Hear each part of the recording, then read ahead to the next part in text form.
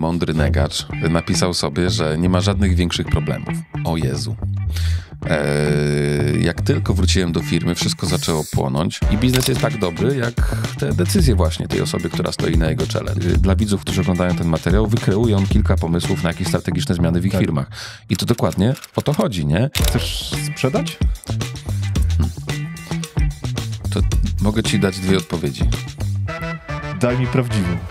Dam ci prawdziwą i obie będą prawdziwe. Okej. No, pierwsza będzie do tego weekendu, a druga będzie od tego weekendu. O, super. I teraz to jest bardzo ważne. Głównym grzechem firm doradczych jest to. Biznes usługowy jest naprawdę znacznie prostszy w porównaniu do tych bardzo dużych polskich przedsiębiorców. Kupiłem 4 duże spółki i powiem ci, każda to było jedno wielkie gówno w papierku. Że moglibyśmy zrobić tam wzrost jakiś tam? Pewnie byśmy mogli. Pewnie byśmy nawet wymyślili, jak to zrobić. I pewnie nawet byśmy znaleźli na to kapitał, jakby trzeba było to znaleźć. Tylko na koniec pozostaje pytanie. Po co? Tak. Jak się cofniemy w czasie, mamy taką metrykę, którą mierzymy w każdym z miesięcy. Hasło, że tam AI ich wyrzuci z gry jest taką bzdurą, nie? Rolą CEO jest sprawić, że różne osoby w twojej firmie o różnych wektorach, o różnych motywacjach, o różnych marzeniach, ego, kompetencjach i tak dalej, gdzieś tam idą razem w wspólnym kierunku, nie? To jest rola CEO. Tak. I struktura zbudowana w ten sposób jest absolutnie niewydolna na poziomie wdrażania zmian w tej organizacji. Taka idea, która nas może zaprowadzić gdzieś tam po miliard wyceny, na przykład kiedyś tam, nie? Tylko pytanie, czy jesteś w stanie to zważyć? Za ile byś sprzedał?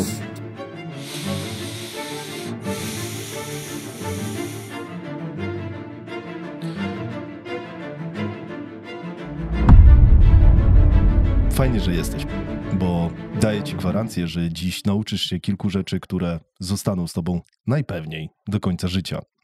A pewnie zdajesz sobie sprawę, jak ogromna to będzie dźwignia, bo uzyskanie choćby minimalnej zmiany postrzegania dziś będzie miało wpływ na twoje całe dalsze życie. I serio, w to wierzę.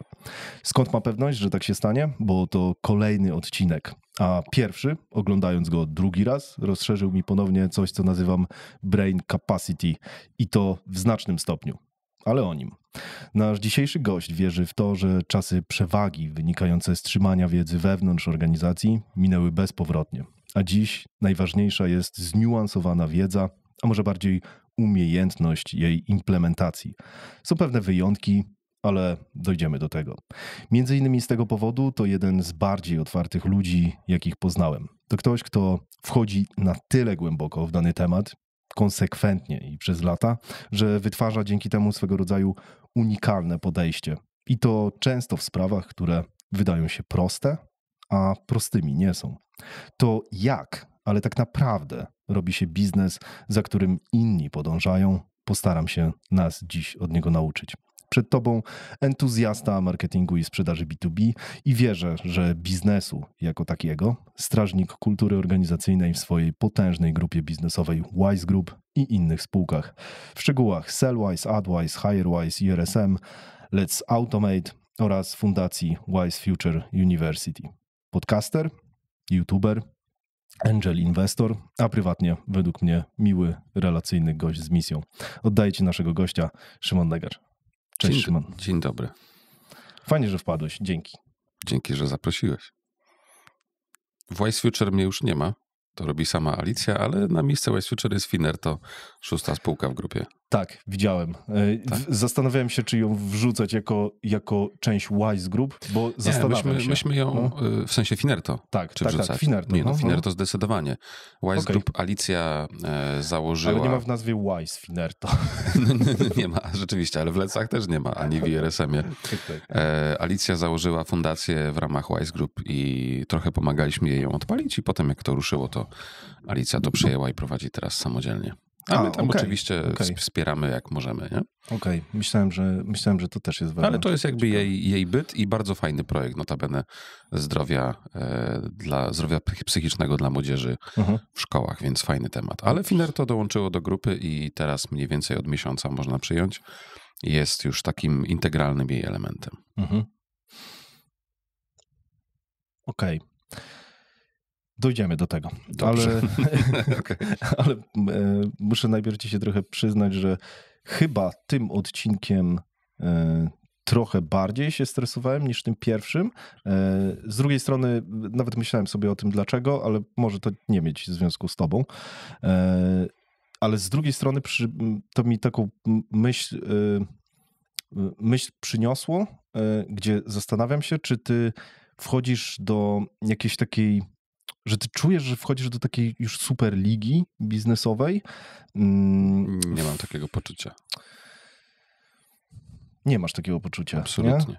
Nie czujesz na przykład, że nie wiem, że trochę się może dystansujesz z normalnymi śmiertelnikami, albo wręcz właśnie przeciwnie, albo czy to jest w ogóle głupie? Nie mam takiego poczucia w ogóle, kompletnie. Okej. W sensie, wiesz, tak... 40 milionów przychodu, nie? Ja sobie kojarzę tak tego typu firmy, bo ciężko was z inną firmą porównać oprócz jakichś EY-ów i tak dalej, bo no, to też jest takie doradztwo strategiczne, ale nie wiem, nie ciężko was zaklasyfikować, dlatego myślę sobie, że możecie być podobni do rynku agencyjnego trochę, a tam moim zdaniem istnieje coś takiego jak sufit 50 milionów i po tych 50 milionach spada jakość, coś się wali. Mało jest takich spółek, które przekraczają ten próg. No więc jesteście blisko, więc dlatego określiłem Superliga. Nie wiem, czy to tylko jest... to nie jest fair, nie? Z tej strony, bo my tak naprawdę jako Wise Group mamy tą przewagę, że jesteśmy zbiorem kilku małych spółek, nie? I które razem łączą siły i prowadzą te projekty. Rzeczywiście, jeżeli weźmiemy poza nawias sposób, w jaki to robimy, czyli to, że to jest consulting obudowany spółkami wykonawczymi, to jest to na swój sposób unikalne i rzeczywiście nie ma jednej spółki, do której moglibyśmy się w Polsce bezpośrednio porównać, bo na przykład my osobowo teraz mamy około 160 osób i jednocześnie na realia na przykład agencyjne to przy tych kosztach, które mamy, to moglibyśmy mieć i 300, bo konsultanci jakby pochłaniają bardzo duży budżet wynagrodzeń, nie? I w ramach pewnie zespołu 40 konsultantów byłbym w stanie zatrudnić 120 osób do pracy w agencji, nie? Więc rzeczywiście tego się nie da jednoznacznie porównać, natomiast nam się wydaje, że my w tym roku gdzieś tam dobijemy w tej korowej części do tam 55-60 milionów, tak czujemy. Natomiast czy to jest Superliga biznesu? Kurczę, widziałem się w ten weekend, wiesz, z Michałem Sołowowem, był Rafał Brzoska, wiesz, byli ludzie, którzy... Był na przykład Paweł Grzegorczyk, który przekracza też grube miliardy, też Gliwiczanin. I ja nie jestem w żadnej superlidze biznesu, nie? Jakby, wiesz, to jest fajna, mała firma dająca dużo radości i szczęścia, ale ja nawet nie wiem, czy ja mam ambicje być w jakiejś wielkiej superlidze biznesu. Mam wrażenie, że pod tym kątem od naszej rozmowy się nic nie zmieniło, ja dalej chcę się cieszyć tym, co robię, a jak tam przy okazji gdzieś w tle, może nawet nie w tle, ale gdzieś przy okazji tej zabawy, czy tej przedsiębiorczej, wiesz, jakieś tam przygody się robi fajny biznes, no to super oczywiście, nie? No tak, tylko że w momencie, w którym, wiesz, porównujesz swój biznes do największych w ogóle, no to znaczy, że chyba jesteś w odpowiednim pokoju po prostu, a nie bo jakbyś wszedł do innego pokoju, to prawdopodobnie, wiesz, mogłaby twoja osoba przytłaczać inny. Pewnie tak, nie, bo te rozwarstwienie w tych grupach jest bardzo duże i ja mam na pewno bardzo podobne wyzwania do firm produkcyjnych, przemysłowych, które mają między 200 a 400 milionów przychodu. One często z tym przychodem mają podobny rozmiar zespołu i wyzwań do nas, no bo spółki usługowe charakteryzują się tym, że mają niższy przychód, wyższą EBITDA, przynajmniej w ujęciu procentowym i no i tyle, nie? Biznes usługowy jest takim, ja to nazywam baby biznesem trochę, nie?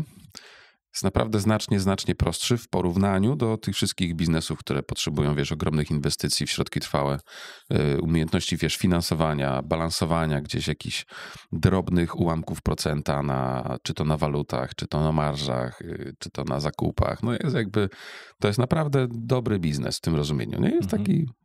On ma swoje wyzwania, oczywiście, swoje wady i zalety, natomiast nie czuję się w superlidze biznesu. Myślę, że z perspektywy Szymona, który patrzyłby na mnie z roku 2020, no to na pewno tak. Myśmy wtedy zrobili 2,5 bańki i w ogóle to, co się dzieje teraz, na pewno wtedy dla mnie byłoby kompletnie niewyobrażalne.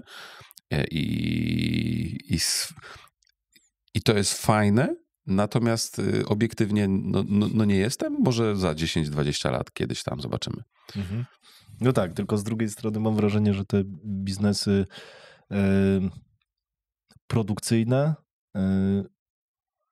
nie mają takich umiejętności, mają umiejętności, nie wiem, właśnie w produkowaniu, w zakupie maszyn i tak dalej, ale wy macie ultra umiejętności takie miękkie, ludzkie, nie? To jest moim zdaniem trudne. No ale my z tego żyjemy też, nie? No to też musimy je mieć, nie? To wiesz, to jest nasz biznes, kropka, nie? I teraz I ja nie wiem, czy jedno jest lepsze od drugiego. W ogóle bym tego tak nie kategoryzował. Też mi się wydaje, że nie. I nawet powiem ci, że jak rozmawiam z tymi bardzo dużymi przedsiębiorcami, to tam nie czuć tego dystansu w rozmowach. Oni też się mentalnie w żaden sposób nie dystansują, przynajmniej w znacznie większej części tej, którą miałem okazję poznać. Nie ma takiego poczucia dystansu, kiedy się z nimi rozmawia, że ty się czujesz jakoś, wiesz, mniejszy, gorszy, czy cokolwiek. To są naprawdę rozmowy jak równy z równym, nie? Tam każdy przychodzi z jakimś swoim, powiedzmy, wyzwaniem i ci ludzie są bardzo otwarci. Nie ma takiego poczucia, że wiesz, że to jest jakieś tam, wiesz, klasy czy coś. Nie? Jeżeli robisz duży biznes, średni biznes i jesteś otwarty, normalny, sympatyczny i tak dalej, to jest duża szansa, że to samo dostaniesz od nich, nie? I to są naprawdę, naprawdę fajni ludzie.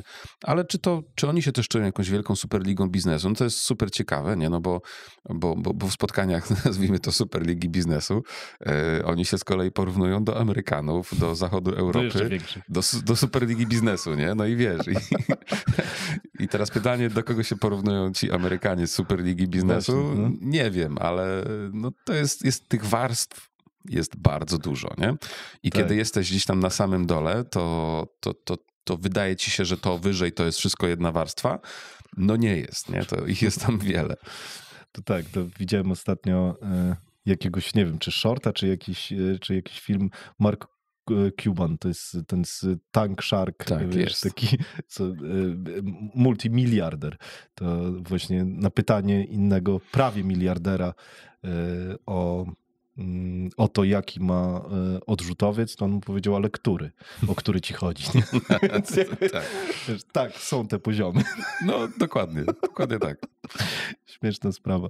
Nie wiem, czy wiesz, ale robimy kanały YouTube, które mają przełożenie na biznes. Możemy też zrobić taki dla ciebie.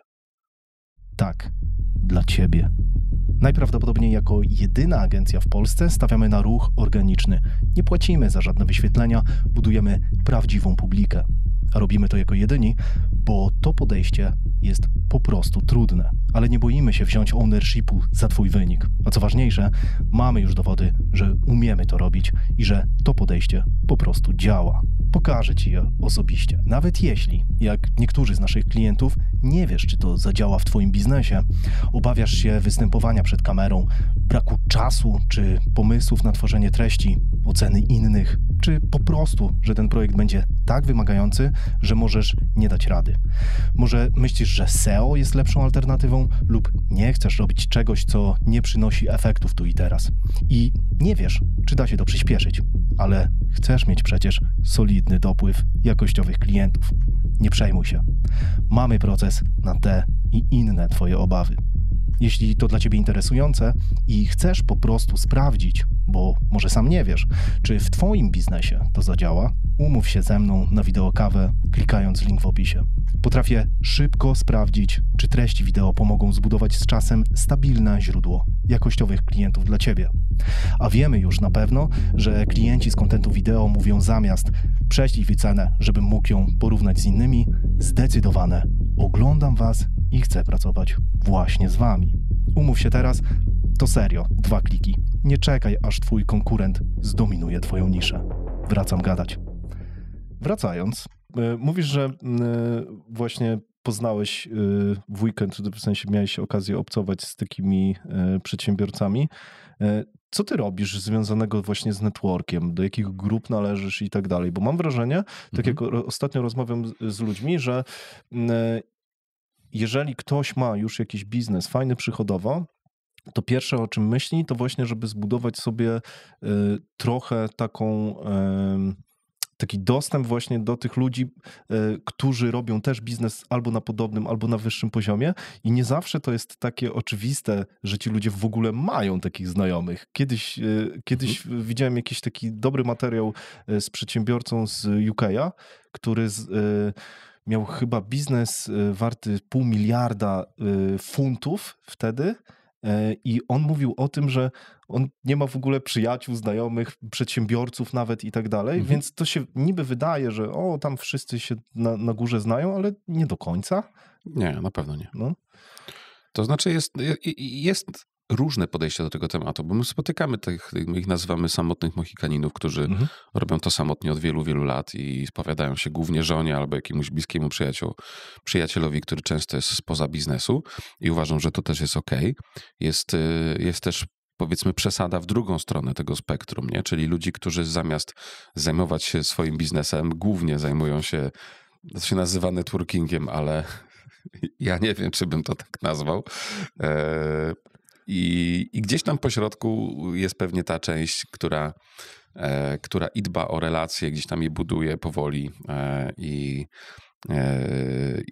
jednocześnie zajmuje się swoim biznesem. Trochę jest tak, że kiedy dobrze robisz swój biznes, to siłą rzeczy ten network ci się rozszerza. Nie? No bo jeżeli robisz jeden dobry projekt albo pracujesz z jedną dużą firmą, poznajesz w związku z tym kilka osób, one często polecają cię dalej, twój network się rozszerza w sposób, nazwijmy to, organiczny. Ja przez bardzo wiele lat nie należałem do żadnych grup. Tak naprawdę w tym roku dołączyłem do 2 i to jest dla mnie trochę taki rok, w którym ja chciałbym się nauczyć networkingu w rozumieniu takim, że ja wtedy w 2018 jak zacząłem od razu od marketingu, dlatego że na poziomie, na którym byłem, networking był niemożliwy albo był możliwy, a ja nie wiedziałem jak go zrobić, ale też kompletnie nie potrafiłem tego robić, nie? Ale mówisz, że na poziomie, na którym byłeś, co masz przez to... No, że byłem po prostu typem, który był na etacie, nie? W sensie, nawet jeżeli bym chciał robić networking, to nie za bardzo wiedziałem jak i z kim i gdzie miałbym się pojawić. Okay. Nawet nie wiedziałem jakie grupy, gdzie, co, a jeżeli już istniały, to i tak nie miałem środków, żeby się w nich pojawić, nie? No bo każda z nich się wiąże z wydatkami, nie? I potem przez wiele lat budowałem marketing, budowałem też organicznie swój network, głównie wśród naszych klientów, którzy okazywali się być bardzo fajnymi przedsiębiorcami z bardzo fajnych branż, więc tam tych relacji się też dużo zbudowało na przestrzeni lat. No i tak naprawdę te 2 grupy, do których ja dołączyłem na relacjach, które miałem zbudowane wcześniej wśród klientów, nie? Że zostałem jakby wciągnięty do tych społeczności w pewnym sensie. Jedna z nich jest prowadzona przez prezesa spółki, w którą zainwestowałem, a w drugiej z nich pojawiłem się kiedyś jako ekspert. Nazbierałem w związku z tym paru klientów, którzy w pewien sposób wpłynęli na to, że zostałem tam wciągnięty po jakimś czasie i jakby na razie jest to dla mnie bardzo ciekawa przygoda. Okay. Tak mogę powiedzieć.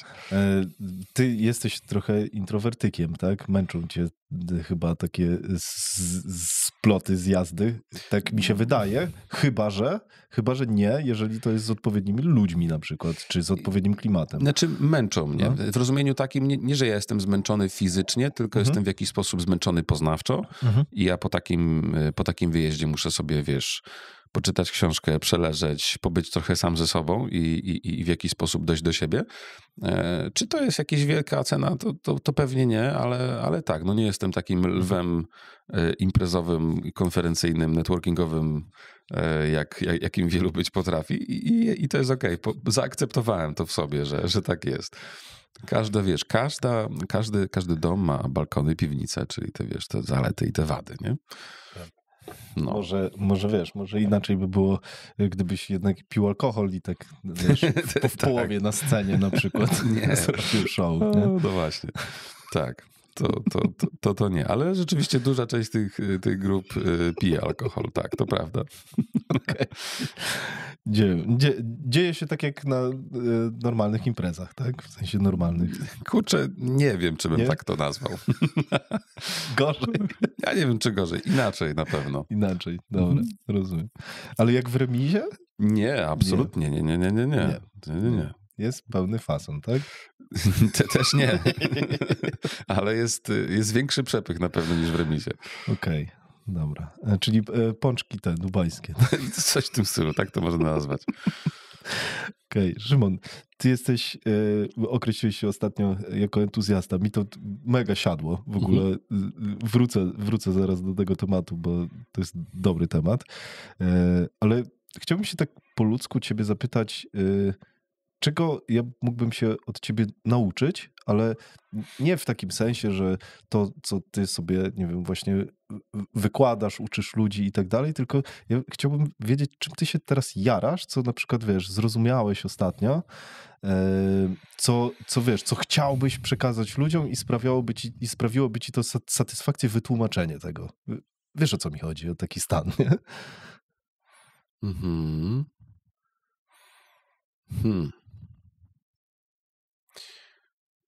Myślę, że fascynują mnie ostatnio głównie dwa tematy. I pierwszym jest budowanie samodzielnych zespołów zarządzających.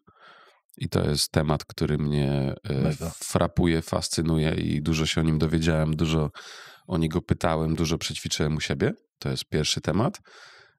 A drugi temat to jest temat, który mnie też ostatnio bardzo frapuje. Tylko czy ja mogę nauczyć ludzi tego? Jeszcze nie.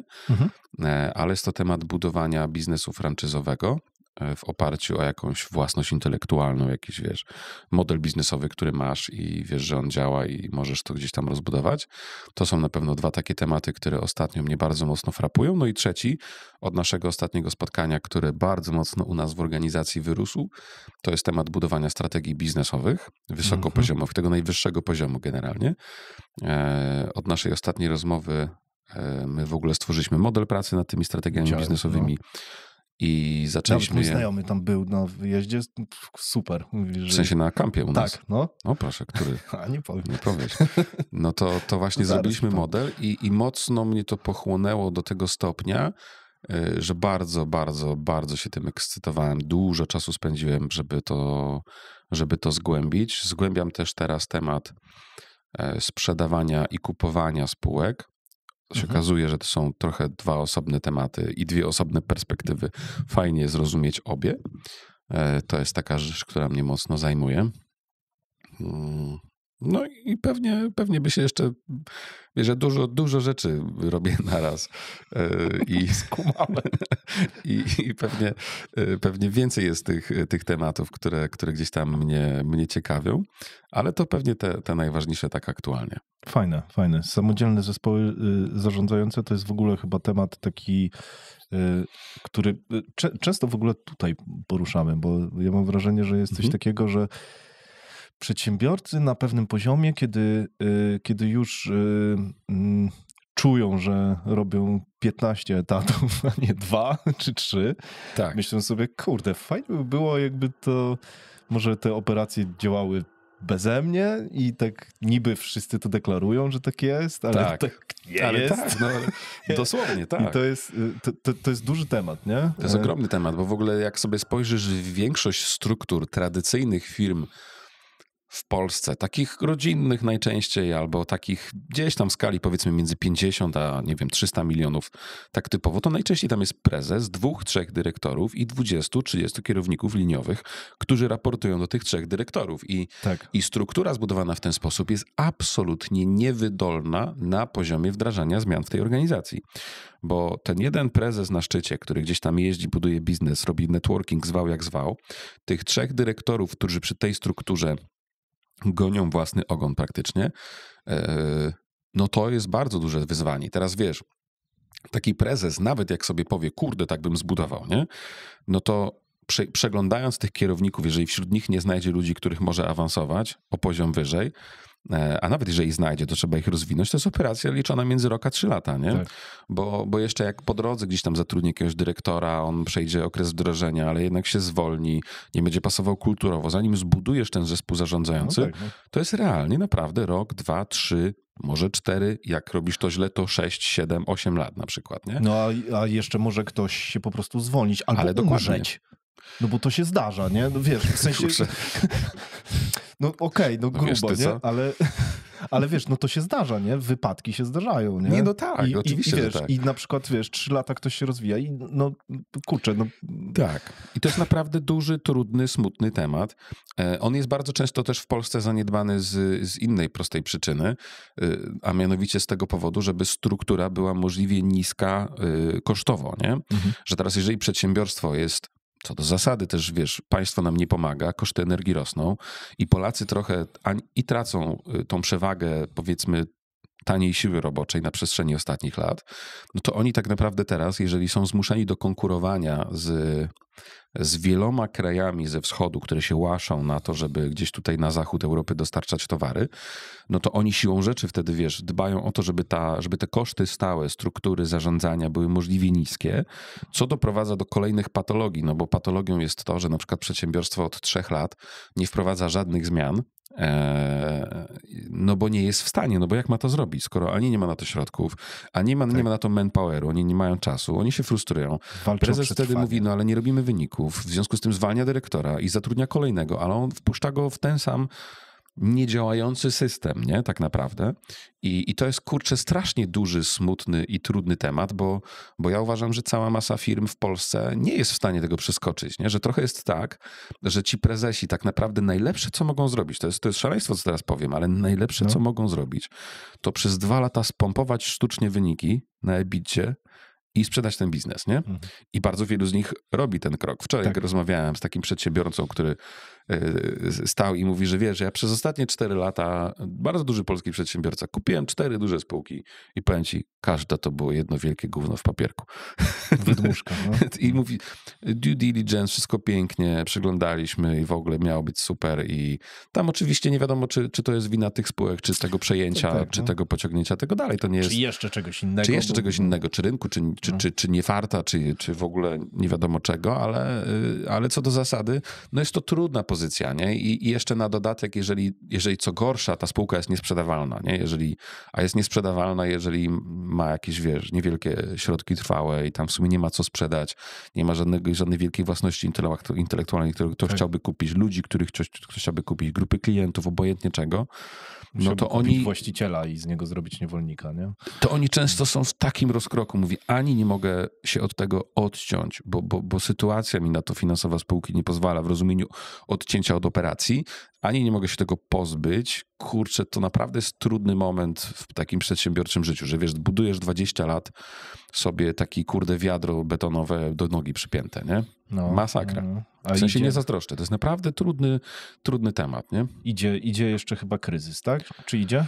Ja nie wiem, stary, jak to jest z tym kryzysem, bo to jest tak, że zależy z kim rozmawiasz, nie? Jeżeli mnie zapytasz, czy idzie kryzys, no kurczę, u nas nie? Bo jest im większy kryzys na rynku, tym lepiej. My jesteście odwrotni. My jesteśmy odwrotni, mamy odwrotny cykl koniunkturalny, tak, nie? To Magda Małek powiedziała, że wy jesteście, że jak ona widzi, że u ciebie na postach jest większy ruch i macie większy wynik finansowy, to znaczy, że właśnie idzie kryzys, nie?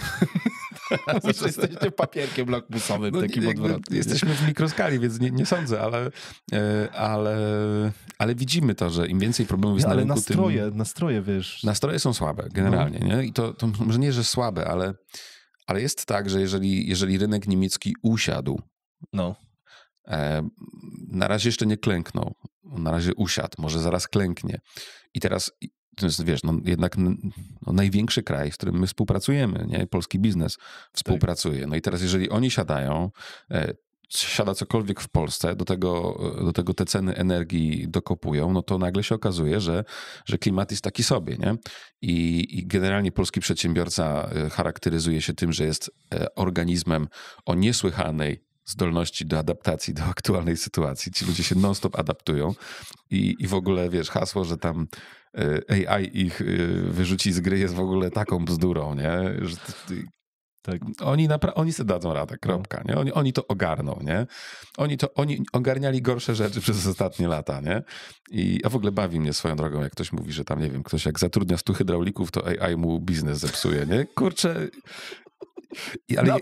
Ja wiesz, wśród tych AI-owców, obserwuję tych, którzy żyją w tej swojej banieczce technologicznej i mówią, że cały biznes zostanie wyparty przez AI. Nie? I wiesz, to jest takie... Tak, a chodzi tylko o czubek góry lodowej, czyli tą technologię, która i tak jeszcze musi być konkretnie ja wierzę, nie? że AI jako taka warstwa horyzontalna, jak internet, czy prąd, czy cokolwiek innego, klockiem może być mocnym. przypięta do każdego rodzaju biznesu i go, wiesz, w jaki sposób usprawnić, poprawić, że 100 hydraulików z dobrze wdrożonym AI-em będzie bardziej efektywny niż 100 bez, nie? I ci pójdą wyżej, ci niżej, ale co do zasady, to też nie jest tak, że ci jak pójdą wyżej, to ci zbankrutują. Najczęściej jest tak, że jak ci pójdą wyżej, to ci się wkurzą, podejrzą, kupią, zatrudnią, zobaczą, też wdrożą i też pójdą do góry, tylko rok później, nie?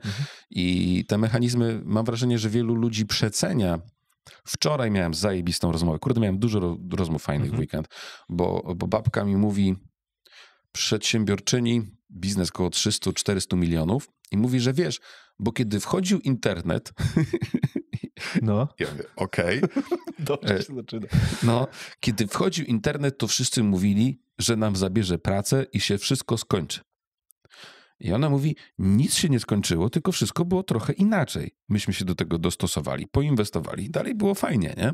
Że to nie jest tak, że to wiesz, że to wszystko zmienia każdy biznes. I oczywiście wyobrażam sobie, że jest część biznesów, typu wiesz, jak wychodzi aktualizacja algorytmu, czy wychodzi aktualizacja gdzieś tam w OpenAI, to graficy siedzą i wiesz, i drżą i w ogóle. Tak. Copywriterzy też. No. I jakby ja to kumam, nie? Ale wydaje mi się, że jednak mimo wszystko skrajna większość biznesu światowego w postaci jakichś, wiesz, hut, czy Atomu, czy wiesz, jakichś największych deali, no to oni tak... AI nie zabierze nam pracy generalnie. Tak. No. Myślę, że kolor korekta na przykład może AI to kiedyś przejąć, nie? Na przykład, nie? Tak, ale to nie zmieni nam gospodarki świata. Nie? Zmieni, uważam, ale nie... Ale jako warstwa. Tak, ale nie wyeliminuje ludzi z tego układu, przynajmniej przez pewien czas. Nie? Spoko. Ale też mogę być idiotą i się na tym nie znać. Od razu disclaimer, nie? Jak każdy z nas. Także prosimy ekspertów o komentarze. Wiemy, że na YouTubie jest ich wielu. Najważniejsze jest to, żeby napisać, że prowadzący się śmieje, jak mnie nie śmieszy. To jest najważniejsze, pamiętajcie. No, tak, to ostatnim wywiadem było, tak. Nie? Skoro jest ciężka sytuacja, idzie kryzys, mówiłeś o tych niskich kosztów struktury, wy macie chyba ultra wysokie koszty struktury, tak? W sensie ludzi, których zatrudniacie, nie wiem, czy jesteś w stanie w ogóle, czy wiesz, czy w ogóle śledzisz, czy, nie wiem, konkurencja. Mam wrażenie, że wy zatrudniacie ludzi 2, 5, czasem 10 razy drożej niż firmy, które pretendują do waszej konkurencji. Jeżeli chodzi o samych na przykład konsultantów, nie? No wiesz, no ale to jest taka firma w Polsce, która zatrudnia konsultantów za 12 000 plus VAT miesięcznie, nie? No. I wiesz, ja mam z tym problem, bo do mnie jak się zgłasza dobry adsowiec, to on chce więcej zarabiać niż 12 000, nie? Albo dobry handlowiec, który się zna na tym, co robi, to chce zarabiać więcej niż 12 000. Albo jakikolwiek menadżer i kierownik, nie? To ja nie wiem, jak oni to robią, nie? I jak zatrudniają konsultantów, którzy mają być ekspertami przed klientem i w związku z tym powinni zjeść więcej zębów niż klient na tym temacie, z którego konsultują. Nie wiem, jak oni to robią. I nawet, kurczę, nie wiem, czy chcę wiedzieć, tak szczerze mówiąc. Okay.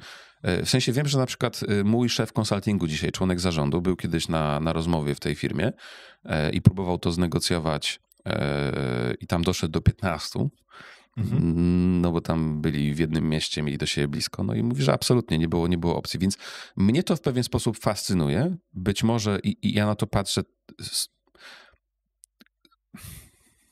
nie powiem, że z szacunkiem. Chciałem powiedzieć, że z szacunkiem, ale patrzę na to zastanawiając się, jak to jest zrobione, a dokładnie rzecz biorąc, jakim kosztem to jest zrobione, nie? No bo gdzieś musi być jakaś cena tego układu, nie? Albo musi być to na poziomie usługi inaczej robione, więc ja nie mam takiego poczucia, że wiesz, że my płacimy jakoś strasznie dużo. Tylko inni płacą mało. Tak, dokładnie, no bo jeżeli przyjmiemy, jeżeli wejdziemy sobie na pracuje, ja pracowałem jako dyrektor sprzedaży lat temu wiele i wiem, ile wtedy zarabiałem. Nie? No i teraz, jeżeli wiem, że przez ten czas jednak mimo wszystko tej inflacji trochę było, no bo skumulowanej nie wiem, czy nie było więcej niż 50% przez ostatnie dziesięciolecie. Pewnie było, nie? No właśnie.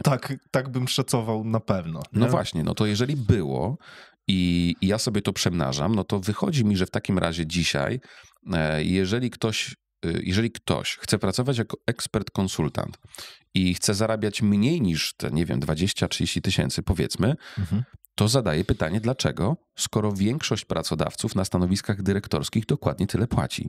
Nie? I to jest dla mnie rozkmina, której ja odrobić trochę nie potrafię i nie mam takiego poczucia, że płacimy jakoś strasznie 2-3 razy więcej niż rynek. Mam wrażenie, że my płacimy więcej na pewno niż średnia na rynku i na tym nam zależy. Przynajmniej mamy taką ambicję. Nie wiem, czy nam się to udaje na każdym stanowisku, ale taka jest strategia grupy w ogóle. I to działa, no Boże Święty, nie? No, ludzie za to płacą, w sensie to daje jakość. To daje też to, że to jest też pewnie trochę ważniejsze, że tak naprawdę jednak mimo wszystko produktywność tych ludzi w rozumieniu ich zdolności wewnątrz organizacji do pomagania klientom, ona rośnie w czasie, nie? I na poziomie liczby case'ów przerobionych, zaufania do wewnętrznych osób w firmie, wiesz, to jednak jest grupa ludzi, nie? O swoich ambicjach. To jest trochę tak, to też bardzo fajne hasło, nie? Że rolą CEO jest sprawić, że różne osoby w twojej firmie o różnych wektorach, o różnych motywacjach, o różnych marzeniach, ego, kompetencjach i tak dalej, gdzieś tam idą razem w wspólnym kierunku, nie? To jest rola CEO. Totalnie. Bardzo ładnie powiedziane, nie? I teraz jeżeli oni są dłużej w organizacji, mają do niej zaufanie, bo my ściągamy ze stołu temat tego wynagrodzenia, nie? W sensie płacimy tyle, żeby było dobrze, zostawmy temat pieniędzy z boku, idźmy pomóc tym klientom naszym, nie? I oni pracują po lat 2, 3, 4, no to wiesz, to super, nie? I to jest naprawdę fajne. W związku z tym model biznesowy, ja uważam, że głównie jeżeli cena usługi jest trochę wyższa od konkurencji, no to za to się głównie płaci, nie? Że to jest zespół, który jest zgrany, który nie ma tego problemu, który nie będzie nic ci wciskał, żeby zrobić jakąś, wiesz, tam premię na cross-sellu czy na czymś tam. I to ma wartość po prostu. I ja w to wierzę, że tak jest. I nie chcę budować nigdy innych firm. Jeżeli budować usługi, moim zdaniem, to tylko w tym segmencie usług o wysokiej jakości, do świadomego klienta. Okej. No to jest ogromna wartość, tak ja czuję. Z drugiej strony może zgaduję, że firmy, które zatrudniają tańszych specjalistów, może próbują skorzystać właśnie z takiej luki i na przykład momentu rynkowego, no wcześniej pewnie nie, no bo ten moment rynkowy przychodzi teraz, że rynek się trochę odwraca i to nie jest już rynek pracownika. Już nie wiem, mam wrażenie, że już programiści nie zmieniają sobie software house'u co miesiąc, bo się boją. Tam nagle piłkarzyki zniknęły. Tak, jest trochę inny klimat chwilowo. To trochę tak. Właśnie tutaj z Maciejem Aniserowiczem rozmawiałem o tym kilka dni temu. W ogóle Myślę, pisał mi o waszej rozmowie. Serio? Tak. Polecam tą rozmowę. Zobaczymy. Jest nietypowa, tak. Tam dopiero będzie hejtu, że się śmiali. Okay. Fajna rola CEO, bardzo mi się podoba to, co powiedziałeś. Czy ty czujesz dzisiaj, że wy jesteście, że ten wasz model jest trochę kryzysoodporny? Bo dlaczego o to pytam? Bo ja mam taką, wiesz, taką czarną wizję, nie? Że rynek siada, jest, wiesz, nie wiem, firmy właśnie mają coraz większe problemy, nie takie jak teraz, tylko trochę jeszcze większe.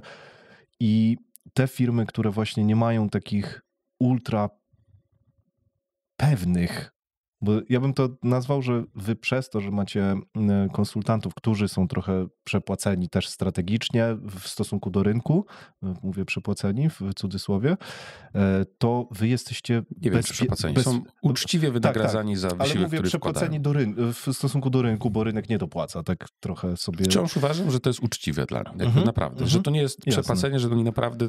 Ta robota, którą oni robią, jest tego warta. I przez to mam wrażenie, że wy jesteście mniejszym ryzykiem dla klienta podczas właśnie kryzysu. Rozumiesz, o co mi chodzi? Bo klient podczas kryzysu wybiera nie tańszą opcję, tylko mniej ryzykowną. Kurczę, tylko że ja w ogóle na to tak nie patrzę, no bo przede wszystkim pierwsza rzecz, czy my czujemy się, że jesteśmy kryzysoodporni? Jeżeli ktoś powie, że jest kryzysoodporny, no to jest idiotą skończonym, nie? No bo znaczy, że jest ignorantem, który nie rozumie, jak wiele sił wpływa na twój biznes, nie? To jest pierwsza rzecz. Na pewno nie jesteśmy kryzysoodporni. To co by was zmiotło z planszy? Wiesz co? Myślę, że nie mogę mówić, bo w sumie tak. Ale masz to przemyślane, tak? Tak, jest kilka scenariuszy, które rozważam. I jednocześnie mam do tego takie podejście, że jeżeli któryś z naszych rynków, do których docieramy, w jakiś skrajny sposób by usiadł z różnych przyczyn, to poduszka finansowa, którą mamy, umożliwia nam spiwotowanie tego biznesu. Modelu. Nie? Super. I teraz wydaje mi się, tak jak ja to rozumiem, my często prowadzimy taką rozmowę wewnątrz organizacji, co by było, gdybyśmy się zabrali w tej ekipie, w której jesteśmy, za zupełnie inny biznes, być może z innej branży, być może inaczej prowadzony. I wychodzi nam z tej dyskusji, że kurczę, dalibyśmy radę to zrobić, nie? W związku z tym, jeżeli mamy czas na pivot, mamy zdolności marketingowe, my jesteśmy aktualnie trochę taką mini fabryką dla firm, nie? I teraz, czy potrzebowalibyśmy zrobić marketing w jakiejś firmie, czy potrzebowalibyśmy zatrudnić do niej ludzi, czy przeprowadzić badania, czy ogarnąć prawo, podatki, finanse w tym biznesie, czy ogarnąć HR-y, czy zrobić technologię, czy zrobić coś z AI-em, czy w ogóle, to my to wszystko mamy in-house, nie? I teraz, wiesz, to jest bardzo duży przywilej i też dla mnie jako CEO rozumienie wszystkich tych usług, ja nie jestem ekspertem, nie? W większości z nich, ale rozumiem je na wysokim poziomie i wiem, w jaki sposób one się spinają biznesowo, to jest bardzo fajny kawałek wiedzy, bo teraz wydaje mi się, że konkurencyjność się ukrywa w tych niuansach właśnie, nie? Że jak znajdziesz jakiś taki niuans w jakiejś branży, nawet drobny, ale niuans albo na poziomie modelu biznesowego, albo na poziomie tego, jak pozyskujesz klientów, czyli w sumie też, czyli w ogóle na poziomie modelu biznesowego najczęściej to jest jakiś niuans. Za co kasujesz, w jaki sposób, jaką masz strukturę kosztów, jaką masz propozycję wartości, do jakiego rynku idziesz, jak idziesz. Tam się zawsze, jak się skupisz, to naprawdę jesteś w stanie ten niuans znaleźć, nie?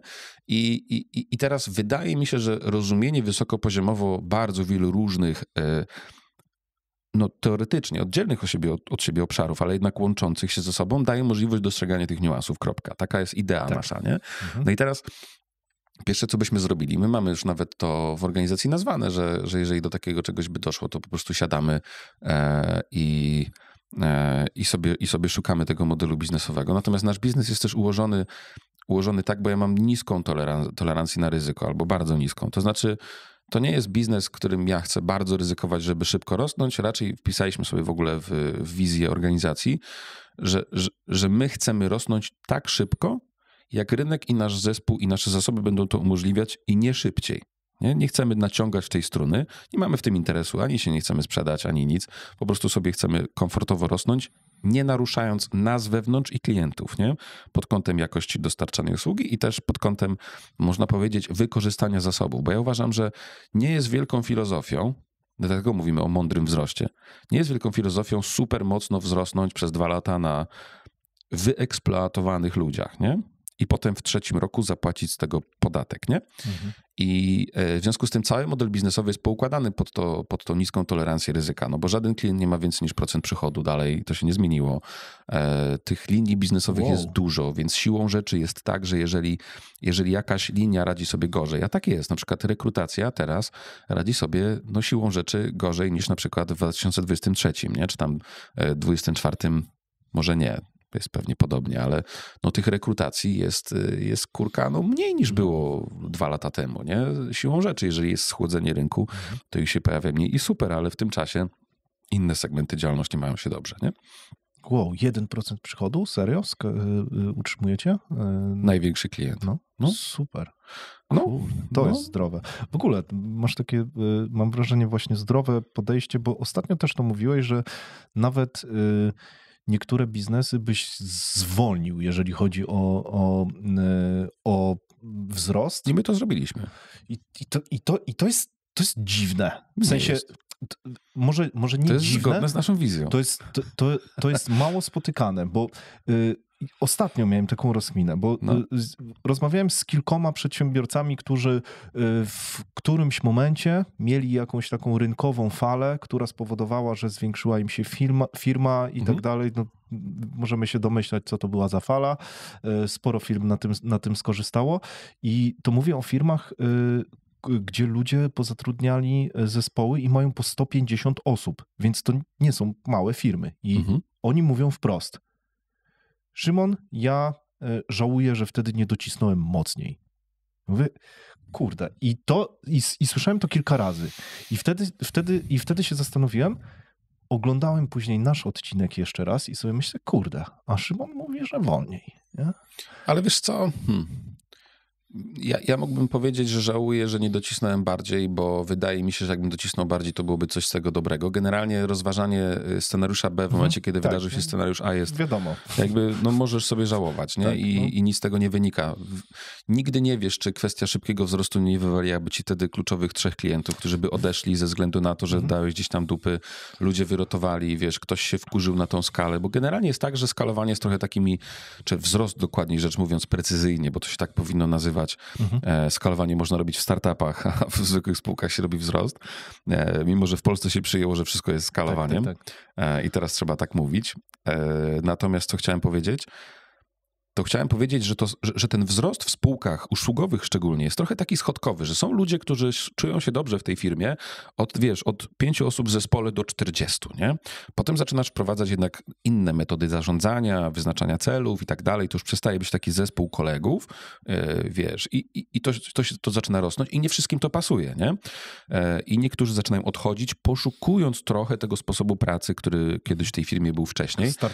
Startupowego, a to już nie jest sposób na dalszy wzrost tej firmy, nie? Jednak mimo wszystko, choćbyśmy bardzo, bardzo chcieli. Więc tam jest kilka takich schodków i akurat te spółki, które gdzieś tam mówimy o, 100-150 osobach, dochodzą do takiej ściany profesjonalizacji tej struktury, nie? Że w sumie wychodzi i my mieliśmy paru takich klientów, których, wiesz, jest 150 osób, jest prezes, jest pani księgowa, jest jakaś tam asystentka, jeden dyrektor i 146 produkcyjnych ludzi, nie? Wiesz, o co chodzi? Tak, totalnie. I tam w ogóle chaos na poziomie komunikacji, wdrażania, czegokolwiek jest już na tak absurdalnym poziomie, że oni mogą sobie mówić, że jakby dołożyli kolejne 100 osób, to by się, wiesz, wyskalowało i byłoby super. Natomiast w praktyce jestem pesymistycznie do tego nastawiony, bo generalnie mówiąc, że moglibyśmy zrobić tam wzrost jakiś tam, pewnie byśmy mogli. Pewnie byśmy nawet wymyślili, jak to zrobić. I pewnie nawet byśmy znaleźli na to kapitał, jakby trzeba było to znaleźć, tylko na koniec pozostaje pytanie. Po co? Tak, dokładnie tak, nie? No bo jeżeli ja mam z czego żyć, nie? Do pierwszego mi starczy, mam co zjeść. Zakładam, że tak. Jakby, wiesz, mam za co, nie wiem, pojechać na wakacje, jest okej, nie? Mi się jakby zapina mi się miesiąc, nie? Moi ludzie też mają co jeść, nie? I jest ten popyt, który do nas spływa. No i teraz jest oczywiście pytanie, po co my mamy rosnąć szybciej niż możemy to robić w zdrowy według nas sposób, który znamy, potrafimy, być może czegoś nie wiemy, być może jesteśmy, wiesz, gdzieś nam brakuje wiedzy, ale to jest taki jakiś tam sweet, pod którym czujemy się dobrze, nie? I teraz z nikim się nie ścigamy, wiesz, bo to jest pewnie jest inaczej, jeżeli się z kimś ścigasz o jakąś pozycję rynkowego lidera, wiesz, i możesz na tym coś dużego wygrać i możesz na tym wygrać, nie wiem, strzelam jakąś nagrodę, w związku z tym pozyskasz jakichś dużych klientów, nie? Albo siłą rzeczy rynek jest niewielki i ty walczysz o to, żeby mieć największą część tego rynku. Wydaje mi się, że jeżeli masz jakiś po co, to wtedy warto, nie? Ja tego po co nie widzę, więc tam jest kwestia dyskusji z tymi ludźmi, tylko że też jest tak, że to jest też ciekawa rozkmina, że chociażby na tym kampie, o którym ty wspomniałeś, jak my robimy te strategie biznesowe, nie? I pytamy ludzi, po co ty jakby to robisz, nie? I on mówi, jest jeden cel, który podają przedsiębiorcy, który jest okej i wszyscy ich rozgrzeszają z tego celu. No, żeby rosnąć.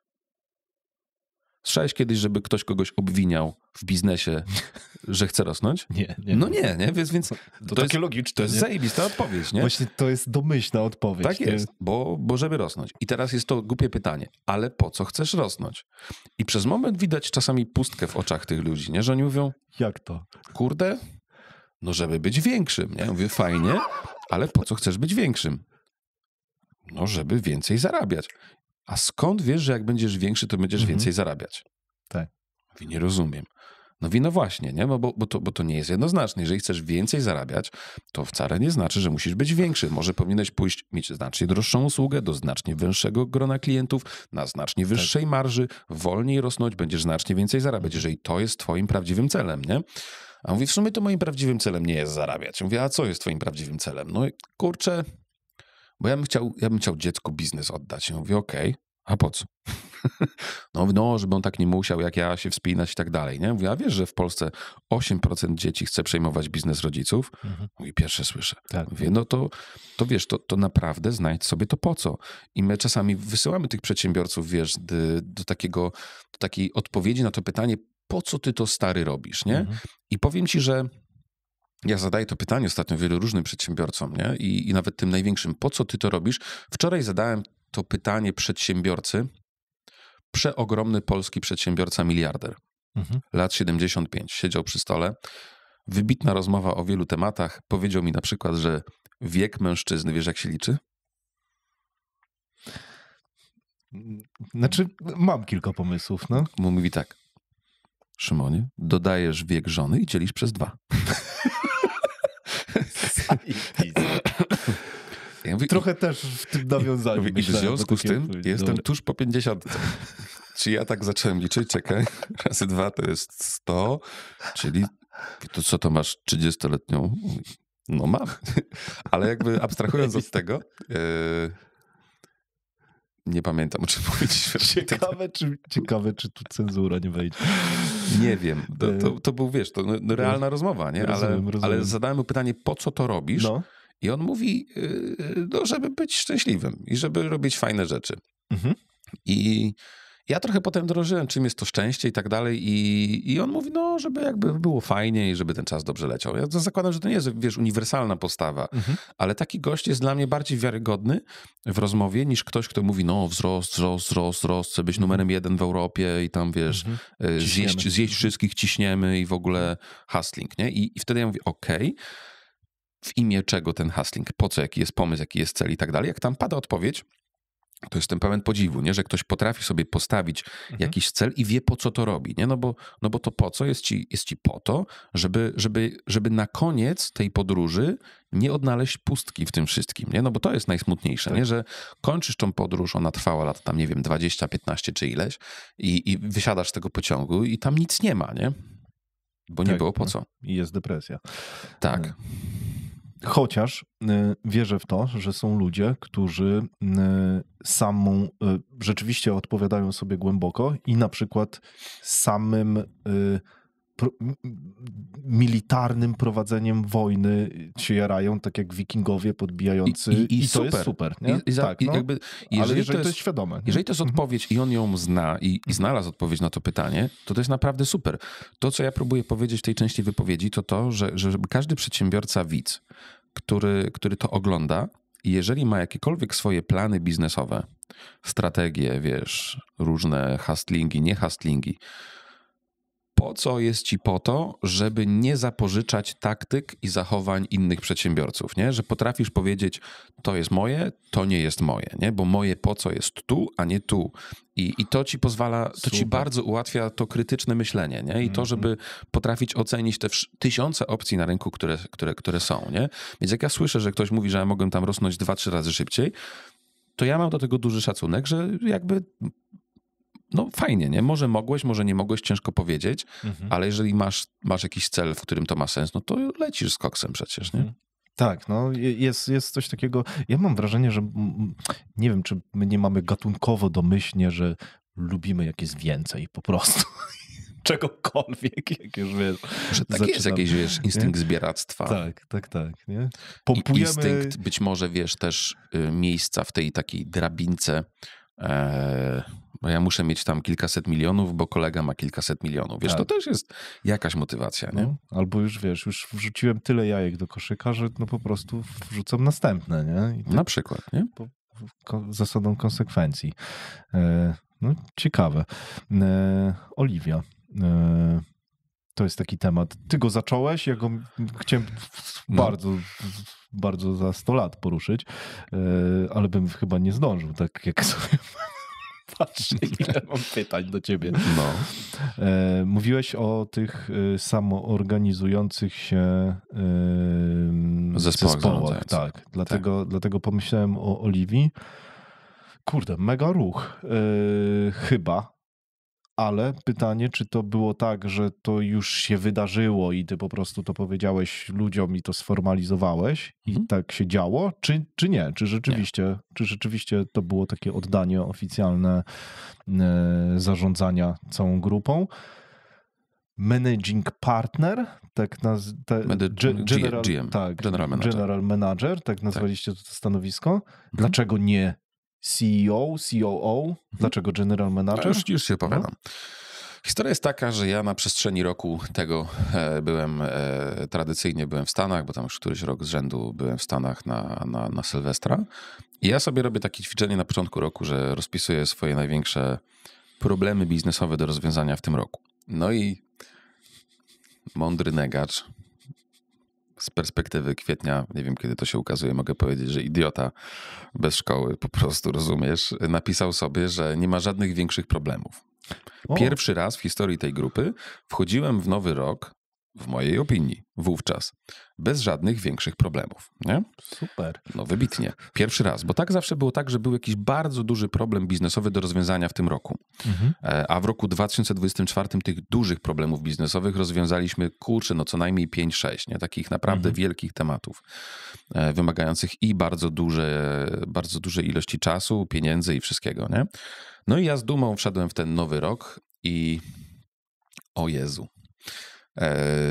Jak tylko wróciłem do firmy, wszystko zaczęło płonąć, ale nawet nie tak płonąć, że był jakiś problem wielki biznesowy, że coś tam zagrażało, ale płonąć w rozumieniu takim, że tu taki mały pożarek, tu drugi, tu trzeci, tu czwarty, tu piąty, tu szósty, tu siódmy, tu ósmy i potem one razem jak płoną, to coś się zajmuje od drugiego i nagle się okazało, że liczba tych pożarów takich, operacyjnych jednak mimo wszystko, doprowadziła mnie do momentu, w którym zdałem sobie sprawę z tego, że popełniłem duży błąd w budowie mojej struktury, polegający na tym, że ja owszem, pewnie w ostatnim wywiadzie o tym mówiłem, może nie, w każdej spółce mam osobę, która nią zarządza, w każdej spółce jest osoba operacyjna, która tam wypełnia te rzeczy, ale okazało się, że pomiędzy tymi spółkami to jestem tylko ja, nie? Chodzi o właśnie tą krawędź nieokreśloną. Chodzi o tą krawędź. No i okazuje się, że tyle tematów zaczęło wyskakiwać na tych krawędziach.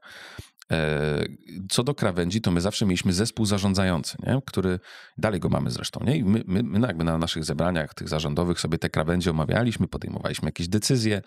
Natomiast na poziomie tych krawędzi, różnych tego typu tematów, które nie wiadomo do kogo przypisać, a jak nie wiadomo do kogo przypisać, to one są moje, to doszło do tego, że ja sobie przeliczyłem, że w styczniu i w lutym przepracowałem tak z 4,5 miesiąca, nie? Więc ja na przestrzeni... To jest w ogóle fajna historia, bo ja de facto, słuchaj, gdzieś tam pod koniec lutego, jakoś tak, odezwałem się do tego mojego zespołu zarządzającego, że słuchajcie, no ja z zakrętu wypadnę, nie? Że to po prostu ja nie dam rady już, nie? I musimy... Fizyka.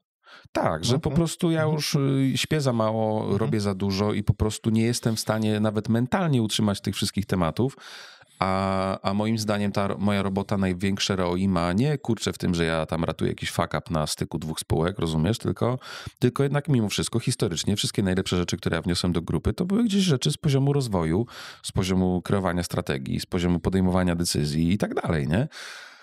No i ja im to powiedziałem i oni tak mówią, no tak. I tyle. I stwierdziłeś, że rozwiążesz ten problem? Nie. I to oni to wymyślili, to nie ja. Okay. To nie jest mój pomysł, nie? To jest jakby... Oliwia jest naszą szefową finansów od 3 lat. My dobrze się znamy, dużo razem pracujemy, mamy do siebie bardzo duże zaufanie. Przyszła do mnie, tam gadałem z nią w poniedziałek, a ona przyszła we wtorek, że ona wymyśliła rozwiązanie. Słucham.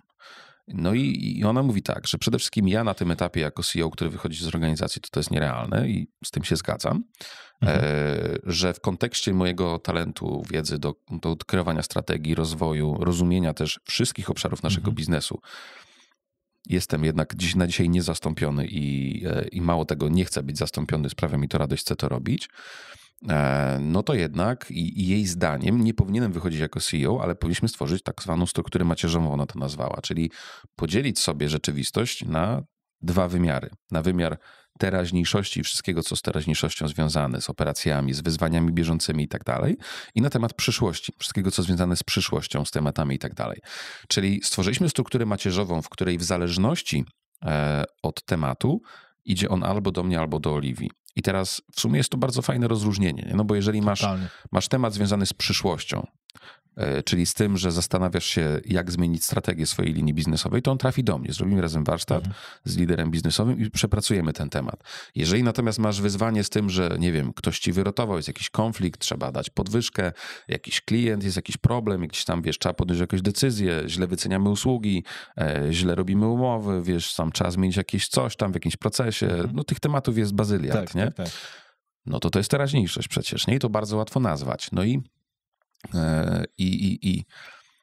mówię, kurde, to w sumie genialny pomysł jest, nie? My nie nazwaliśmy tego stanowiska COO, ponieważ jak analizowaliśmy większość struktur naszych klientów, to jednak COO występował z rangi zarządu, no bo to był C-level, nie? Czyli on, że tak powiem, był w pewnym sensie równoległy do CSO, wiesz, CFO, do CMO i tak dalej, czyli marketing, sprzedaż, finanse.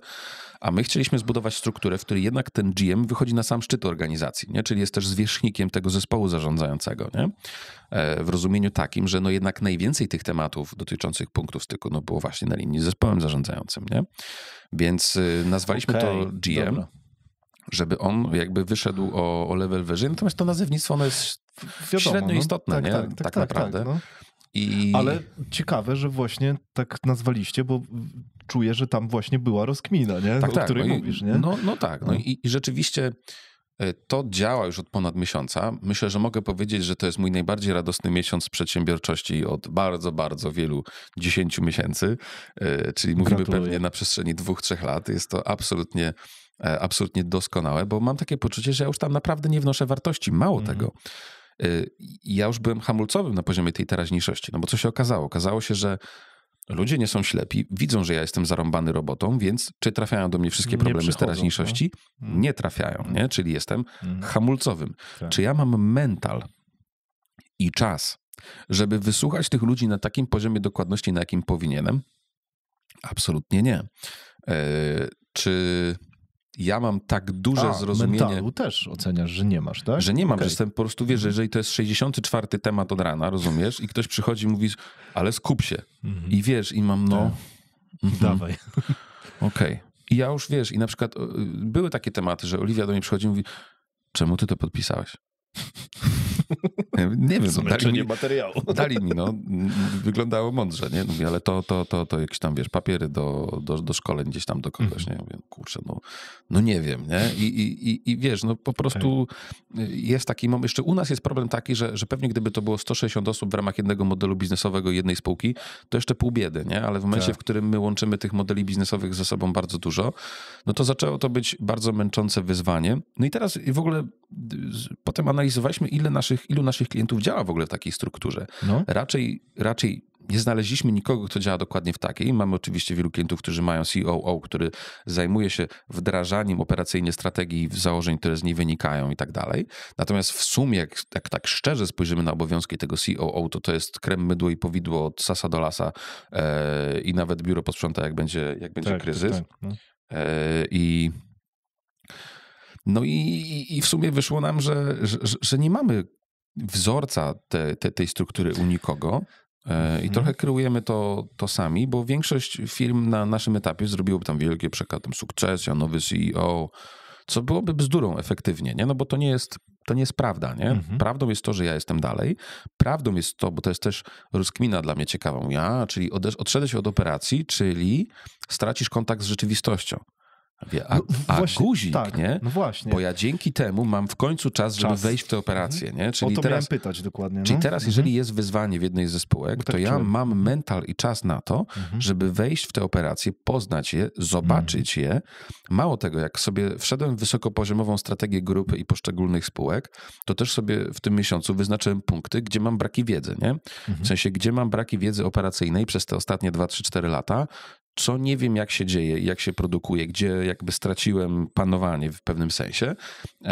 I zarąbiście, nie? To ja właśnie dzięki temu mam przestrzeń, żeby w to wejść, nie? I to jest, i to piękne jest. Piękne jest to, że ja tylko powiedziałem, że mam problem, a oni to wymyślili i B, oni zajęli się wdrożeniem. To jest dla mnie bardzo, bardzo fajne, miłe i super wydarzenie. I teraz jednocześnie stoję sobie w tym miejscu, w którym stoję i zadaję sobie takie pytanie, kurczę, a co by było, gdybym nie budował zespołu zarządzającego od tych 3 lat, nie? No, to by było to, że właśnie nasz wzrost skrajnie by spowolnił, bo ja bym nie miał ludzi, a sam bym się przykorkował, którzy mogliby na to wskoczyć. Niestety nie potrafię sobie wyobrazić scenariusza, w którym idę i zatrudniam zawodowego CEO i go wsadzam, do firmy, bo ani zawodowy CEO pewnie by nie chciał pracować w takiej małej organizacji, ani mnie by nie było stać, a i wdrożenie takiego człowieka zajęłoby nie pół roku, tylko pewnie rok, 2 do etapu takiej, Tak, switcha, zaufania więc jakby... I jeszcze wszystko musiałoby zagrać z tym konkretnym człowiekiem, nie? Tak jest, więc to jest cholernie delikatna materia i trzeba być wdzięcznym, że raz, że to było w ogóle możliwe i 2, że był ktoś, kto, Oliwia już była prokurentką w spółkach i tak miała dostęp do rachunków, do wszystkiego i to w sumie taka, miękka zmiana w pewien sposób, że ja byłem tylko jedną rzecz zły. Strasznie. Że ja tego nie wymyśliłem. Rozumiem. To było tak. Byłem naprawdę poruszony. To jest ultra ciekawe w ogóle. To znaczy to, że nie wymyśliłeś to swoją drogą, to się trochę śmieję, ale rozumiem. Ale dlaczego właśnie firmy tak nie działają? Tak się zastanawiam, bo przecież, kurczę, Radek Drzewiecki o tym mówi non-stop, że jest run the business, change the business i tak trochę tutaj właśnie tak jest. To jest dokładnie ten podział, tak. Nie?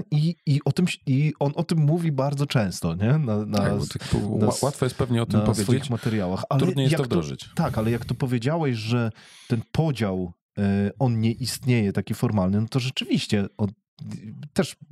też nie kojarzę, ale widzi się coraz częściej, przynajmniej nie wiem, w mojej bańce, że masz CEO i CEO. Że jest dwóch. Tak. Tak. Coraz częściej się to zdarza. I to może być jakaś taka próba tego, chociaż nie wiem, czy to jest tam nazwane często. Bo przeważnie to jest tak, że po prostu jeden CEO robi połowę tego samego, co drugi. Nie, to najczęściej jest taki podział, że jeden robi produkcję, drugi robi sprzedaż na przykład, nie? I tam się dzielą jakoś funkcyjnie po organizacji i sobie nie wchodzą w drogę. To jest podział, który my najczęściej widzimy, jeżeli jest CEO i CEO, nie? Oni się nazywają COCEO wtedy, nie? Tak, COCEO. Tak, a co ty takich nazywamy. Ale to nie jest taki podział, w którym to wygląda tak. Najczęściej jednak mimo wszystko. No bo ważne jest to, że jakby Oliwia jest decyzyjna, nie? I ona sama ma podejmować te decyzje i ja nie mam jakby takiego mentalu, że ja tam chcę, kontrolować, wpinać się w to i wypowiadać się, czy mi to pasuje. I mówisz, że jesteś szczęśliwy z tej zmiany, tak? Na razie tak. Zobaczymy za rok, za 2. Nie? To wtedy będziemy to oceniać. Ale to nie jest tak, że właśnie z tym uchem, które mówiłeś, że ty nie odpadasz, tylko właśnie bardziej przykładasz ucho do tego, co się dzieje w środku, tak? W sensie, dobrze to chcę się zająć tym, gdzie wnoszę wartość. Nie mam poczucia, że wnoszę wartość na poziomie decydowania, co robić, gdzie i jak, z jakimi fuck-upami, czy operacyjnego pilnowania niektórych osób w strukturze, nie? Że to w ogóle po prostu to nie jest mój job, nie? I wydaje mi się, że są i lepsi ode mnie i przede wszystkim, jeżeli mam talenty w innym obszarze, no to super by było mieć czas na ten obszar, nie? Tak. Oliwia, mówiłeś, że miała dostępy do kont, bo ona wcześniej się zajmowała, z tego co ja zrozumiałem, CFO była, tak? Takim bardzo nietypowym, bo to jest taki CFO, który ma bardzo duże zrozumienie modeli biznesowych ogółem. To jest po mnie pewnie jedyna osoba w organizacji, która na bardzo dużym poziomie szczegółów rozumie modele biznesowe wszystkich spółek i wszystkich linii biznesowych też, to jest ważne. Ma bardzo dużą czutkę do ludzi, w sensie, pracuje bardzo bezpośrednio z szefową HR-u i jest doskonała w takich sprawach miękkich, co pewnie u finansistów nie jest zbyt częste.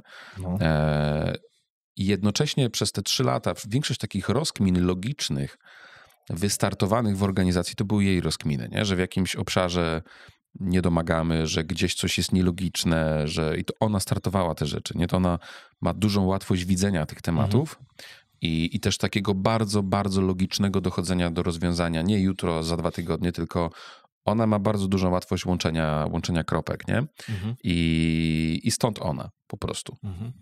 Ja się domyślam, że jak widziała wszystkie finanse właśnie i przepływy finansowe, no to dzięki temu trochę łatwiej jej było zrozumieć właśnie całe modele. Tak się domyślam, tylko że to może być nie też do końca. przez to. Nie do końca. Ona po prostu bardzo lubi wsadzać palce w wiele różnych tematów, nie? I ja trochę też takie postawiłem przed nią oczekiwania tam z 2 lata temu, że oprócz tego, że ona jest szefową finansów, to ja trochę oczekuję, że ona pomoże tym liderom poszczególnych linii biznesowych poprawiać te modele biznesowe. No bo jeżeli one się w większości kończą na finansach i ona ma do tego dostęp, ma dostęp do wszystkich metryk i potrafi myśleć na tym poziomie, no to żeby była trochę takim challenge'ującym dla tych ludzi, żeby się gdzieś tam bawić tymi modelami, testować różne rozwiązania, zmieniać je i tak dalej. Nie? I to też jest bardzo, bardzo dobrze jej to wychodziło, nie? To, co ty powiedziałeś na materiale, który nagraliście właśnie z Oliwią a propos tej tranzycji, tak to nazwijmy. Nie wiem, dlaczego użyłem tego słowa. Ale tak, zostawmy. To mówiłeś o tym i też jak Oliwia się wypowiadała, bo ja nie widziałem nigdy wcześniej jej nigdzie publicznie wypowiadającej. Była na wywiadzie też u mnie na kanale. Właśnie mówiłeś, że to któryś materiał, ale nie widziałem wcześniejszych, sorry. Nie ma problemu. Nie wszystkie oglądałem, więc że tyle tego produkujecie, że się nie da. Tak. Powiedziałeś o tym ty i rzeczywiście wtedy to zauważyłem praktycznie w każdej jej wypowiedzi, chociaż nie wiem, jak jest też na co dzień, trochę inaczej może być na nagraniach, że tam nie ma krzty ego w tym, co ona robi. Kompletnie. To jest niesamowite. Kobieta bez ego w rozumieniu takim, że nie bez ego, nie, no bo każdy je ma, ale ona ma bardzo wysoką kontrolę nad tym. Ona nie gra w żadną grę polityczną, ona nie chce być, wiesz, najmądrzejsza w pokoju. Ona nie ma jakby takiej potrzeby grania w to wszystko, nie? I to jest dla mnie bardzo cenne na poziomie kształtowania też tej postawy dalej w strukturze. Nie? No jeżeli ona jest jej zwierzchnikiem, no to siłą rzeczy będzie wzmacniać te postawy takiego logicznego, pragmatycznego myślenia. Może nie, że odcinania emocji, ale odzierania tych emocji nie w celu, żeby się ich pozbyć, tylko odzierania ich w celu, żeby zrozumieć, co się pod nimi kryje po prostu, nie? I zaadresowania tego w bystry sposób, albo w taki, który jest szacunkiem albo dla klienta, albo dla pracownika, albo dla współpracownika, kogokolwiek, nie? Rozumiem i myślisz, że dzięki temu to jest trochę związane z tym, że ona właśnie tak ładnie łączy kropki? Nie, myślę, że dzięki temu, że w sensie, czy to jest, inaczej zadam pytanie, czy to jest mocny składnik tego, że łączy kropki właśnie, że nie patrzy przez ten pryzmat ego, że nie ma tam tej polityki, że nie ma tam właśnie tych wszystkich takich... Wciąż nie. Wciąż okay, nie. Wydaje mi się, że to jest raczej uniwersalna postawa u nas w zespole zarządzającym. Raczej wszyscy albo znaczna większość osób ma taką. Super. Wydaje mi się, że to, że ona ma dużą łatwość łączenia kropek wynika z tego, że ona robiła po prostu bardzo dużo rzeczy w życiu, różnych, zajmowała się różnymi rzeczami i dzięki temu jest jej łatwiej te kropki ze sobą łączyć. Też to że ona miała w pewien sposób pewnie przywilej pracy z tymi różnymi biznesami, różnymi liniami biznesowymi. Jak kupowaliśmy jakąś spółkę, to ona też prowadziła due deala w jakiś sposób, nie? I tam, wiesz, sprawdzała różne tematy. I pewnie to w jakiś sposób, ale też wydaje mi się taki naturalny talent, który ona akurat do tego ma tak po prostu, nie? Pewne naturalne predyspozycje. Okej. Czy jest coś takiego, to nie wiem, totalnie nie wiem, jak zadać to pytanie, bo ono może nawet być trochę ofensywne, nie? Więc weź na to wzgląd. Biorę. Sporo przedsiębiorców, z którymi rozmawiam, myśli sobie, że ultra fajnie byłoby być takim właśnie przedsiębiorcą, który nadaje wizję, robi strategię i tak dalej, a żeby to się właśnie działo w operacjach, ale żeby oni nie do końca właśnie tam siedzieli. Ty trochę jesteś właśnie w takim momencie. Pytanie, czy to nie rodzi jakiś jednak tarć? To nie jest tak, że chodzi mi o trochę takiego, nie wiem, poczucia strukturalnego tego, że ja wiem, że ty pracujesz tyle, ile inni, jak nie 10 razy więcej, wnosisz Ale zadaj to pytanie, nie musisz tam, wiesz, robić takiego przygotowania. Nie? Ale właśnie ja nie wiem, jak je zadać, nie? W sensie ja nie znam tego... Czy się nie będę opierdalać? Chodzi o to, czy ludzie nie czują się niesprawiedliwi, że on to se robi strategię, a my to se robimy, nie? Pracę prawdziwą, nie? Wiesz, o co chodzi, Tak, nie? wiem. Z drugiej strony, wiesz, w momencie, w którym ty praktycznie załatwiłeś całą machinę przychodową leadów i tak dalej swoim contentem, no to, kurde, niepodważalna jest ta wartość twoja i twój wkład strategiczny, ale wiesz, czy nie ma czegoś takiego? Wiesz co, patrzę z perspektywy ostatniego miesiąca, nie mam zbyt dużego doświadczenia. Na pewno nie pracowałem jakoś skrajnie mniej niż w styczniu i w lutym. To jest być może odpowiedź, nie? Ja robię po prostu inne rzeczy, nie? I znalazłem czas na te rzeczy. I pewnie to ma jakąś wartość. Nie zastanawiałem się nad tym, tak szczerze mówiąc. Teraz jak zadałeś to pytanie, to o tym myślę. No to może być taka, wiesz, taka obiegowa opinia, że ten to sobie, wiesz, zrobi strategię.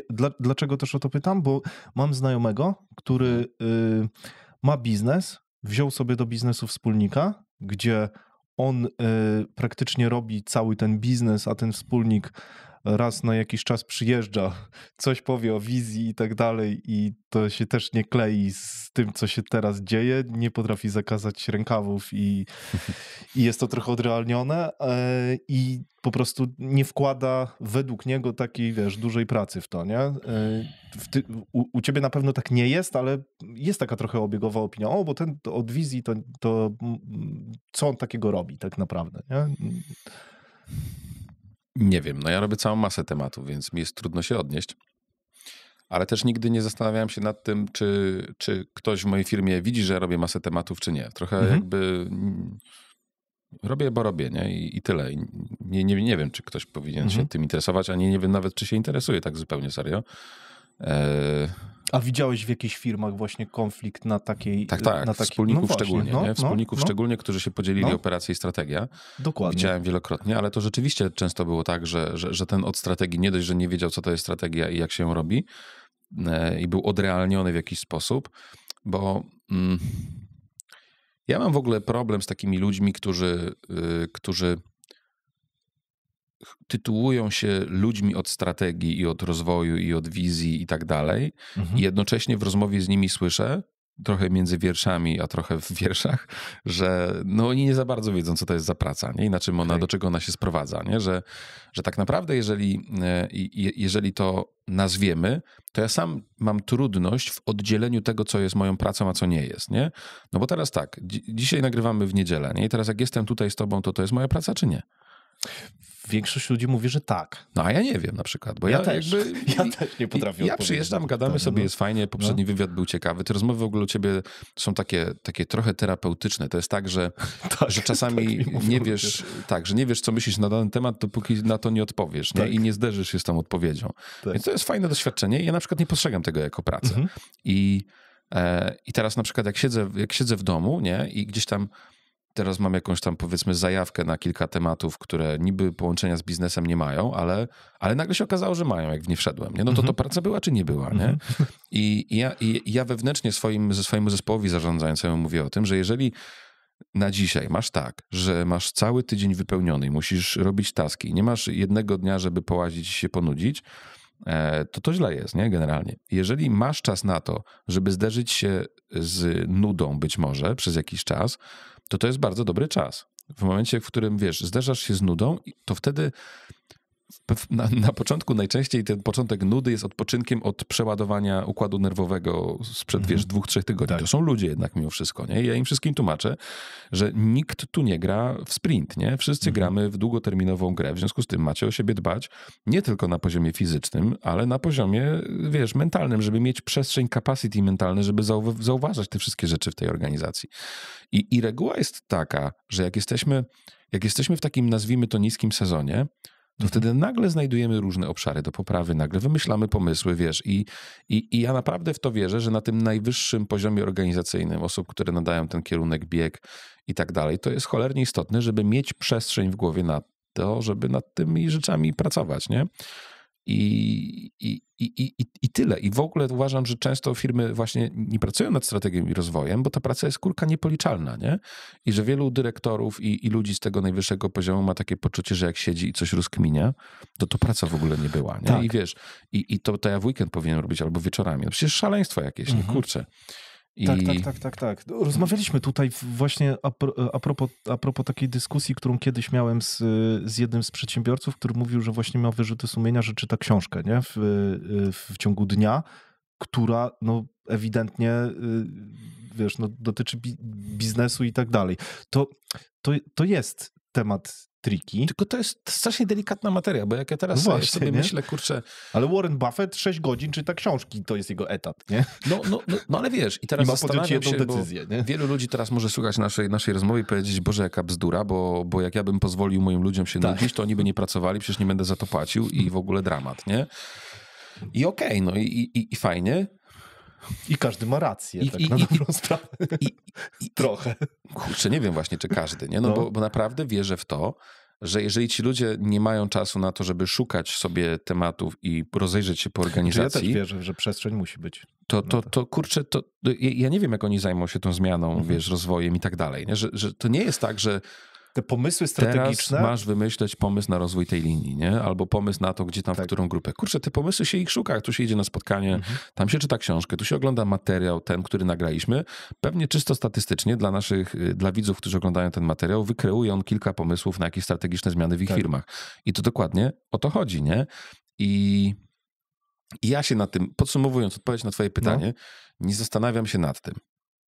Jeżeli ktoś będzie miał w mojej firmie jakiś straszny problem z tym, czy ja pracuję, czy ja nie pracuję, to pewnie i tak nie za bardzo pasuje do kultury organizacyjnej, którą tworzymy. Więc jeżeli z frustracji, wiesz, złoży wypowiedzenie, bo nie wie, czy negacz pracuje, czy negacz nie pracuje, no to okej, nie? Ale nie kojarzę takiego przypadku. Pewnie nigdy się nie dowiem też, ale kropka. Ciekawe pytanie. Okej, dzięki. Mówię, sam nie wiedziałem, że to takie pytanie do końca, bo trochę je przeramowałeś jeszcze, bo bardziej mi chodziło o tych wspólników, no ale odpowiedziałeś na 2, nie? Bo to jest, bo mówisz, że widzisz też te konflikty wspólników, nie? Tylko, że wiesz, wśród wspólników najczęściej problem jest taki, że jeden jednak mimo wszystko leci na drugim. I to jest bardzo często spotykane, że jest jeden bardzo robotny wspólnik, któremu bardzo zależy. Jeszcze nie daj Boże, że jest ich 3. I wtedy jeden gdzieś tam się tak autuje, podziwia tą 2, jeden z tej 2 tak goni tego jednego i najczęściej wśród tej 3 jest jeden taki, wiesz, napędzający rozwój. I oni tak trochę wszyscy siedzą mu na plecach, nie? I powiem ci, że bardzo często... Co wtedy trzeba zrobić? Trzeba się rozstać. Kropka, no i tyle. I trzeba mieć na to możliwości i niestety nie zawsze jest to możliwe, bo ani ten gość może nie mieć kapitału, ani spółka może nie mieć kapitału, ani może nie być woli do rozmowy i tak dalej. To są cholernie trudne tematy i powiem ci, że wydaje mi się, tak z mojej perspektywy, że duża część tego, że nam się udało w jakiś sposób urosnąć, zawdzięczamy temu, że większość decyzji musiałem pójść i przekazać ze swoim odbiciem w lustrze i tyle, nie? I w związku z tym ta dyskusja może nie była, wiesz, najbogatsza, no bo jednak była w jakimś tam bardzo subiektywnym obszarze i mojej głowie, ale jednak mimo wszystko była i ona była szybko podjęta. I nie musiałem nikogo, wiesz, przekonywać 4 tygodnie do jakiegoś pomysłu i ten ktoś potem tam gdzieś tam to trawi. Nie daj Boże 3, bo jeden będzie hamował, wiesz. Zgadzam się z tym. I to są cholernie trudne tematy w ogóle, kurczę, powiem ci. I my w ogóle temat, wiesz, rozstań wspólników, jakichś konfliktów między wspólnikami u klientów, no to naprawdę uważam, że to co druga firma jest, nie? Tak mniej więcej, gdyby wziąć te firmy, które rzeczywiście są w gronie wspólników. Zgadzasz się z tym, że większość tego typu błędów powstaje dlatego, że ludzie zawiązują spółki i po prostu trochę na YOLO podzielimy się, w sensie za szybko biorą sobie wspólnika, zamiast przemyśleć, czy na przykład nie potrzeba im pracownika i docierać się przez jakiś czas i później na przykład jakieś udziałowe rzeczy, bo czy spółki nie powstają za szybko? Wiesz, o co mi chodzi, nie? Kurczę, mi się trochę, Czy to jest w ogóle totolotek po prostu? Mi się trochę trudno im dziwić, no bo teraz wiesz, to jest tak jakbyśmy teraz tu usiedli, No tak, stary, mam taki pomysł, ty mówisz, jaki to jest pomysł, ty zróbmy to razem, zróbmy to razem, to ja będę to robił, ty będziesz to robił, jest taka radość tworzenia, jest ta ekscytacja początkowa, jest to takie, wiesz, w ogóle znikają ci wszystkie, świata nie widzisz, szczególnie jak jesteś niedoświadczony, jak to robisz 6. raz, to już wiesz, nie, chwila, co ty będziesz robił, co ja będę robił, co ty wnosisz, co ja wnoszę, jaki ty masz cel, jaki ja mam cel, jaki jest exit, jaki jest cel. Jeżeli ty masz wektor swój, ja mam swój, to jaki jest cel tej spółki? Musimy się na to umówić w ogóle, nie? Czy my ją chcemy sprzedać? Czy ona ma szybko rosnąć? Czy wypłacamy sobie z niej hajs? Czy nie wypłacamy? To jest moment, żeby to ustalić, nie? Jeżeli ktoś jest doświadczony, no to wiem, że najczęściej to, co te spółki wywala, to ten osobisty wektor, nie? 3 wspólników. Że jeden by chciał ją teraz sprzedać, drugi to w ogóle chce ją wyskalować 15 razy, a trzeci to nic nie chce. On chce tylko hajs na Bentleya i tyle, nie? I to te prywatne wektory wywalają te spółki i w związku z tym problemy, które z tych prywatnych wektorów wynikają do oceny tych pozostałych wspólników i do oceny działań spółki też, nie? No bo oceniasz je trochę przez pryzmat swoich celów, nie? Dlaczego ty inwestujesz teraz, skoro ja chciałem sobie kupić, wiesz, nowe auto albo dom, nie? I kurczę, no... Teraz jak robię większe spółki na przykład, nie? I gdzieś tam dołączam się do tych spółek, to jest to znacznie bardziej dojrzałe. Jest to, mam wrażenie, że prostsze, że jest, wiesz, jest łatwiej mi na przykład zadać pytania, które są dla mnie dzisiaj istotne i dojść do tego takiego, no po co robisz ten biznes, nie? Jaki jest twój cel? Jaki jest horyzont w ogóle, nie? Po czym poznasz, że to było dobre? Jakie są ryzyka, nie? Co się twoim zdaniem może nie udać? A co jeżeli się pokłócimy, nie? A co jeżeli coś tam, nie? A co jeżeli coś tam? A co jeżeli coś tam? To wszystko można dogadać, zapisać w umowie. Jak nie w umowie spółki, to w umowie, która jest podpisana obok umowy spółki i reguluje te nasze stosunki w zależności od tego, co kto zrobi. I kurczę, uważam, że to jest szalenie istotne, bo wiesz, spółka, która hamuje swój rozwój dlatego, że 2 ludzi się ze sobą nie potrafi dogadać, to jest ogromna utrata potencjału, nie? Po prostu. Tak. Więc serdecznie zachęcam wszystkich widzów do tego, żeby omówić wszystkie możliwe scenariusze na samym starcie. No. Ultra ważne. Nawet cały dzień na to poświęćcie, tydzień i to jest warty czas. Konsultacje z ekspertami, warto wydać na to kasę, przegadać, jakie scenariusze mogę nie widzieć, co się może złego wydarzyć gdzieś tam po drodze i tak dalej. Szymon, ty super właśnie zdefiniowałeś a propos entuzjazmu i Ty to jakoś tak fajnie ująłeś, bo ty powiedziałeś na naszej ostatniej rozmowie, że twoi ludzie są i entuzjastyczni, i nie sprawczy, tylko jakoś trochę inaczej, ale nieważne, ale chodzi o te 2 rzeczy, czyli taką sprawczość operacyjną i entuzjazm. I mam wrażenie, że to u was jest takie mocno kulturowe. To mi się też pokrywa nie wiem, czy czytałeś książkę Slutmana Amp It Up. On tam właśnie te dwie cechy trochę widzę, chociaż najbardziej ten entuzjazm, nie? Taki, że kurde, jak coś robimy, to ma być fajne, nie? I ja czuję, jak ty mówisz o swojej firmie, że wy robicie fajne rzeczy, takie, które po prostu wam sprawiają radość. I mówiłeś też o tym entuzjazmie, że próbujesz go cały czas utrzymywać, że to jest twoje jedno z głównych zajęć, tak na dobrą sprawę, co mi się mega spodobało. Czy istnieją w ogóle takie inicjatywy u was w firmie, które bez tego entuzjazmu, tylko na takiej prostym przeliczeniu udały się, czy jednak to jest jeden z takich uniwersalnych składników? Tak, na pewno. Tak? No tak, no bo wiesz, że większość decyzji to jest jednak everyday job i tam nie ma zbyt wiele entuzjazmu. Trzeba po prostu decyzję podjąć, nie? Więc na pewno jest dużo decyzji. Kurczę, no bo to jest tak, że entuzjazm jest ci po to, żeby dostrzegać te detale, których inni nie są gotowi dostrzec, bo spoglądają na to powierzchownie, nie? I ten entuzjazm nie daje im uważności, żeby spojrzeć tak głęboko w detal, żeby to zrozumieć, nie? I ten entuzjazm jest taką metapostawą na jakimś poziomie, czy to pracy z klientem, czy to wewnętrznego ogarniania procesów. Natomiast wiesz, jest bardzo duża liczba decyzji takich, no nieentuzjastycznych. No trzeba po prostu zdecydować, czy w lewo, czy w prawo. Trzeba zdecydować, czy w górę, czy w dół. I tyle, nie? I to są decyzje bez entuzjazmu, nie? To raczej chodzi o takie ogólne podejście do życia bardziej niż do konkretnych zadań, nie? Ale to czuję, no. Okej, dobra, czyli dzięki temu entuzjazmowi jesteś w stanie na przykład właśnie zdefiniować jakiś taki głęboki ból klienta, którego normalnie ludzie by nie dostrzegali, Dokładnie a to tak. jest kluczowe. No, Dokładnie tak. Ekstra. I wiesz, i dzięki temu entuzjazmowi też, kurczę, masz w sobie taką postawę, nie jesteś taki cyniczny, nie, wobec świata, że pewnie... Tak. Bo pewnie ten gościu, ty nagrywasz te filmy, bo to w ogóle, kurde, ktoś ci za to zapłacił, albo masz jakąś w ogóle... na tym zarabia. Tak, jakąś tam masz ukrytą intencję, rozumiesz, nie? Kurczę, ja nie chcę tak widzieć świata, że ludzie są źli, mają jakieś poukrywane. Ja wiem, że są niektórzy i wiem, że tam są jakieś intencje i tak dalej, ale ja naprawdę nie chcę tak żyć, że muszę chodzić, rozumiesz, i szukać wszędzie jakichś pułapek i tam, wiesz, na pewno chcę wszystkich oszukać. Nie? Tak. Kurczę, to jest jakby nie chciałbym tak widzieć świata nigdy.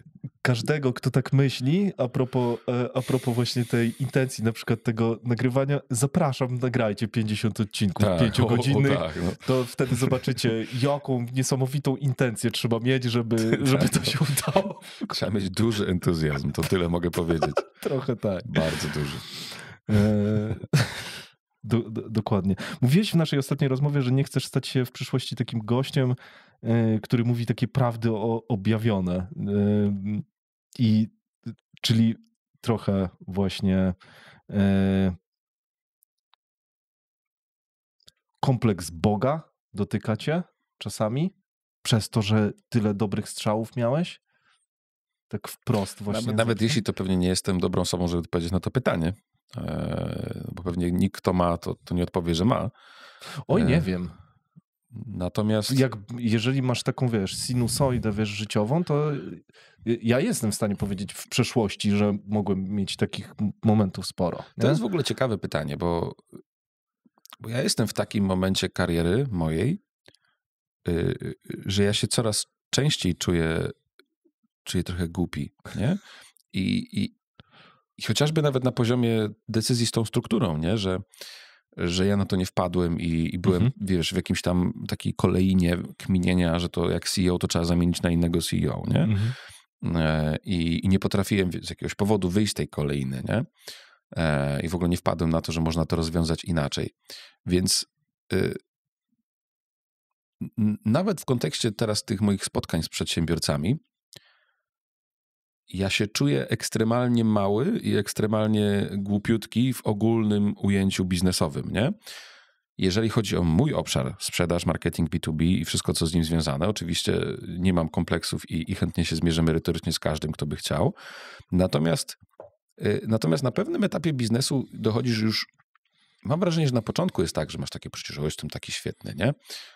Bo siedzisz w tym swoim okopie i widzisz tylko okop i siebie w tym okopie i chyba świetnie, tak? A potem wychodzisz z tego okopu i patrzysz na to, co robią inni ludzie i na decyzje, które podejmują, ryzyka, które biorą na siebie, nie? Styl życia, który wybierają. I masz takie poczucie, że mówisz, wow, nie? Kurczę. I ta polska przedsiębiorczość, powiem ci, jest tak imponująca, na bardzo wielu płaszczyznach, nie? I takiej, kurczę, wytrzymałości tych przedsiębiorców na stres i na różne czynniki zewnętrzne, które też mieliśmy z nimi do czynienia w ostatnich latach z bardzo wieloma. Jest to dla mnie szalenie imponujące. I teraz paradoksalnie to jest w ogóle ciekawy efekt, bo im dalej idę w biznes, tym mniejszy się czuję w tym biznesie, nie? I to jest, powiem ci, to jest fajne uczucie. Jak potrafisz to katalizować do wewnątrz i do takich własnych rozkmin, to jest bardzo fajna pozycja, w której super jest być. I teraz ja trochę dlatego nie byłem w części społeczności biznesowych, albo z nich szybko bardzo wychodziłem, bo ja bardzo szybko stawałem się takim, kurczę, lokalnym ekspertem do spraw wszelakich związanych ze sprzedażą i marketingiem, nie? Że byłem w społeczności i nagle miałem 100 kolegów, którzy do mnie dzwonili i słuchaj, Szymon, co sądzisz o tej podstronie na mojej stronie internetowej, nie? Albo ty słuchaj, bo jak lepiej ofertę zrobić, albo tam, wiesz, polecisz mi jakiegoś dyrektora, nie?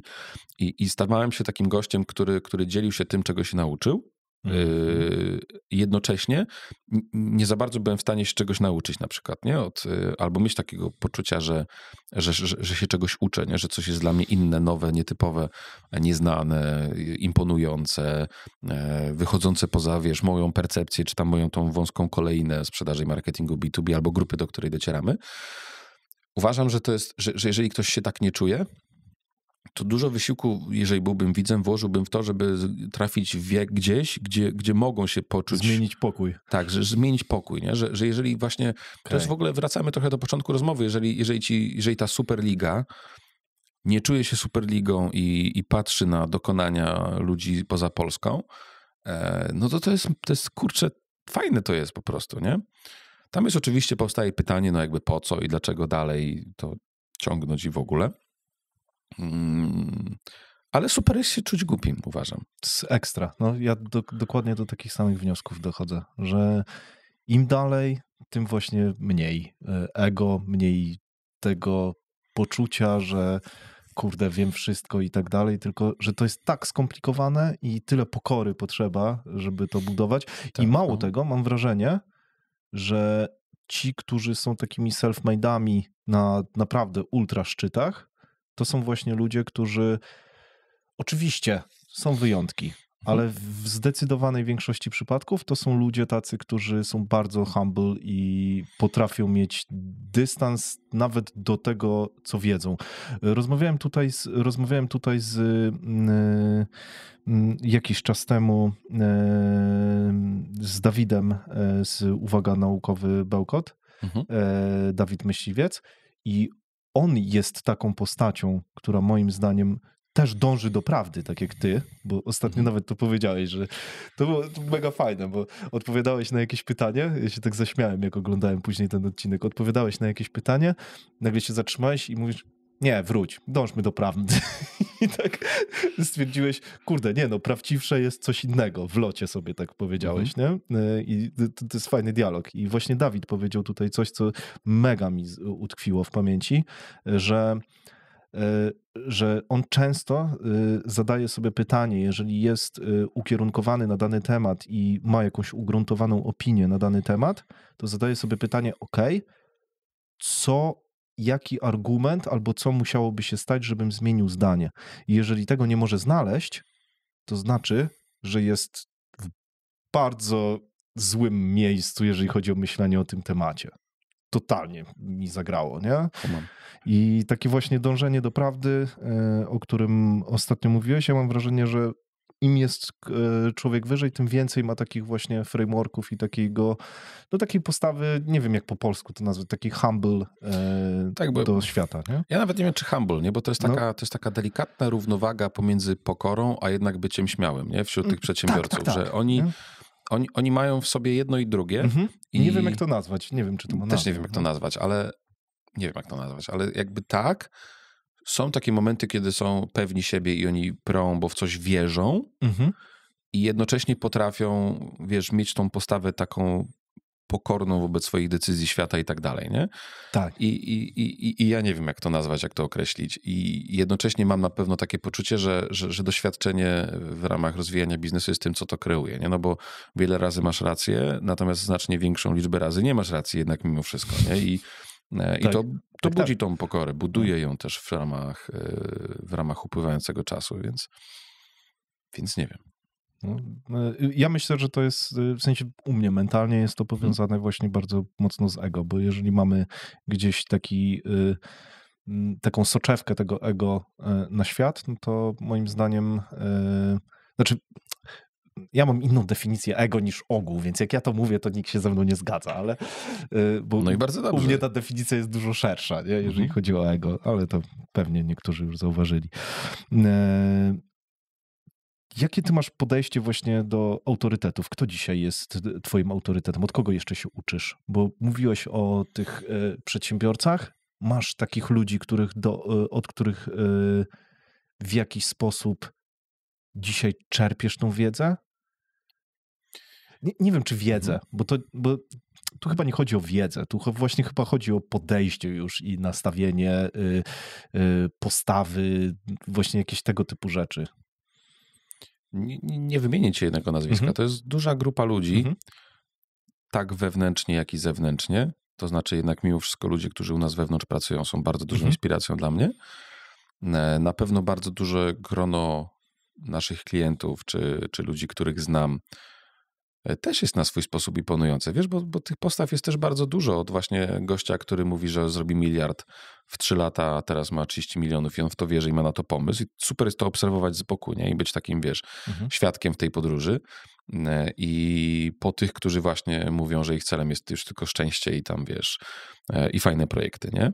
Więc trochę jest tak, że ja się uczę najwięcej od tych ludzi, którzy mnie otaczają, a z uwagi na pozycję, w której jestem, mam duży przywilej przebywać z ciekawymi ludźmi i to jest rzecz, z której po prostu korzystam w pewien sposób, nie? I to jest naprawdę duża rzecz, że mogę i mam taką możliwość, nie? Więc na pewno od nich trzeba wymienić, wiesz, też jakieś książki, które gdzieś tam do mnie trafiają, kwestie metodyczne, kwestie wiedzowe, które są takie twarde, nazwijmy to. Więc nie mam jednoznacznej odpowiedzi. Raczej jest tak, że nie jestem na nic zamknięty, mam takie wrażenie, nie? Okay. Ale też nie mam takiej jednej osoby, która gdzieś tam mi świeci, wiesz, jako taka gwiazda północna i gdzieś tam za nią idę. Raczej mam bardzo gwiaździste to niebo i szukam tam... I szukasz swojej. Szukam gwiazdozbiorów na tym niebie, rozumiesz, nie? Takich rzeczy, które się składają i są moje, nie? No, rozumiem. Fajne. Nie, no w ogóle mam wrażenie, że i ty, i wasza grupa, firma, bo to mam wrażenie, że większość ludzi postrzega wasze, nie wiem, Wise Groove właśnie przez twój pryzmat, przez to, że ty najwięcej kontentu tworzysz i po prostu ty jesteś bardzo, ale pod spodem jest przecież machina ludzi, nie? I to oni tak naprawdę tworzą ten biznes. Tak. I trochę na kodach też działasz, tak jak powiedziałeś. Dalej tak uważam, tak. co jest ekstra. Kultura organizacyjna u was. Mówiłeś o tym, że ty praktycznie jednym z twoich głównych zadań chcesz właśnie, żeby dbać o to, żeby ta kultura była dobra. Tak. Jak się patrzy z zewnątrz i słucha się ciebie, to ma się wrażenie, że właśnie to jest taka trochę kraina szczęśliwości. Rodzina czy drużyna? Mówiłeś... Drużyna. Zdecydowanie, na pewno nie rodzina. Dobra. Mówiłeś... Chyba, że kiedyś zwolniłeś dziecko. Za złe zachowanie. Tu jest, słuchaj, wypowiedzenie, że się zachowywałeś, już tu nigdy nie wrócisz, nie? No to nie jest rodzina, nie? To jest drużyna. No, okej, dobra. Z drugiej strony wy jesteście dosyć chyba blisko, bo tak jak mówiłeś na materiałach, wy wyjeżdżacie razem na workation, co jest mega w ogóle, nie wiem, czy to w innych firmach... My się lubimy generalnie, nie? Tak po prostu. No, i każdy z was ma, mówiłeś o tym, że dużą taką potrzebę, nie potrzebę. W Galupie... Mamy wysoką bliskość. Oprócz jednej osoby. A, jedna nie ma. Jedna nie ma, ale się z niej śmiejemy, że dobra, ty nie musisz iść z nami. Ale tak, cała reszta ma w top 10 ma bliskość. Ale to jest przypadek, że tak to dobra... Tak, przypadek, bo to nam wyszło, robiliśmy testy po czasie, nie? To jest przypadek totalny. Bliskość w Galupie charakteryzuje się tym, że budujesz bardzo bliskie relacje, ale z węższym gronem ludzi. No i dziwnym trafem wyszło tak, że cały ten nasz zespół zarządzający grupą przy jednej osoby. Ale musi mieć ciekawy klimat, musi mieć ta osoba, ale z drugiej strony może jej to nie przeszkadzać, no bo nie ma tej bliskości. Kurczę, to jest moja żona. Okej. No, taka akcja. Grube. To grube. Tak ci powiedziałem, żebyś nie poszedł za daleko z tą krytyką, rozumiesz, nie? Także no, tak. I my się naprawdę lubimy, nie? To znaczy nie wiem, czy to jest, wiesz, uniwersalne na wszystkie nasze zespoły, ale pewnie tak, nie? Że oni gdzieś, oni jakby te relacje z uwagi na to, że ten entuzjazm się pojawia i jeszcze jest jednak mimo wszystko takie poczucie, że robimy jednak coś niezwykłego, nie? Że budujemy wspólnie coś fajnego, nie? To entuzjazm połączony z tym, że masz takie poczucie sensu dużego w tym co robimy, no robi fajne relacje, nie? Że jednak ci ludzie się po prostu lubią, przebywają ze sobą dość mocno. No i kurczę, fajne to jest po prostu. Czy my to robimy jakoś bardzo świadomie? Jednak mimo wszystko pewnie to, że jesteśmy drużyną, mamy jakiś wspólny cel i gramy na ten wspólny cel jest ważne. Natomiast jak się lubimy jeszcze przy okazji tego wszystkiego, no to w ogóle zajebiście przecież, nie? Totalnie. To jest naprawdę piękna sprawa. Ja się nawet bardzo boję, boję. Tak, Znaczy ja uważam, że to się. jest niespotykane, to co wy wytworzyliście, tak jak ciebie słucham. Nie wiem, ale boję się na przykład, że kiedyś to utracimy z jakiegoś powodu, nie? Że kiedyś, wiesz, to pójdzie w taką stronę, w której nie wiem, jakoś się ukorporacyjnimy i przyjdą jakieś gierki, ale na pewno ja będę walczył jak lew, żeby do tego nie doszło, nie? Że to jest dla mnie... To jest dla mnie ważniejsze. I właśnie Oliwia kiedyś o tym powiedziała. Jak my mieliśmy taką wewnętrzną dyskusję na temat wzrostu i skalowania, Oliwia, która teraz zarządza grupą, zadała pytanie, a co jest dla was ważniejsze? Czy chcecie być na endgame bogatsi, czy wolicie usiąść na tarasie wspólnie z piwkiem zero pewnego razu i zbić się szklaneczkami, że jesteśmy dumni, że zrobiliśmy coś fajnego, mogliśmy sobie cały czas patrzeć w oczy i ludziom dookoła nas również, nie? No. I kurczę, i my sobie tak stanęliśmy przy tym pytaniu. Ona zadała je znacznie bardziej zgrabnie niż ja teraz. I ta wizja tego, że... I to może być oczywiście delusional i w ogóle, no bo jednak jesteśmy drużyną, pracujemy ze sobą w jednym miejscu. Każdy, to nie jest też więzienie, każdy może złożyć wypowiedzenie, iść do innej pracy, robić inne rzeczy. Ale jednak ta wizja czegoś takiego, że my razem trochę rośniemy, razem się rozwijamy i razem zmieniamy tą firmę, razem odkrywamy nowe rzeczy. Jak ktoś nie daje rady albo gdzieś zostaje w tyle, to my razem pomagamy tej osobie wyjść z tego i to jest też zajebiste. W tym mi, jak widzisz, nie? Że jakby jeżeli ja trafiłem do ciemnego miejsca, to oni to ogarnęli i mi pomogli, nie? I to jest... To jest nawet na swój sposób takie, wiesz, poruszające, nie? Że oni mieli mental i siłę na to, żeby to przekminić po prostu, nie? No. I przyjść z pomocą. I to jest fajne. Ja to bardzo kultywuję i bardzo cenię tych ludzi. I bardzo dużo wysiłku włożyłem, żeby ten zespół był dzisiaj taki, nie? W tym osobowo, nie? Żeby tak to ułożyć, żeby to było takie. I dbam o to. Nie wiem, jak będzie w przyszłości, nie mam takiej wiedzy. Coś tam jestem w stanie sobie wyobrazić.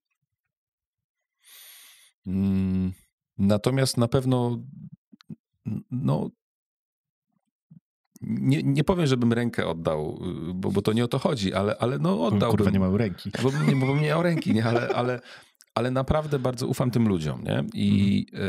I miałbym bardzo duży problem, jeżeli by się okazało, że któryś z nich jest, wiesz, ukrytym agentem, czy cokolwiek, nie? To nawet sobie to tak nazwałem, że jeżeli jakby w tym gronie, wiesz, że w tym gronie kogoś źle oceniłem, to miałbym z tym duży problem potem, nie? Źle bym to zniósł po prostu. Więc jesteśmy na takim etapie, że to jest bardzo skuteczne, bardzo się lubimy i dobrze nam się współpracuje i tyle. I super, trzeba się z tego cieszyć, nie?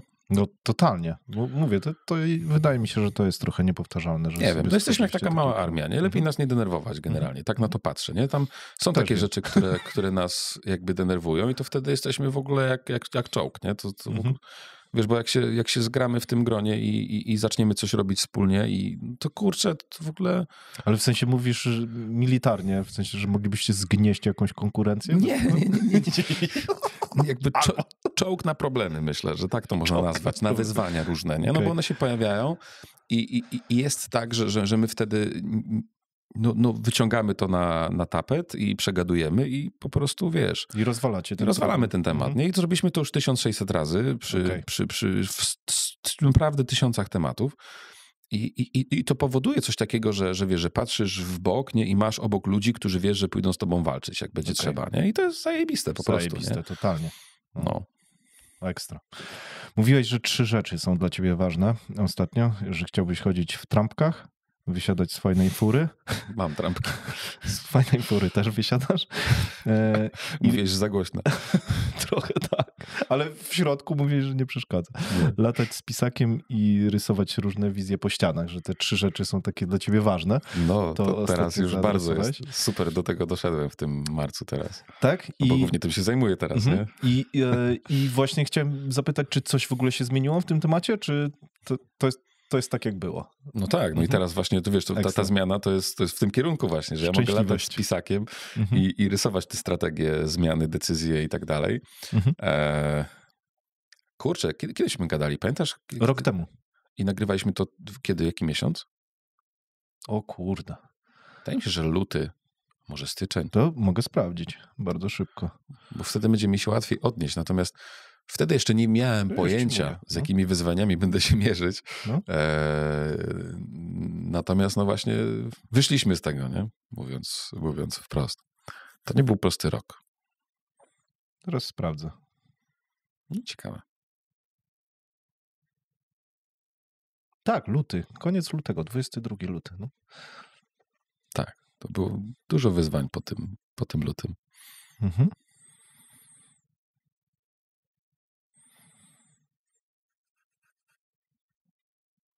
Dobra. Ty co, szukasz pytania? Nie, to zadam ci wprost pytanie, bo rozstałeś się z Iwoną Borawską u was w grupie. Kurde, to jest moim zdaniem coś, co jest tak trudne. Ja nie wiem, czy w ogóle chcesz o tym gadać, czy możesz o tym gadać, czy w ogóle, czy to jest dla ciebie okej temat? Nie. Totalnie nie. Nie. Okej. Dobra. Masz do tego prawo. Dziękuję. Enough, nie? Totalnie. Twoja przestrzeń. Ale to jest... Czuję, że to jest duży temat, nie? Tak. Skorzystasz z pomidora, tak? Tak, no. Dobra. Powiedz mi, Szymon, czego ty się dziś boisz? Czego się bałeś 5 lat temu? Jak te strachy ewoluowały? Czy w ogóle coś takiego dzisiaj masz dużego? Tak, boję się. Chcę być dobrym ojcem. To jest taki mój fokus aktualnie. Tym bardziej, że 3 dziecko mi się na świat zbliża. Gratulacje. Dziękuję. Więc to jest taki obszar wielu moich rozkmin. Jak być dobrym ojcem, jak wychowywać te dzieci. Przedwczoraj miałem doskonałe doświadczenie. Podszedł do mnie 18-latek na konferencji, skonsultować się. Syn dużego przedsiębiorcy. I gościu zadał mi lepsze pytania niż większość dużych przedsiębiorców. Jako 18-latek robi tam biznes na kilka milionów przychodu, który sobie sam zaczął od zera, na ebidzie kilku baniek. I pierwsze, co zrobiłem po rozmowie z tym chłopakiem, to poszedłem do tego ojca, nauczaj mnie, nie? Powiedz, jak ty to zrobiłeś, nie? I gość był na tyle miły, że poświęcił mi dużo czasu i mi o tym opowiedział, co robił, nie? Od tego, wiesz, jak dbał o mentorów dla tego dzieciaka, jak z nim pracował, jak się z nim komunikował. To jest duży obszar moich rozkmin, jak być dobrym rodzicem i wypuścić te dzieci w życie tak, żeby one... Kurczę, jednak mimo wszystko w takim świecie dość trudnym, mam wrażenie, znacznie trudniejszym niż pewnie kiedy ja dorastałem, wyrosnąć na ludzi samoświadomych, krytycznie myślących, żyjących w równowadze z własnymi celami, jakie by one nie były, i takich, kurczę, nie walczących, wiesz, z jakimiś strasznymi demonami i żeby im to życie ułatwić w jakiś sposób, nie? I to jest, tego się boję, tak. Z biznesem tam, wiesz, to biznes to... O Boże, damy radę, nie? Przeskoczycie. 1600 problemów rozwiązaliście, więc... To nie mam takiego poczucia, że cokolwiek z obszaru biznesu dzisiaj jest czymś, czego się jakoś strasznie boję. Nawet jeżeli byłby jakiś kryzys, trzeba byłoby to zamknąć, to by się to po prostu zamknęło i jeżeli byśmy nie dali rady, to byśmy nie dali rady i tyle, nie? I po prostu trzeba iść dalej, nie? Ale tam te prawdziwe wyzwania są w innych miejscach, nie? Bo ja mam wrażenie, że ty badasz trochę też to całym sobą właśnie czego ludzie się boją, inni przedsiębiorcy i tak dalej, no bo to jest trochę takie clue tego, jak dostarczyć im dobrą usługę też, między innymi. No, ale to z innego obszaru rozkmina w ogóle, nie? Jasne. A myślisz o tym, że właśnie chciałbyś w dzieciakach zaszczepić biznes, czy chciałbyś właśnie zaszczepić wolność? Ja właśnie nie chcę im nic zaszczepiać, nie? W takim rozumieniu, że Czyli to chcesz im zaszczepić. I entuzjazm chcę mi zaszczepić, nie? Czyli jak wiesz, jak moja córa chodzi teraz na gimnastykę i robi jakieś szpagaty w powietrzu i jara się tym niepomiernie, to ja się staram jarać z nią. I robię wszystko, żeby ona widziała, że ja się też tym ekscytuję i że tylko, że nawet nie muszę się, ja się tym ekscytuję po prostu. Jak ona się tym ekscytuje, to ja się tym ekscytuję, nie? Młody gdzieś tam chodzi na karate i się tym ekscytuje, wiesz, i ma z tego entuzjazm. Buduje jakieś miasta z Lego, córa buduje jakieś, wiesz, miasteczka dla lalek z papieru. No zajebiste to jest, nie? I budowanie na tym entuzjazmie i na takiej radości tworzenia i na tym, że jakby to, co chciałbym zaszczepić dzieciom, co potrafię nazwać, to chciałbym i zaszczepić to, żeby nie byli konsumentami, tylko producentami. Że jakby tak trochę dzielę to społeczeństwo na tych, którzy tylko konsumują to, co wytworzyli inni i na tych, którzy potrafią coś wytworzyć, tak jak ty wytwarzasz ten kanał, wiesz, i tworzysz coś z niczego, nie? Tak naprawdę. I to jest, to stanowi jakąś wartość dla kogoś, ktoś to ogląda, to jest fajne, że jesteś jakby producentem w tym, nie? I chcę wypuścić w świat dzieci, które są tymi producentami i potrafią coś tworzyć, myśleć w ogóle w kategoriach tego, że coś z niczego może powstać, nie? Że najpierw było tylko marzenie, a potem był jakiś plan, a potem to się zaczęło realizować, nie? I na przykład, wiesz, jak moja córa marzyła o tym, żeby być zawodniczką w tej gimnastyce i miała jakąś tam podróż do tego celu i jako, wiesz, 6-latka doszła do tego, że jest teraz tą zawodniczką, no to zderzenie jej, wiesz, tym doświadczeniem, że ona o czymś marzyła i potrafiła to nazwać, miała jakiś plan, starała się, ja to wzmacniałem, wiesz, myśmy to wzmacniali i potem ona do tego doszła i była ta radość z tym związana. No zajebiste to jest, nie? Nawet mam dużo takich refleksji z tego, jak utrzymać entuzjazm u dzieci, które przegrywają, nie? No bo jednak dzieci też przegrywają, no i dzieci, wiesz, znoszą to inaczej, nie? Tak. I na przykład uważam, że nie za dobrym jest mówienie im, że nie przejmuj się, może następnym razem wygrasz i może coś tam, nie? Tylko na przykład świetnym pomysłem jest jakby mimo wszystko pójście w stronę tego entuzjazmu. A czego się nauczyłaś, nie? Dzisiaj, jak przegrałaś, nie? Tak by a co było fajne w tym, nie? A co byś zrobiła inaczej, nie? I wiesz, taka dyskusja merytoryczna, nie tam pocieszanie, że tam, no może następnym razem, Pysiu, ci się uda, nie? Tak. Tylko kurczę, pogadajmy o tym, nie? Tak. Jakby to jest doświadczenie jakieś tylko, nie? I tą rozmową wzmacniasz w tych dzieciach to, żeby z tego wydarzenia brać jakąś taką refleksję być może i kurczę, no to jest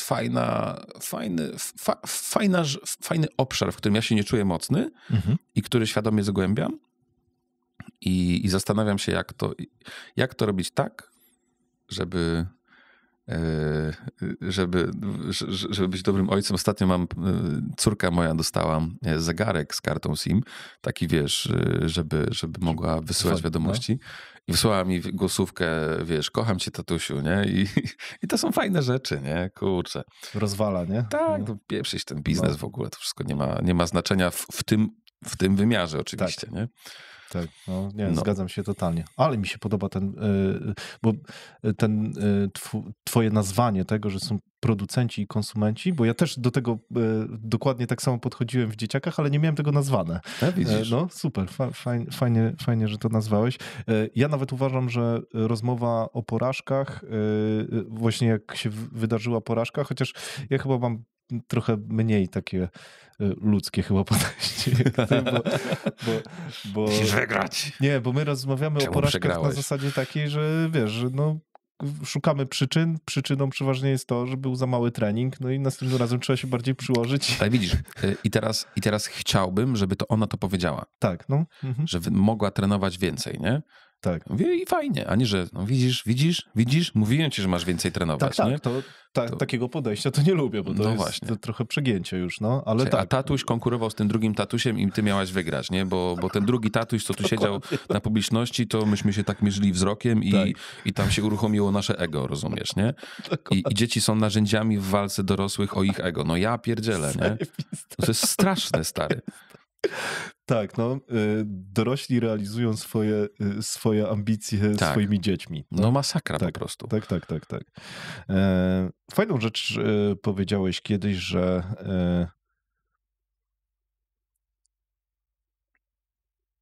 cecha, która pomaga ci być skutecznym, to umiejętność komfortowego funkcjonowania z odmiennym zdaniem do ogółu. To jest mądry opór, nie? Tak. I to ty powiedziałeś, nie? No tak. Mądre. Że jest mi z tym okej, że mam inne zdanie niż ogół. Tak. I teraz, czy ty zawsze tak miałeś? Nie, no właśnie. Ale Gallup mi to wyjaśnił, słuchaj. Dawaj. Mam w top 5 talent, który nazywa się wiara w siebie. Okej. I jest to jeden z najrzadszych talentów, jeżeli nie najrzadszy, już nie pamiętam, u Polaków. Wiara w siebie i w swoje przekonania. To znaczy, że jak już coś powiem i wygłoszę i coś to znaczy, że bardzo w to wierzę i jestem w stanie to bronić na merytoryce. To nie znaczy, że ja się nie wycofam, jeżeli ktoś mi, da argument, ale co do zasady charakteryzuje się tym, że bardzo wierzę w rzeczy, które przemyślałem, nazwałem i nie boję się mówić o nich na głos. I nie wiedziałem o tym rok temu. Teraz wiem, że mam taki talent w Gallupie i że z tego to wynika no i fajnie chyba, nie wiem. No fajnie. Taki talent. Okay. Ale zaskoczyłeś mnie tym, że wśród Polaków to jest takie rzadkie. Też się zaskoczyłem, że to jest jeden z rzadszych talentów. Bo wydaje się, że właśnie przynajmniej na poziomie, nie wiem, deklaratywnym jakimś ludzie mają tą tam dyskutują o tej piłce nożnej, o sprzedaży, o marketingu. Każdy jest specjalistą od wszystkiego, tak. Ciekawe. Od deweloperki, od biznesu, od YouTube'a. No tak, to prawda. Kurde. Nie no, fajnie się ogląda ten wasz sukces. Ja mam wrażenie, że kurczę, doszedłeś do takiego momentu, gdzie właśnie możesz sobie szczęśliwie robić ten biznes. Czy tak jest? Bo wiesz o co mi chodzi? Jak jest fajnie, to tak. Chodzi mi o taki moment, do którego dążą przedsiębiorcy. Ostatnio sporo o tym i rozmawiam i z przedsiębiorcami, i z takimi, którzy już przeszli ten level. Czyli ten moment, w którym już nie martwisz się, o rachunki, o takie, sprawy doczesne i tak dalej. To jest taki bardziej przystanek niż meta, nie? Przez chwilę się nie martwisz, potem rynek ci mówi siadaj teraz, będzie grubo i znowu się martwisz przez jakiś czas, bo gdzieś tam tobą miota po tej mapie biznesowej, ale a potem znowu jest fajnie, nie? Ale inaczej. Masz zbudowane na tyle zabezpieczenie, że jak ci firma padnie, to ty przeżyjesz całe życie? Oczywiście, że tak. No właśnie. Więc to jest trochę inne, zakładam, myślenie. Bo inaczej podejmujesz wtedy decyzję, nie? Ja nie wiem, stary. Ja w ogóle mam taki mental, że nawet jeżeli by trzeba było pójść do jakiejś roboty, która wcale nie jest prosta i nawet nie jest, jest pracą fizyczną czy coś, to się pójdzie, się to zrobi, Boże Święty, no.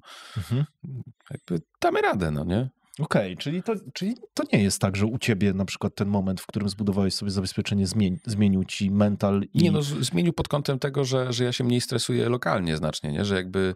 I mówię o krótkim terminie, nie? Że krótki termin mnie nie stresuje. Natomiast w długim terminie, nie ma takich zabezpieczeń. Jeżeli coś ma znaczenie, to pewnie ma zdrowie w długim terminie i pewnie mają relacje, nie? Czyli to z jaką jakością dbasz o te relacje najbliższe i jak dbasz o swoje zdrowie, nie? I pewnie to gdzieś tam buduje gdzieś tą, regulację tego układu nerwowego, że ty jesteś dostatecznie świadomy i spokojny też, żeby podejmować trudne biznesowe decyzje, nie? Że że masz mental capacity na to, żeby przyjąć duży, trudny biznesowy temat i podjąć tą strategiczną decyzję, nie? Bo ludzie często nie potrafią nazwać, na czym ta praca strategiczna polega. Kurczę, no gdyby ją wydestylować do takiego maksimum, no to ona polega na decyzjach. Co robimy, a czego nie robimy, tak w dużym uproszczeniu, nie? I żeby podejmować te decyzje nie na emocjach, no to potrzebujesz mieć jednak mimo wszystko ten mental capacity i na to, żeby dostrzec więcej punktów, które mają na to wpływ i na to, żeby, zobaczyć więcej za i przeciw, czy tam zrobić więcej analiz i tak dalej, ale ostatecznie chodzi o te cholerne decyzje, nie? I biznes jest tak dobry, jak te decyzje właśnie tej osoby, która stoi na jego czele. No i jedni są w tym lepsi, drudzy są gorsi i stąd pewnie się biorą te różnice często między miliardowymi spółkami, nie? No bo ktoś w tych podjął lepsze, w tych podjął gorsze, nie? I to jakość tych decyzji. No i teraz wracamy do tego, że jeżeli ludzie mają czas, żeby się ponudzić i żeby coś poanalizować, poszukać, no to jakość decyzji wzrasta, nie? To jest niemierzalne, więc wiele firm tego nie robi, bo masz tam, coś wyklepać się kartą od 9 do 17 i tak dalej. No i jakość decyzji. Kropka. Ma bardzo duże znaczenie, nie?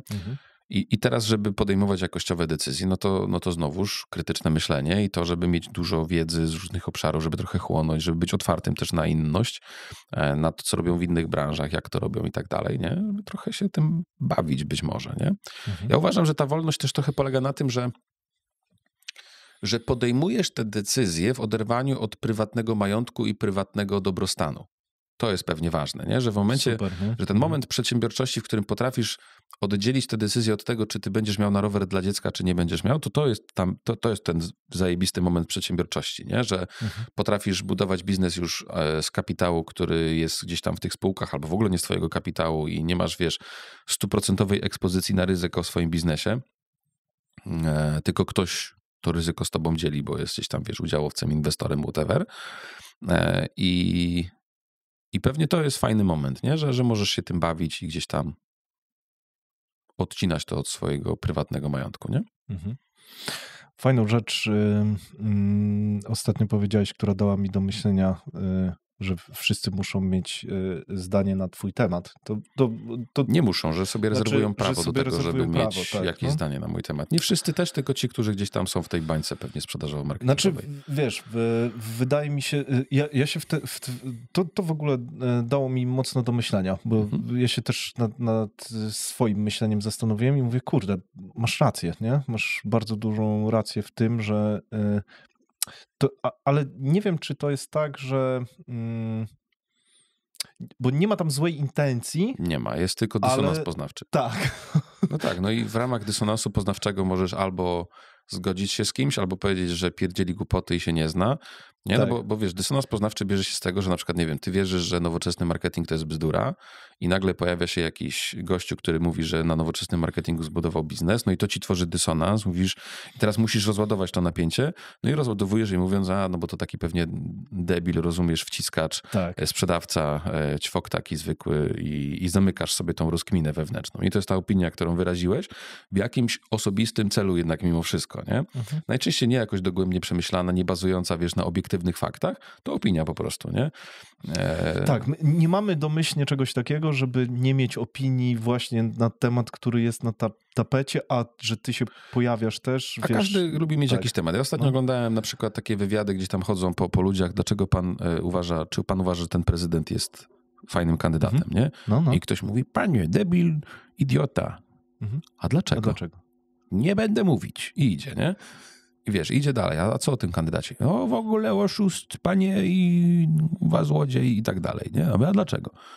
Bo chłop takie rzeczy opowiada. A jakie rzeczy opowiada? Wszystkie. I idą, nie? Wiesz, że jednak mimo wszystko i ja tak mam, i ty tak masz, że jak kogoś tam widać i ktoś obejmuje jeszcze, szczególnie jak obejmuje jakieś wyraźne stanowisko jednak, no to każdy jakąś tą opinię ma. I pewnie elementem dojrzałości biznesowej i też dojrzałości twórczej jest to, żeby to zrozumieć, zaakceptować, powiedzieć hej, no i fajnie, niech ma. I super, nie? Tak. Żeby, kurde, mogę dać sobie prawo do nieposiadania zdania na jakiś temat. To jest w ogóle mega, tak, że ja w sumie nie wiem, jak jest, nie? I to jest że to jest ciekawe, że jak kogoś pytasz w Polsce o coś, może nie tylko w Polsce, tylko na świecie, no to statystycznie ktoś wyraża tam jakieś zdanie, opinię, SEO nie działa, nie? Albo konsultanci to złodzieje, nie? Albo YouTube to jest w ogóle... Ci influencerzy to też złodzieje, nie? I są takie kurde zdania, które tam ludzie wypowiadają, często bez żadnego przemyślenia, no ale właśnie w jakimś tam celu. Najczęściej w celu rozładowania własnych emocji w jakiejś sprawie, nie? Masz jakieś takie metki, które czujesz, że są popularnie przyklejane do ciebie, ale ty na przykład, nie znasz się totalnie na tym temacie, a ludzie cię pytają właśnie o rady, bo ja mam wrażenie, że jeżeli ty publikujesz, mądry content na jakiś temat, nie?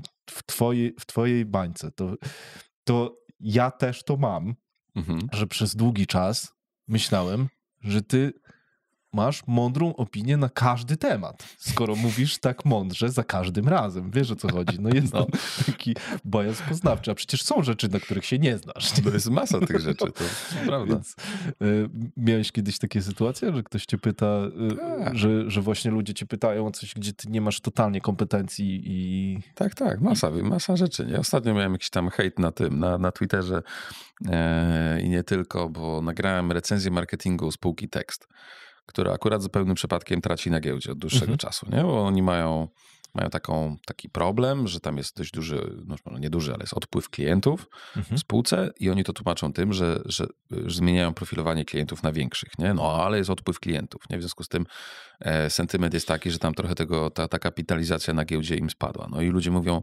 o to panie Negacz, nie? To jak to jest, że tam tak wysoko pan marketing ocenił, a spółka spada? A proszę mi teraz wyjaśnić, nie? No i typ mnie wywołał i tam wywoływał mnie kilka razy, w końcu wywołał mnie na LinkedInie, żebym się wypowiedział. No, pisałem mu, że nie wiem. No nie wiem, stary, no mają fajny marketing, kropka. I to recenzowałem na kanale, nie? I naprawdę nie wiem. No nie wiem, nie, kropka i tyle. No i myślę, że najczęściej jest tak, że ja już przestałem na te pytania odpowiadać, bo to też była jakaś tam moja podróż z tym, że jak ja komuś nie odpowiem na pytanie, które ktoś mi napisał gdzieś tam na Instagramie czy na LinkedInie, to bucem jestem zwykłym. No ale z drugiej strony, jeżeli ich jest 30-40 dziennie, no to ja już po prostu nie jestem w stanie i to nie jest mój job, żeby się... No nie odpisałem. Nie miałem capacity na to, żeby to zrobić. No i przykro mi. Przepraszam wszystkich, których tutaj, przepraszam wszystkich, którym nie odpisałem, a do mnie napisali w czystej intencji.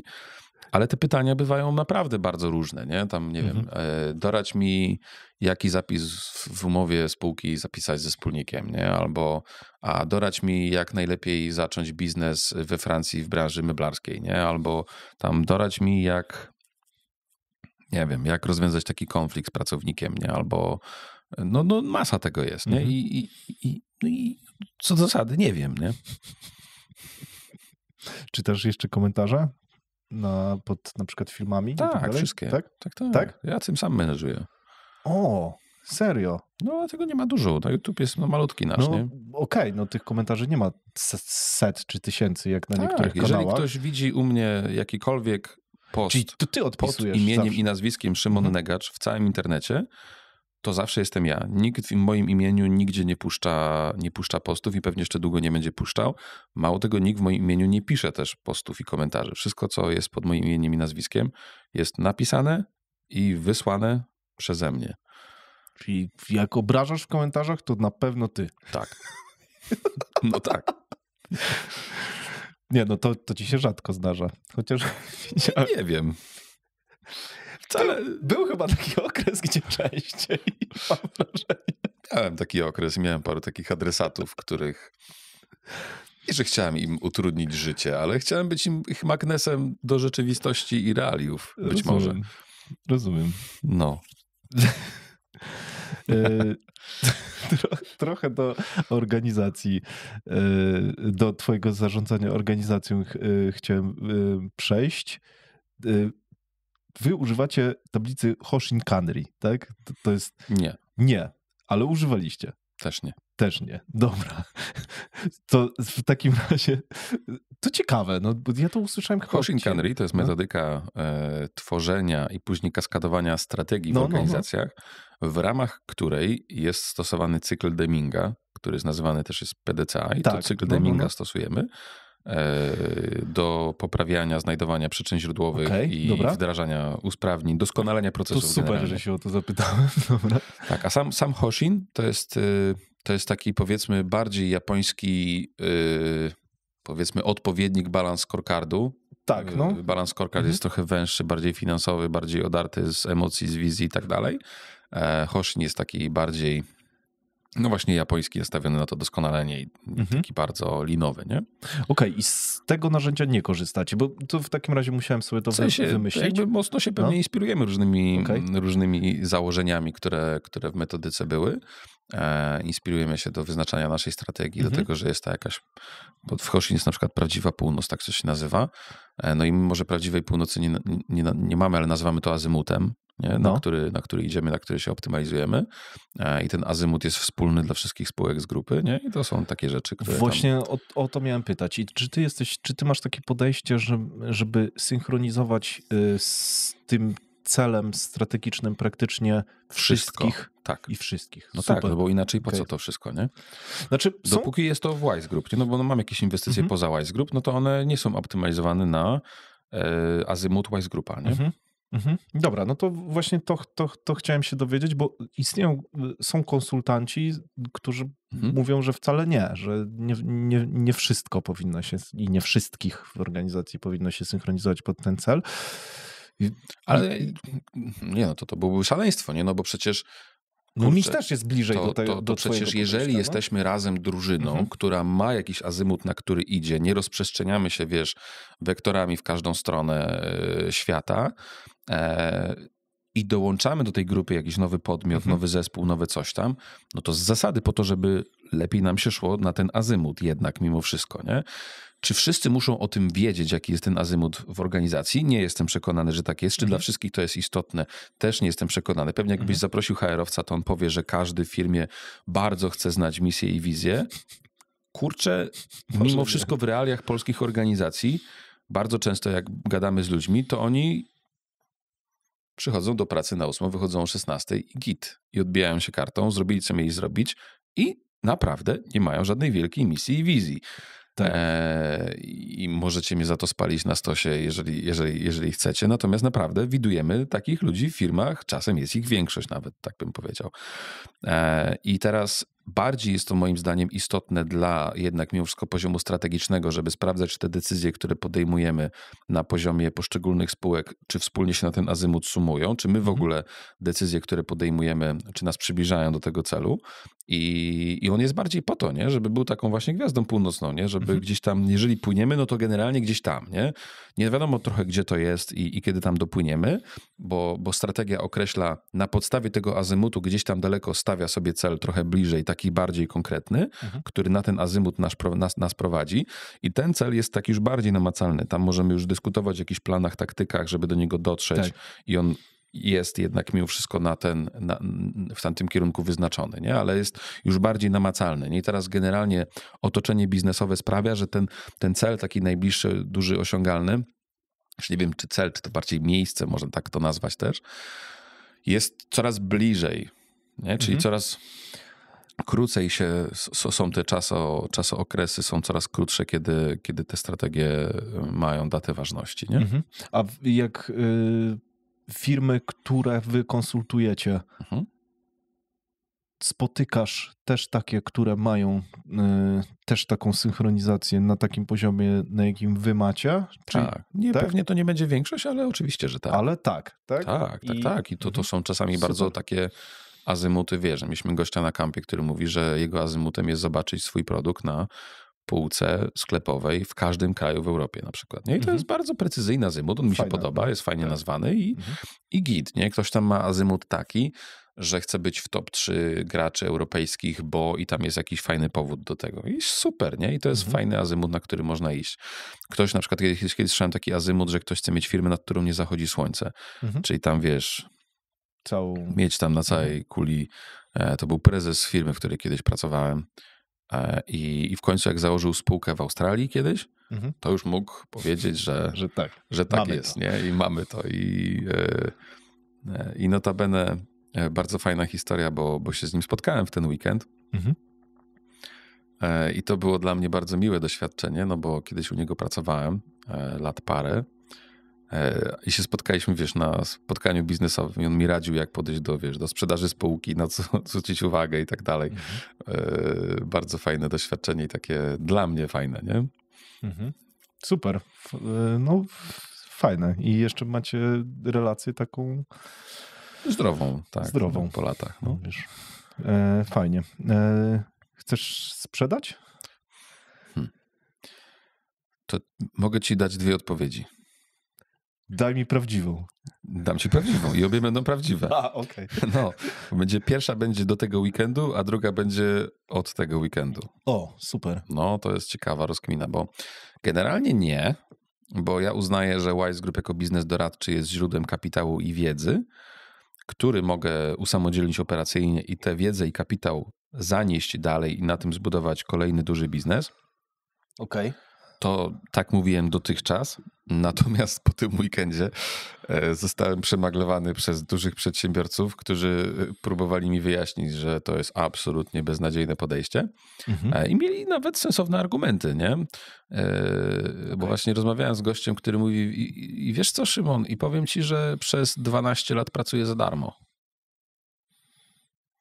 Mówi, w jakim sensie? Mówi, no bo słuchaj, jakbym 6 lat temu sprzedał firmę, to sprzedałbym ją za dokładnie tyle samo, co teraz. I na dodatek teraz jestem na 6-letnim takim, wiesz, buyoutie, czy tam earnoucie i będę wychodził stopniowo przez te 6 lat kolejnych, nie? I mówię, no 12 lat za darmo, nie? Więc jakby ucz się na moich błędach. I to było na swój sposób inspirujące. To nie jest jakby na razie w linii mojego po co, nie? No bo jeżeli moje po co jest takie, żeby żyć entuzjastycznie i żeby cieszyć się z upływającego czasu, no to jednak mimo wszystko Wise Group jest doskonałą platformą do tego, nie? Żeby się tam realizować i żeby wiesz, mierzyć się z różnymi rzeczami, uczyć się, rozwijać i tak dalej. Więc odpowiedź brzmi raczej nie, ale się edukuję. Podobno lepiej budować organizację pod sprzedaż, nawet jak się jej nie chce sprzedać, bo wtedy ona będzie zdrowsza i tak dalej, więc tak właśnie zakładam. Ale użyłeś zdania przed chwilą, jak opowiadałeś o tym weekendzie. To jest, wiesz, to jest taki moment, że ludzie mówią, o, dobrze, że te rozmowy są takie długie, bo nikt tak długo gardy nie potrafi trzymać. No.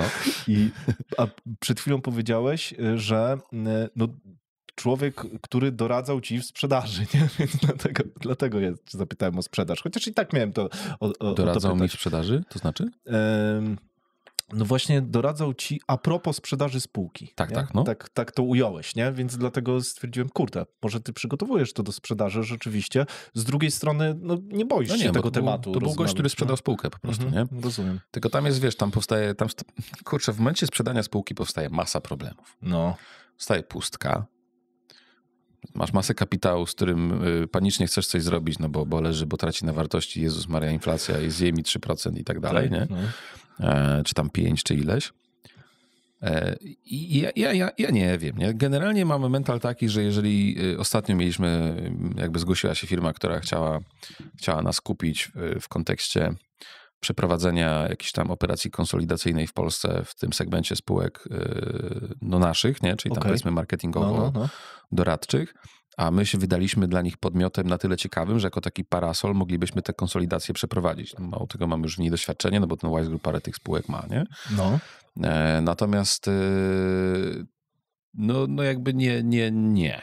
Po prostu, ale było to ciekawe na pewno, nie? No, ale zakładam, że przy takiej transakcji to dostałbyś kupę kasy. Tak, no ogromną kupę. Jeszcze miałem potencjalnie byłbym twarzą tej konsolidacji. No. Tam była, wiesz, grube setki milionów euro miały być przeznaczone na to i tak dalej. Więc być może ciekawe, ale kurczę, wydaje mi się, że ja jeszcze nie jestem na tym etapie, na którym powinienem to rozważać. No bo jeżeli mam dość jasną drogę wyznaczoną, że na tych naszych dzisiejszych zasobach my powinniśmy bez problemu, może nie dzisiejszych zasobach, ale dzisiejszych zasobach zarządczych, tej takiej strukturze stałej, wydaje mi się, że powinniśmy dolecieć co najmniej do 100 kilkudziesięciu milionów przychodu, no to i wydaje mi się, że wiem, jak to zrobić i mam dostatecznie dużo zapytań. W ogóle ciekawa rzecz się wydarzyła, to jest super ciekawe. My, słuchaj, jest taka sytuacja, my prawie w styczniu to w ogóle mieliśmy taki kryzys w dziale sprzedaży, że nigdy nie mieliśmy takiego. Bo nagle się okazało, słuchaj, że nasza rekordowa liczba zapytań kwalifikowanych, teraz będę mówił z pamięci, chociaż czemu mam mówić z pamięci? No, dokładnie. Czemu mam mówić z pamięci? Daj mi chwilkę. Właśnie ostatnio tu na fotelu Dawid Myśliwiec wyciągnął telefon i zapraszam do odcinka. Właśnie powiedział o przychodach wszystkich z reklam i tak dalej. To patrz, to ja na przykład w zeszłym roku, w 2024, w styczniu miałem 142 lidy kwalifikowane, potem w lutym miałem 94 i w marcu miałem 121. Czyli jeżeli by powiedzieć tam średnio z tych 3 miesięcy, to mam Excela teraz tak krzywo zrobionego i nie wiem, czy mi się uda. Jedną ręką nie. No tam powiedzmy ze 120 średnio, nie? No i potem mamy dalszy rok, mniej więcej cały rok się utrzymuje mniej więcej na tym poziomie, nie? No i nagle przychodzi styczeń. Ale i to są kwalifikowane. Kwalifikowane już te, z którymi weszliśmy w rozmowy, z nich jest 40 parę procent konwersji na biznes, nie? To wasza konwersja jest chora. No. Jest chora. I teraz patrz, mamy listopad 111, czyli dalej w średniej, no i grudzień, wiadomo, zmiany, nowy rok 142, nie? No i przyszedł styczeń. 247. Czyli razy 2 średnia z zeszłego roku. Dział sprzedaży krwawi. Nie mamy tyle zasobów, żeby w ogóle to obsłużyć. Wszyscy pracują po godzinach. W ogóle kosmos jakiś totalny. Luty. Mówimy w lutym na pewno już tyle nie będzie. Siądzie. 226, nie? No i wiesz, pilna rekrutacja handlowców, pilnie skalujemy strukturę, pilnie próbujemy to ogarnąć, pilnie rekrutujemy i tak dalej. Marzec, no powinien być już spadek. 200, nie? I mamy paliwo w związku z tym. To jest dla mnie taki trochę barometr tej naszej strategii biznesowej, nie? Że jeżeli wydawać by się mogło, nie? Bo jak mniej więcej 3-4 lata temu ja rozwijałem biznes, to specjaliści, eksperci biznesu w maści wszelakiej mówili mi, że Dobrze, że rynek... Że ty się śmiejesz. Proszę? Dobrze, że ty się śmiejesz, nie ja. Nie, jakby, bo to nie chodzi o to, że ja ich wyśmiewam, No tylko chodzi mi o to, że jest bardzo duża część ekspertów, którzy nieproszeni o opinię wydają sąd, nie? Tak. Czy tam swój ekspercki, że no fajnie, że masz wyniki, ale musisz pamiętać, że za 3 lata nie będziesz miał, nie? I to jest takie dla mnie... Kurwa, kto pytał, nie? Dokładnie. A kto pytał? I dziękuję oczywiście za komentarz i to jest dla mnie bardzo cenne. To nie jest tak, że jestem zamknięty na opinię, ale jakby ale kto pytał? No rozumiem to. No i oni wieścili coś takiego, że wraz z naszym wzrostem ta liczba zapytań będzie spadać. Nie? To znaczy, że po prostu rynek jednak nie jest aż tak chłonny, on jest mały, ograniczony i tak dalej. Natomiast to, co się okazało na przestrzeni tego rozwoju, to się okazało, że nasz rynek jest znacznie większy niż my się spodziewaliśmy. No bo jeżeli przyjmiemy średnie i duże przedsiębiorstwa, to jest tam około 20 000 przedsiębiorstw w Polsce, tak teraz mówię z pamięci. Tak, ale jeżeli weźmiemy małe, to jest tam około 60 chyba tysięcy przedsiębiorstw, ale okazuje się, że w GUS-ie bardzo duża liczba z naszych klientów jest określona jako mikroprzedsiębiorstwo, bo oni na etat zatrudniają 2 osoby, gdzieś tam mają, 25 freelancerów i okazuje się, że ta grupa docelowa, do której my docieramy w Polsce, jest w ogóle... To jest powyżej 100 000 podmiotów, plus do tego trzeba dołożyć te, które się powoli otwierają, zamykają i tak dalej, nie? Czyli ta grupa nawet jeszcze przechodzi recykling w pewnym sensie. No i ja wybrałem się po lutym, to już wybrałem się w podróż, mówię, kuźwa, to ja muszę zrozumieć, co się takiego wydarzyło, że nagle jest tego 2 razy więcej. No i teraz patrz, wszystko się składa w piękną historię. W czerwcu 2023 Łukasz Pobianko zaczyna zarządzać konsultingiem.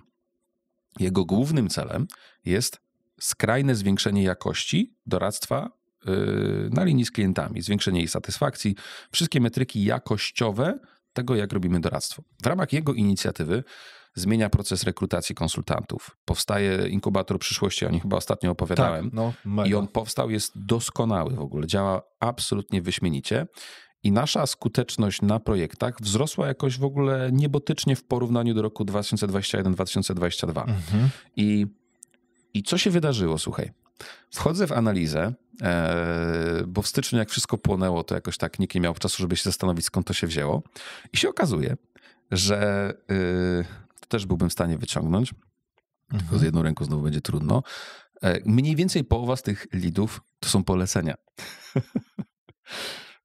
I to jest kosmos. Czyli my utrzymujemy wolumen zapytań pochodzących z naszego marketingu i tak dalej, on być może odrobinkę rośnie, ale wolumen poleceń się zwiększył w jakiś w ogóle kosmicznie nieproporcjonalny sposób. Nagle. W związku z tym okazuje się, że im lepszą, nie jest pewnie żadne odkrycie, nie, ale im lepszą usługę robisz dla coraz większej grupy klientów, tym zwiększasz też ten efekt sieciowy tych poleceń w siatkach relacji tych ludzi, nie?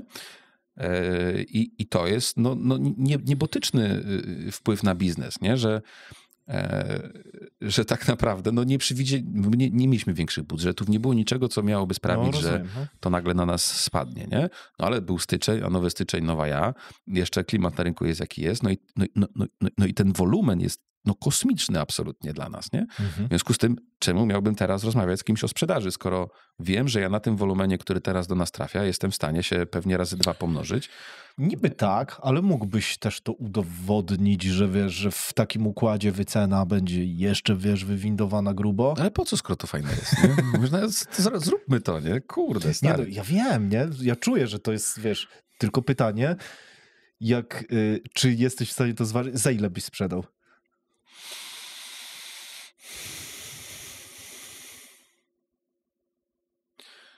My w tym roku powinniśmy mieć około 17 milionów EBITDA. No. Tak nam się wydaje. Plus minus 1,2 miliona, powiedzmy, w całej grupie.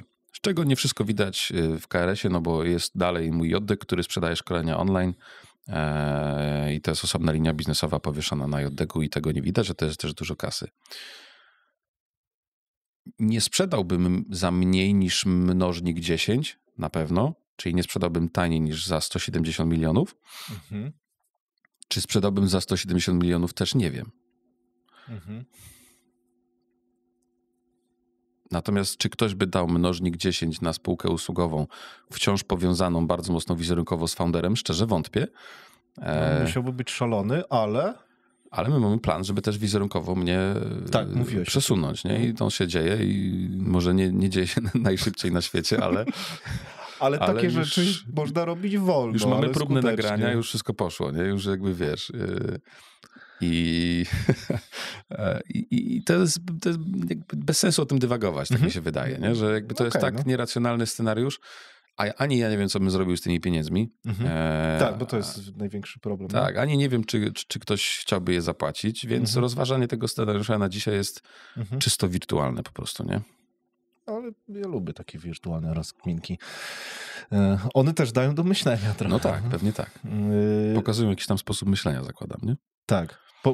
Mówiłeś, no tak, no bo przez poznanie wierzę w to, że przez poznanie bardzo dużej ilości modeli mentalnych, które ty masz w głowie i inni mają w głowie, można dojść właśnie do tej prawdy w końcu, albo lepiej rozumieć rzeczywistość po prostu. Tak? To prawda. Jakość. Mówiłeś, że właśnie Łukasz był za to odpowiedzialny, tak? Tak. I niesamowity sukces odniósł razem ze swoim zespołem. Dobra, i teraz pytanie, przez co osiągnął tą jakość, bo ja zgaduję tak między wierszami, bo słuchałem twojej rozmowy z Gregiem Albrechtem i tam rozmawialiście o tym, że ja tak wyczułem, że wy nie wiem, czy zmieniliście, czy sprecyzowaliście, czy więcej, czy robicie tak od początku i to też wpływa na jakość, że bardzo dużo klientów odrzucacie, ta kwalifikacja jest bardzo chamsko robiona wręcz. Nie jest chamsko robiona. To znaczy, w sensie chamsko w cudzysłowie. Jest robiona świadomie. Tak, ale chodzi o to, że nie zmieniasz kształtu planszy gry, w którą grasz przez to, że klient ci mówi, że chce trochę inną usługę. Tak, to jest bardzo ładnie powiedziane, że ja wiem, komu potrafię dowieść wartość i wzrost jakości wynika i z tego, że inni, lepsi, lepiej wdrożeni, lepiej zaopiekowani, lepiej zarządzeni ludzie to robią. I za to klient płaci, nie? Że on nie płaci za to, że przychodzi do niego freelancer, tylko jednak płaci za to, że przychodzi do niego organizacja, która wymyśliła sposób i przetestowała go na dużej próbie, która jest zarządzana, jest moderowana, rozwiązuje problemy, jeżeli się pojawiają, nie? I jakby, wiesz, jest to organizacja, która też bierze na siebie jakieś ryzyko, nie? Jest to jeden człowiek, który jak nie da rady, to musi wyjść i musi przyjść kolejny z innej firmy, nie? I to jest jedna część medalu, czyli że Łukasz zrobił doskonałą robotę, żeby ci ją zwizualizować na cyfrach, to... Krępuj się. Tak. To... Już ci mówię. Jak się cofniemy w czasie, mamy taką metrykę, którą mierzymy w każdym z miesięcy, jaki jest współczynnik negatywnych feedbacków w danym miesiącu wśród próbki kontrolnej klientów, nie? Czyli my tam co miesiąc dzwonimy do próbki kontrolnej klientów i badamy, jak to się ma. W waszej skali to już próbki kontrolne się robi, a nie wszystkich. Dobrze. No tak, no musimy, nie? Rozumiem, ale fajne. No i mam tak. Marzec 0, kwiecień 0, przepraszam, luty 0, styczeń 0, grudzień 0, listopad 1, negatywny. Kurczę, muszę to obrócić. O, teraz będę widział. Październik teraz 0. Wrzesień 0. Sierpień 1. Lipiec 0. I teraz jak się cofniemy na przykład do... mam teraz lipiec 2023. 4. Czerwiec 3. Maj 5. Kwiecień 6. Nie? To jakby, mimo że tych klientów jest teraz więcej, nie? I jak teraz to liczymy procentowo, to około 97, już ponad czasami to wiesz, skacze powyżej procent klientów, ocenia wysoko projekt i jego rezultaty. I druga metryka, która jest bardzo ciekawa, to jest metryka, którą mierzymy na poziomie wstępnego audytu i przerodzenia się tego wstępnego audytu w projekt. To też niebotycznie wzrosło, bo na przestrzeni przejmowania przez Łukasza to było około 50%, a teraz przekracza czasami 75%, nie? Tych klientów, którzy przeszli wstępny warsztat i weszli później w projekt, nie? I to jest, wiesz, to jest... Tak, no ale Łukasz to jest człowiek o bardzo, bardzo dużych talentach takiego integrowania zespołu wokół wspólnego celu, nie? I teraz jeżeli on zintegrował tych ludzi bardzo mocno w obszarze dyskusji, jak to robić lepiej, jak unikać problemów w projektach, jak się zachowywać, kiedy są problemy w projektach, wdrożyły zespoły coś, co nazywaliśmy siłownią i te zespoły też lokalne, bo mamy 6 liderów konsultingu, którzy mają swoje zespoły, każdy z nich robi siłki i siłki prowadzą do tego, że rozbijają najtrudniejsze case'y klientów, tematy takie sporne, trudne, nieoczywiste, albo dotarcie w jakiś rynek, albo jakichś konfliktów między wspólnikami, jak się zachować. Wewnętrzny mastermind na case'ach. Tak, i nazywamy to siłką. I liderzy znacznie bardziej angażują się też w te projekty i prowadzą je wspólnie. Jest znacznie większy monitoring tego, co się na tych projektach dzieje. Jest znacznie większa kooperacja też na tych projektach, czyli konsultanci wprowadzają kolegów, koleżanki, wspólnie robią duże, trudne wyzwania. Jest takich dużo rzeczy, które Łukasz zrobił, wdrożył, pomógł wystartować, potem zamanedżować, skomunikować, wdrożyć. No wybitny człowiek, nie? W tym wszystkim. I też to jest ciekawa postać bardzo i też ciekawa lekcja zarządzania, bo konsultanci, jeżeli uśrednić by tą grupę, to jest grupa, która raczej ma wysokie poczucie własnej wartości, nie? I na poziomie życiowym, i na każdym, i też bardzo słusznie, nie? To kompetentni ludzie. I okazuje się, że kiedy na czele tych ludzi postawi się kogoś, kto nie gra w grę ego, jest egoless i potrafi nie mierzyć się z nimi, nie konkurować, tylko zmierzać do współpracy, nie wciąga się w te gierki, jeżeli się pojawiają, tylko je, wiesz, gasi od razu, no, że to jest gościu, który potrafi być liderem dla takiego zespołu, ich poprowadzić wspólnie. Mimo że to są bardzo silne wektory, to taki człowiek, który no, ja nie wiem, to niesamowity gość, nie? Jakby my pracujemy, nie wiem ile pracujemy z Łukaszem, pewnie też już 4. rok się gdzieś tam mieli. No i ja się z nim nigdy nie pokłóciłem, nie potrafię nawet, nie? Gdzieś tam, wiesz, no, z Oliwią czasami latają jakieś pioruny, nie? Jak się nie zgodzimy, to takie oczywiście serdeczne i w ogóle, ale z Łukaszem nigdy, nie? Tak jakby po prostu nie da się, nie? Jakby, no nie da się z gościem pokłócić, nie? I super. I dlatego pewnie odnosi takie sukcesy, tak sądzę. Czuję, dlaczego to ująłeś, że to jest taka lekcja zarządzania, bo ja też ją łykam totalnie. Czy to jest tak, że Łukasz też na przykład, jak macie taką próbkę kontrolną, zgaduję, że w ogóle to się odbywa, ale zakładam, że u was akurat, jeżeli chodzi o jakość i ten taki podejście customer success, ale takie prawdziwe customer success, a nie udawane, jak niektórzy robią. Wiesz, my też popełniamy błędy na 100%, tak, nie? I tam na pewno jest... Musicie, w sensie zrobicie. No, stary, tak. Naprawdę nie popełnia błędów ten, kto nic nie robi. Wy robicie za dużo, żeby nie popełniać błędów. No, to nie sztuką jest nie popełniać błędów. Pytanie, czy istnieje u was coś takiego, jak takie pogłębione badania właśnie z klientami, którzy nie do końca byli zadowoleni, żeby znajdować oporowe przyczyny, ale takie prawdziwe. Do każdego projektu, który się zakończy, jest analiza i też ci mogę je czytać. Nie? One są, wiesz, w jednym miejscu zebrane. Ostatnio doszliśmy do tego, że oprócz tego, że prowadzi, że jakby mamy takie badanie robione od opiekuna, który doprowadził do deala, on na koniec dzwoni, jak się projekt zamyka i on też wcześniej bada te właśnie te feedbacki, nazwijmy to. I I jeżeli z tego feedbacku tego człowieka wychodzi coś, co jest dla nas nieoczywiste albo warte pogłębienia, no to wtedy też dzwoni albo szef konsultingu, albo lider tego konsultanta, który prowadził ten projekt. I to nie jest tak, że wiesz, skarżymy na kolegę, tylko trochę wyciągamy poza nawias tego konsultanta, próbujemy dowiedzieć się, co się tam stało z perspektywy klienta.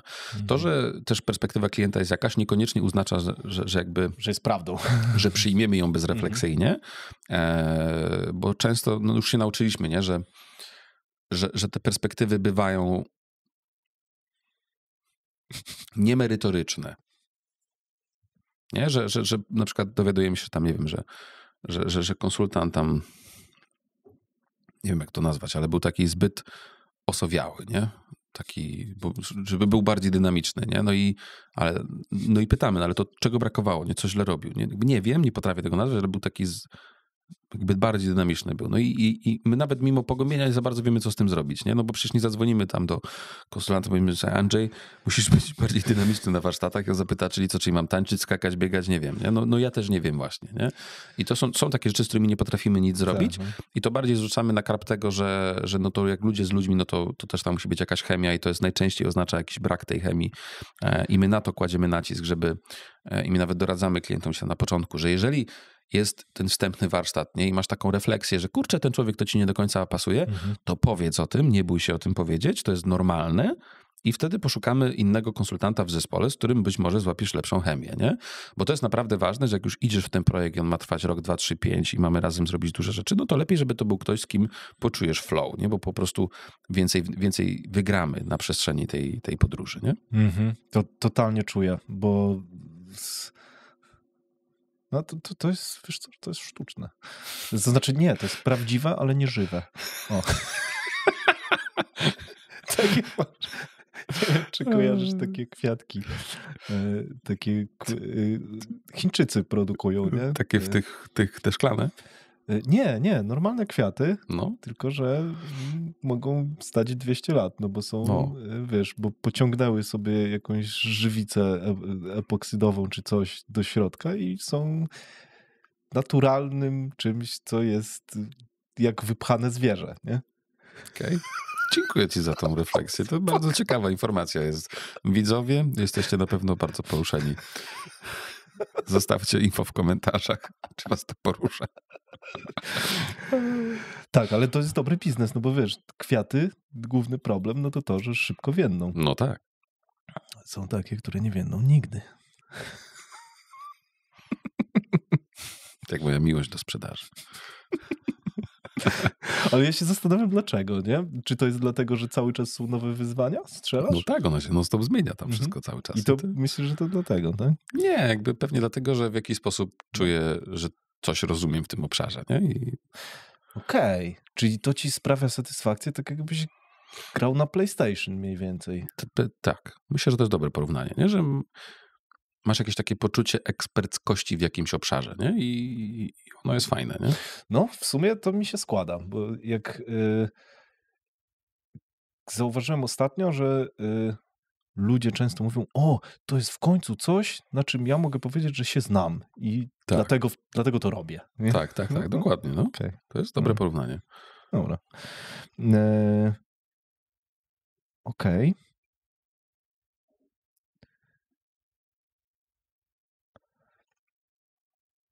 64. To chyba z 3000, bo wiesz co, ja mam takie pytania, ja mam już rodzaje pytań, nie? O, co ty gadasz? Chciałbym doktorat napisać z tego. Wiesz, pytania kaskadowe, pytania takie. Masakra. Takie, no to jest. Tak, to słuchajcie, poza kamerą właśnie rozmawialiśmy o tym, że jak on robi te pytania, nie wiem.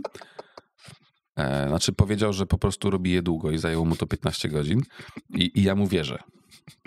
Naprawdę. Czy zdominowaliście branżę? Czujesz, że zgniotłeś konkurencję? Czy w ogóle na to nie patrzysz? Kurczę, nie wiem, chyba nie. Znaczy na pewno jakby mamy znaczenie, nie? Jeżeli ktoś tam chce wybrać kogoś, kto usprawni sprzedaż albo marketing B2B, no to na pewno jesteśmy graczem, z którym trzeba się liczyć.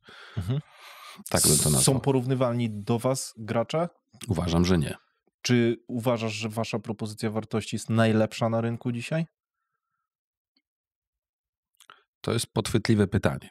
Tak. Jeżeli mówimy o projekcie doradczym, że wchodzi konsultant, analizuje obszary do poprawy, robi z tego plan, a później angażuje wykonawczo różne osoby i spółki, żeby ten plan zrealizować, to uważam, że tak. Okay. Dlatego, że jest instytut badawczy, który nas totalnie wyróżnia i ma znaczenie. Teraz jeszcze jest prawo, podatki i finanse jako kolejna rzecz, która może w tych projektach pomagać.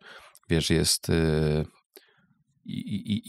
są też Letsy, które okazuje się, że Let's Automate przeprowadził już kilkadziesiąt wdrożeń z AI-em i usprawnień automatyzacji procesów, co też jakby pomaga nam być bardzo konkurencyjnym. Wiesz, jest ta rekrutacja teraz jeszcze otwarta na inne kompetencje niż sprzedaż i marketing. Jest agencja marketingowa, która, wiesz, no mocno nam pomaga, no bo bardzo często z egzekucją marketingową jest duży problem w tych projektach rozwojowych, nie? Że albo na coś się bardzo, bardzo długo czeka, albo to jest zrobione na niskiej jakości. Więc myślę, że w tych projektach i to dochodzi już do tego w ogóle, to jest bardzo ciekawe, co teraz powiem, że zaczęliśmy wygraliśmy pierwszy projekt, mierząc się z bardzo dużą międzynarodową firmą doradczą i klient nas wybrał nie ze względu na to, że byliśmy tańsi, tylko ze względu na to, że mieliśmy szersze kompetencje w tym, co chciał zrobić. Wow. I to była rewolucja jakaś dla nas, nie? Że jakby udało się to wygrać i że klient wziął nas, bo ocenił, że lepiej pasujemy do szerokości jego wyzwania. No i pewnie ta cena miała tam gdzieś jakieś znaczenie. Nie mówię, że nie, ale akcentował, wybierając nas, akcentował kompetencje, nie? Ale byliście tańsi? Nie wiem. To jest, nie wiesz. Pewnie tak, na pewno tak. No, nie jesteśmy drodzy. Nie wiem, czy na pewno tak, nie? Wiesz. Na pewno tak. Jestem przekonany, że byliśmy tańsi. Na jaką literę? Konkurencja? Nie powiem, no bo to są, wiesz, jest niedużo firm, nie? No wiem, 4. No, nie, jest ich więcej w praktyce niż te 4, bo tam są inne też organizacje, których akurat w gronie tych 4 nie ma. Myślę, że jest ich kilkanaście. Okej. Ale takich bardzo, bardzo dużych, nie? Które wiesz, tak czasem się nabijam, że kiedy patrzę na te nasze projekty, to mają zasłuch w ustach, żeby na nie splunąć nawet, więc to trochę nie jest ich segment. No i tyle. Czyli wy jesteście najlepszym specjalistą od zmiany. Kompleksowej. Całościowo właśnie. Kompleksowej. To i tak nie są proste zmiany, pomimo tego, że jesteśmy jedną grupą, to i tak mamy, wiesz, oczywiste wyzwania komunikacyjne i tak dalej. I to nie jest tak, że to jest proste, ale to jest tak, że to i tak jest znacznie, znacznie prostsze, niż jeżeli to by były osobne podmioty, nie? Dobra, to co, z czym dzisiaj się chcecie ścigać? Z niczym. Z niczym. No. To co jest waszym napędem? Ta wizja, o której ci wspomniałem, nie? To, żeby się rozwijać w takim tempie, że i projekty, i zespół za tym nadążają, nie? Tak nazwaliśmy wizję. Nie mamy ambicji bycia numerem 1 w Polsce. Chcemy stać liderem branży, być międzynarodową firmą doradczą. Chcemy być tam najlepsi na świecie i tak dalej. Jakby, kurczę... Czyli chcecie po prostu... robić dobrą robotę. I rosnąć w zdrowym tempie. Dla klientów i dla nas. Tak. Że nie nadwyrężamy tej jakby wrażliwej wagi, która istnieje w każdym biznesie usługowym, nie? No. Czyli nie chcecie, żeby ktoś o was źle mówił. No, ale to jakby tego nie unikniemy i tak, nie? To uważam, że cokolwiek byśmy nie zrobili, to zawsze... Nie, oczywiście, tylko że tak jak powiedziałeś, no to te liczby są jakieś w ogóle absurdalnie małe, nie? Ludzi, którzy na przykład są niezadowoleni i mogą to nawet wyartykułować, nie? W sensie niezadowoleni, nie wiadomo...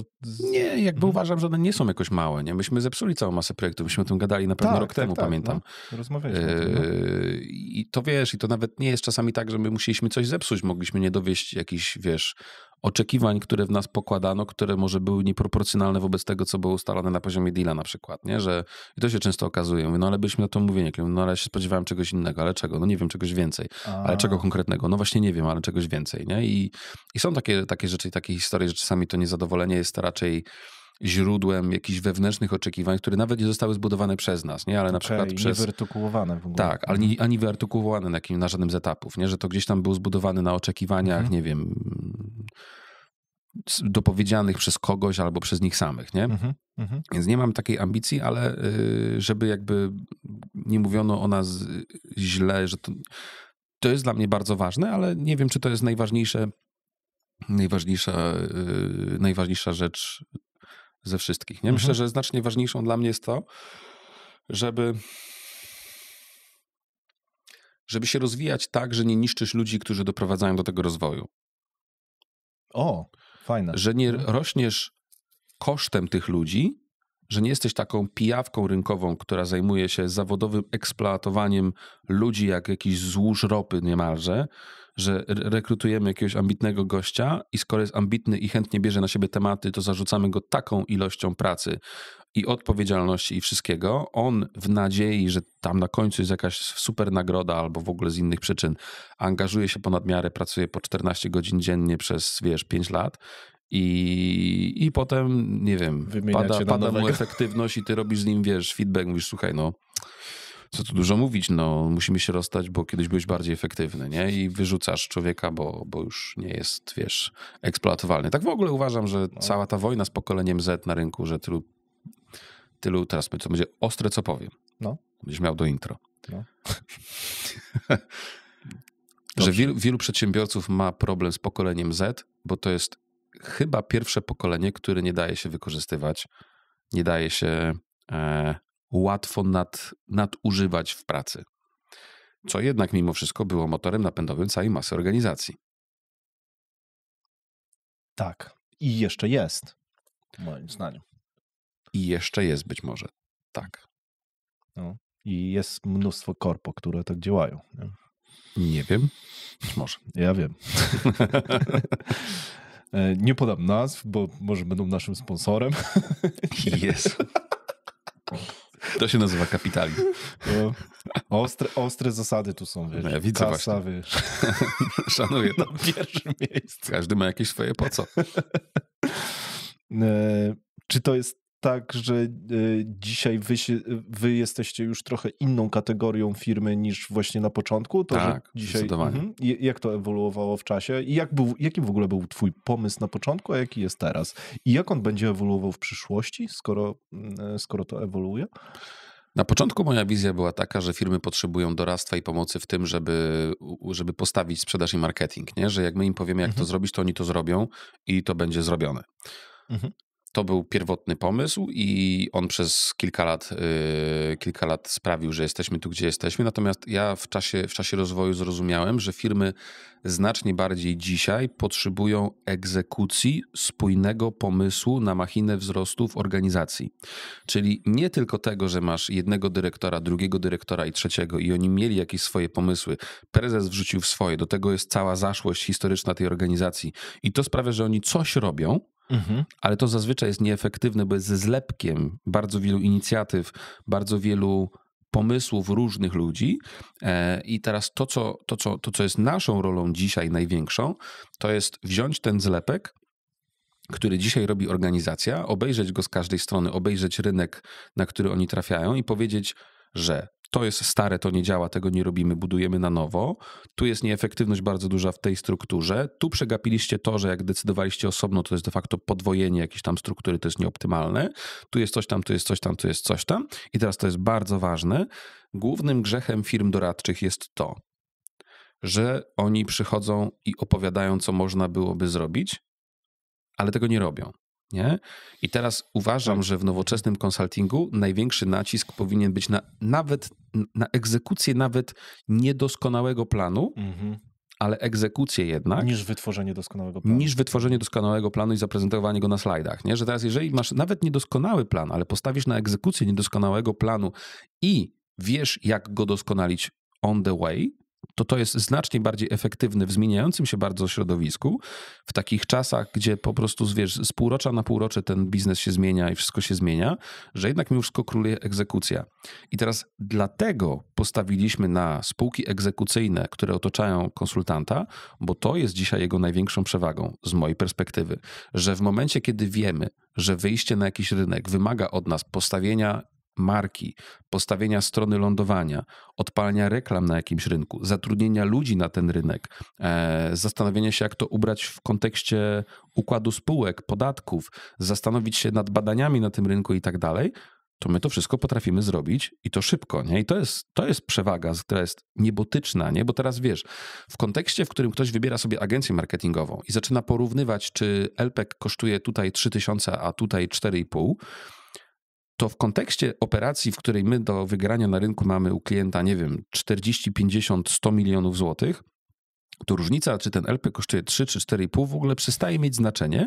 Najważniejsze dla klienta jest to, że potrafimy sprawnie przeprowadzić tą egzekucję. A sprawna egzekucja jest wtedy, kiedy to, co wytworzył ten konsultant, idzie do AdWise'u i AdWise z tego wie, jak zrobić z tego branding, wie, jak zrobić z tego stronę lądowania, wie, jak to przetłumaczyć na reklamy, wie, jak to odpalić, po prostu idzie, odpala, nie?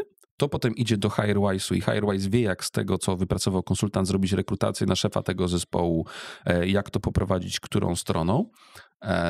I to jest siła z mojej perspektywy, nie? A potem wchodzą lecy i patrzą na przykład, że jest tam jakiś proces pozyskiwania klientów, który w jakimś obszarze, jak go zautomatyzujemy, to wiesz, zaoszczędzimy 2 etaty i nie trzeba będzie dorekrutowywać ludzi, tylko tym zespołem, który jest teraz, zrobimy to wyjście. I to jest moim zdaniem siła, która jest ogromna. Czy ona jest trudna do skopiowania? Nie wiem, bo tych holdingów nagle zaczęło się robić masę na rynku, szczególnie takich holdingów, powiedzmy, sprzedażowo-marketingowych. Może nie masę, ale jest już ich tam 3-4. Natomiast my ich nie spotykamy w rynku w ogóle, nie? W sensie to jest tak, że one są, ale musiały objąć jakiś inny fragment rynku niż nasz.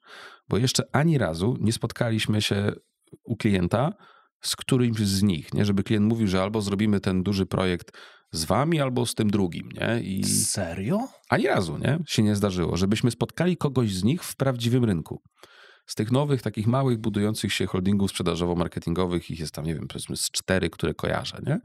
I one gdzieś tam się budują i poszły w tą strukturę podobną do naszej, nie? Dlaczego?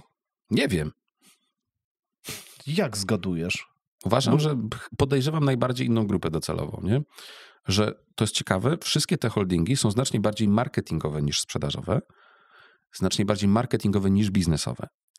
One komunikują się, że oni też robią sprzedaż i biznes i strategię i w ogóle wszystko, ale nie mam takiego przekonania, że mają zasoby wewnętrznie, przynajmniej tak wiesz, hipotetyzując, żeby to realnie zrobić, nie?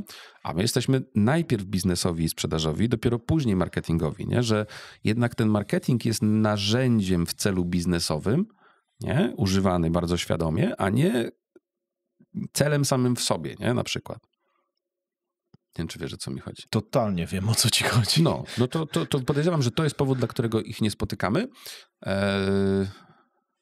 Co mnie cieszy w praktyce, nie? Bo klient, też by mnie to cieszyło. No, bo klient najczęściej wybiera nas albo status quo, nie? A nie nas, a tam konkurencja zaproponowała 3 koła taniej niż tam 10, tak, nie? No to fajnie, że zaproponowała no i róbcie. Jakbyście potrzebowali później pomocy, coś by nie wyszło, no to jesteśmy do pomocy, nie? No, to rozumiem, że wasza konwersja jest tak wysoka w takim układzie. Skoro walczycie tak masywną propozycją wartości dla klienta, właśnie nie z bezpośrednią konkurencją. To jest ekstra. Ja mam w ogóle ciekawą refleksję z tego weekendu biznesowego, na którym teraz byłem, bo ja kurczę, wydaje mi się, że sprzedałem tak z 15 projektów co najmniej. No bo wiesz, to jest dość prosty komunikat, nie? Wejdziemy do twojej firmy, przeaudytujemy sprzedaż, marketing, strategię, zarządzanie i technologię i sprawdzimy, gdzie one nie są ze sobą spójne, gdzie popełniasz błędy. I ci zrobimy listę, nie? I nawet jak nie będziesz z nami współpracował, to już ją masz, możesz nad tym popracować, nie? I oni mówią, ile to kosztuje, nie? No tyle, a to poproszę, nie? No to spoko. Ile? Co? Ile? Jeszcze zaraz się przeterminuje. Między 6 a 20 tysięcy można przyjąć, nie? No to wiesz, no to w kontekście spółki, która tam robi 300 baniek, to jest niezauważalny pieniądz w ogóle, nie? Wobec korzyści, które to może przynieść. Pewnie w jakichś wielkich spółkach pod 30-40 jakichś takich dużych korpo, ale jasne, to raczej rzadziej niż częściej. Więc jest to no-brainer w tym rozumieniu. Kropka. Super. Czy czujesz dzisiaj, że prowadzisz jedną firmę, czy jednak kilka firm pod jednym parasolem? Nie no, kilka firm pod jednym parasolem, na pewno. Bez dwóch zdań. Tak. Okej. No tak się zastanawiam, jaka jest twoim zdaniem przyszłość ewolucji tej grupy? Jak daleko sięgasz? Do przodu? No. Myślę, że z 2 lata. 2 lata. No, znaczy azymut jest znacznie dalej, ale tak, że sięgam i wiem, co się mniej więcej wydarzy, to jest 2 lata. Fajnie. Jakiemu klientowi wy wiesz, że nie pomożecie? Skoro wy wyrzucacie 60% tych klientów z lejka, to może powiedz, jacy może niech nie piszą, może to komunikujcie, wiesz, bardzo. Na pewno takim, których... Bo wam to trochę, wiesz, dławi proces, nie? Tak. Firmom, które nie mają zespołu i są na takim etapie product market fitu bardzo wstępnym i nie mają finansowania na to, żeby tą operację szybko prowadzić i skalować, bo jeżeli to jest, wiesz, jakiś taki startup, który jest dobudówką do dużej organizacji i oni mają zasoby, żeby to ogarnąć i są zasoby, z którymi my możemy pracować, to spoko. Ale jeżeli jest to, wiesz, jakby bardzo ambitny właściciel, który zaoszczędził jakąś tam kwotę i chce ją wydać na konsultanta, to my zawsze tłumaczymy, że znacznie wyższe ROI będzie, jeżeli ty sobie siądziesz przy naszych szkoleniach i sam to zrobisz. Nie? I sam się w to zagłębisz, no bo wydasz ułamek tej ceny, a korzyści będą do tej ceny niebotycznie wyższe. Nie? Okay. Więc na pewno wtedy, na pewno też w sytuacji, w której bardzo wcześnie widzimy, że głównym problemem jest ten właściciel, który dzwoni. Tam często tak jest, że dzwoni właściciel i mówi, no bo ci moi debile tam, wiesz, i to się nie zdarza często, ale się zdarza i my wtedy dyplomatycznie mówimy, że nie mamy terminów i nie jesteśmy w stanie pomóc, bo nie potrafimy zrobić projektu doradczego w firmie, która wierzy, że zatrudnia debili, nie? No bo wiemy, że główną przyczyną problemu w tej firmie jest najprawdopodobniej to, nie? A to będzie najprawdopodobniej bardzo, bardzo trudno zmienić, przynajmniej z naszego doświadczenia. I wyłączamy też branże, na których się nie znamy, czyli wszelkiego rodzaju B2C, różne konsumenckie projekty. Na tych po prostu nie mamy tam wiedzy i takiego kapitału doświadczenia, żeby tam wchodzić, wiesz, z piersią wypiętą, nie? Tak. A jeżeli chodzi o wielkość firmy? To mamy jesteś bardzo w stanie duży przestrzał teraz. Właśnie jesteś w stanie w ogóle to określić? Tak. No. Kiedyś robiliśmy małe i średnie, teraz robimy małe, średnie i duże, czyli przedział jest bardzo duży, bo i robimy organizacje, które mają tam po 10-15 osób. Największa grupa klientów jest gdzieś tam pomiędzy. To są takie organizacje pewnie między 50 a 150 osób, może 200. No i już jest takie dobre kilkanaście procent klientów, którzy są po prostu dużymi przedsiębiorstwami. Nie? I to się fajnie podzieliło, bo ten portfel klientów jest bardzo różnorodny, ale jednak mimo wszystko dość spójny, no bo wszyscy to są B2B. Znaczna większość to dalej jest przemysł, produkcja i takie branże tradycyjne, potem IT, potem usługi szeroko pojęte i firmy handlowe. No i fajnie, nie? A czy jesteś w stanie określić właśnie, nie wiem, na przykład minimalny przychód takiej firmy? Nie, w ogóle nie, bo to w ogóle nie ma sensu, nie? To wiesz, może mieć 2 miliony przychodu i 1 200 000 zysku, są takie organizacje. Może mieć 150 milionów przychodu na 1% marży i zatrudniać 3 osoby, nie? A resztę tam, wiesz, freelancero-produkcyjno, a z agencji tymczasowej na przykład, nie? Tak. Więc jakby ten przychód jest tak niemiarodajny, że w ogóle on jest takim hasłem i my tam, wiesz, rzucamy te nasze 40 milionów, bo to jest w jakiś sposób z zeszłego roku przynajmniej jest w jakiś sposób takim punktem odniesienia. No jest to namacalne. Mocno, nie? Pokazuje wielkość organizacji. Trochę, nie? Ale nawet, wiesz, nawet EBITDA nie do końca ci pokazuje wielkość organizacji, nie? No bo jest cała masa organizacji, która nie chce mieć zysku, reinwestuje wszystko do zera i wiesz, w sumie to nie wiadomo, nie? To jest gdzieś tam takie przełamanie tego przychodu, wielkości zespołu i zysku na koniec, nie? I też celu właściciela, w którym to buduje, nie? No trzeba by dużo poanalizować, żeby... No, więc jakby i przestaliśmy to w jakiś sposób kategoryzować z tej perspektywy. Na pewno mówimy, że po prostu musi być zespół, zasoby, z którymi możemy popracować, no bo to doradztwo do tego się sprowadza, nie? To jest tak, jakby ktoś chciał schudnąć, ale nie przychodzić na treningi, nie? No ktoś musi przyjść i wykonać tą pracę, nie? Bo my nie wykonamy całej pracy. Dobrze, że to powiedziałeś. No, tak jak trener personalny twój, jak pójdzie trenować za ciebie, to też nie schudniesz, nie? Tak, no ale wiesz, jest liposukcja jeszcze. No jest, ale ktoś się musi zrobić znowuż, nie? Tak. Dobra, czyli jeden taki czynnik, jakbyś wymienił do kwalifikacji, to właśnie są te zasoby, które wy możecie zmienić, tak? Z którymi możemy popracować. Tak. No, okay. Czy to finansowe, czy to czasowe, czy to ludzkie, czy jakiekolwiek inne. Mówiłeś, że zaczynasz się interesować franczyzami i tego typu modelami. Czy to jest tak, że dobrze kombinuję, żeby ten model biznesowy w sensie tą swoją metodykę, w momencie, w którym wydasz już książkę, ta metodyka będzie taka namacalna, będziecie robić z tego trochę taką właśnie franczyzę tego waszego modelu i chcecie to rozprzestrzenić na świat? Nie wiem. Nie mogę powiedzieć. Okej, dobra. No tak. Okay. Ale jest dużo różnych scenariuszy, które rozważamy na ekspansję zagraniczną. Kiedy będzie książka? Ciężko powiedzieć. Jest już tytuł, jest kilkadziesiąt stron. A mogę przedsprzedaż kupić? Jeszcze nie. Nie, przedsprzedaż odpalimy, jak ona już będzie napisana i będzie po korekcie, po wszystkim.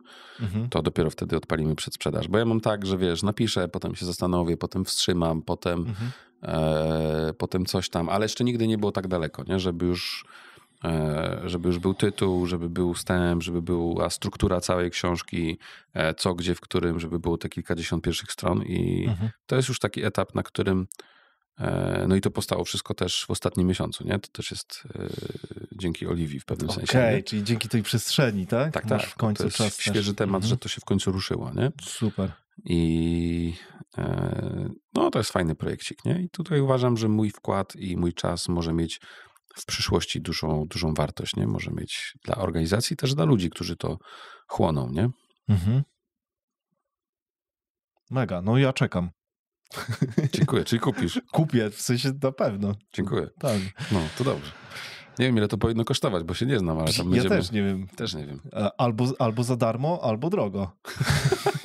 Ja bym tak obstawiał. No tak. Ja nie wiem, serio. Tak. Bo ja miałbym taki pomysł, jakbym miał napisać książkę, żeby ją puścić po prostu albo za darmo, albo drogo. Nie? Zobaczymy. No, to jest ciekawa rozkmina. No. Bo wiesz, no bo co, wypuścisz książkę, która będzie kosztowała 39,90, 59,90 czy 99,50, tak jak wszystkie inne książki. No to będziesz każda książka. Co, że za 150 puścić książkę? Za 500. 500? Nie wiem, no. Nie, no co ty. Czemu nie? Zależy, co jest celem tej książki, wiesz, nie? No zależy, no właśnie. No dlatego to jakbym czytał twój cel, jakby podskórny, to bym puścił ją za darmo. Nie wiem, czy to jest sprzyjające temu celowi, nie? Czy wszyscy zaangażują się w przeczytanie książki, która była za darmo? Ja uważam, że tak. Ja uważam, że nie. Ale wiem, że większość ludzi uważa, że nie. Uważam, że nie. No, że jednak mimo wszystko musisz ją kupić. Choć mogę się mylić rzeczywiście. Nie? No ja też. No, nie wiem. Jak będę tak daleko, to się zacznę tym martwić. Na razie to nie jest mój problem, bo jeszcze nie jest skończona, więc w ogóle się na tym nie zastanawiam. To ma być zajebista po prostu. A zrobisz audiobooka, sam nagrasz? Oczywiście. I swoim głosem, tak? Oczywiście. Zajebiście. Cześć, witajcie, witam was serdecznie. Ale to będzie sztos. W kolejnym rozdziale mojej książki. Zajebiste to będzie. Jaram się totalnie. Zobaczymy. Ale może też być tak, że nigdy jej nie wydam, nie? I nigdy nie skończę tej pracy. Wiem. Więc data premiery jest ustalona bardzo precyzyjnie. Jak skończę? W przyszłości. Tak. Szymon, ty się dzielisz od lat bardzo dużą ilością wiedzy. Bądź przeczuć albo obserwacji. O, tak. Tak. Trafniej. Mógłbyś podzielić się czymś, co uważasz, że się tym nie dzielisz? I nie powiedziałeś tego? Ale masz na myśli wiedzę? Nie wiem.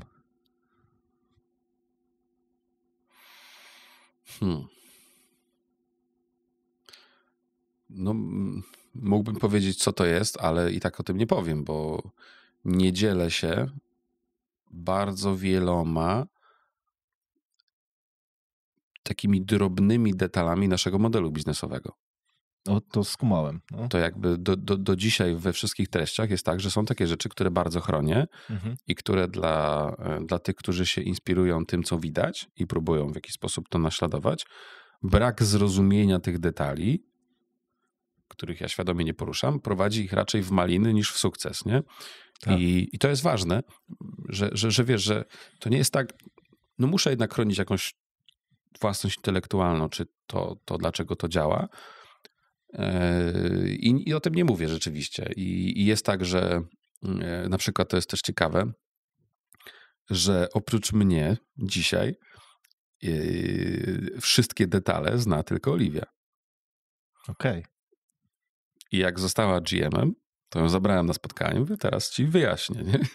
I powiedziałeś więcej. Powiedziałem więcej. Nie? To jest naprawdę parę takich bardzo ważnych elementów w tej układance, w których wykminienie zajęło bardzo dużo, kosztowało też bardzo dużo.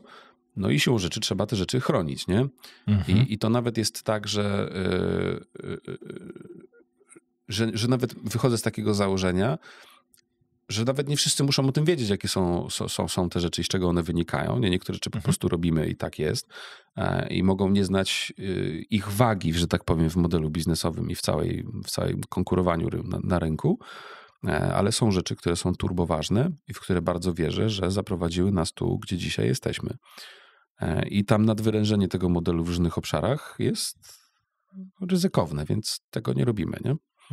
Więc to jest na pewno taka rzecz, którą w jakiś sposób chronię. Choć i tak uważam, że jestem przedsiębiorcą, który dzieli się bardzo dużą liczbą wniosków z wprowadzenia własnego biznesu i jakby mam takie poczucie, że zwracam światu to, co od niego dostałem, nie? Że jakby poszedłem gdzieś i udało się coś w związku z tym zrobić, no to teraz, jeżeli mam z tego dużo refleksji i wniosków, które komuś mogą pomóc i ktoś nie musi popełniać błędów, które ja popełniłem, no to robię i uważam to za takie fajne zwracanie tego, co od świata dostałem światu. Natomiast też, czy to dla każdego ma wartość, nie wiem.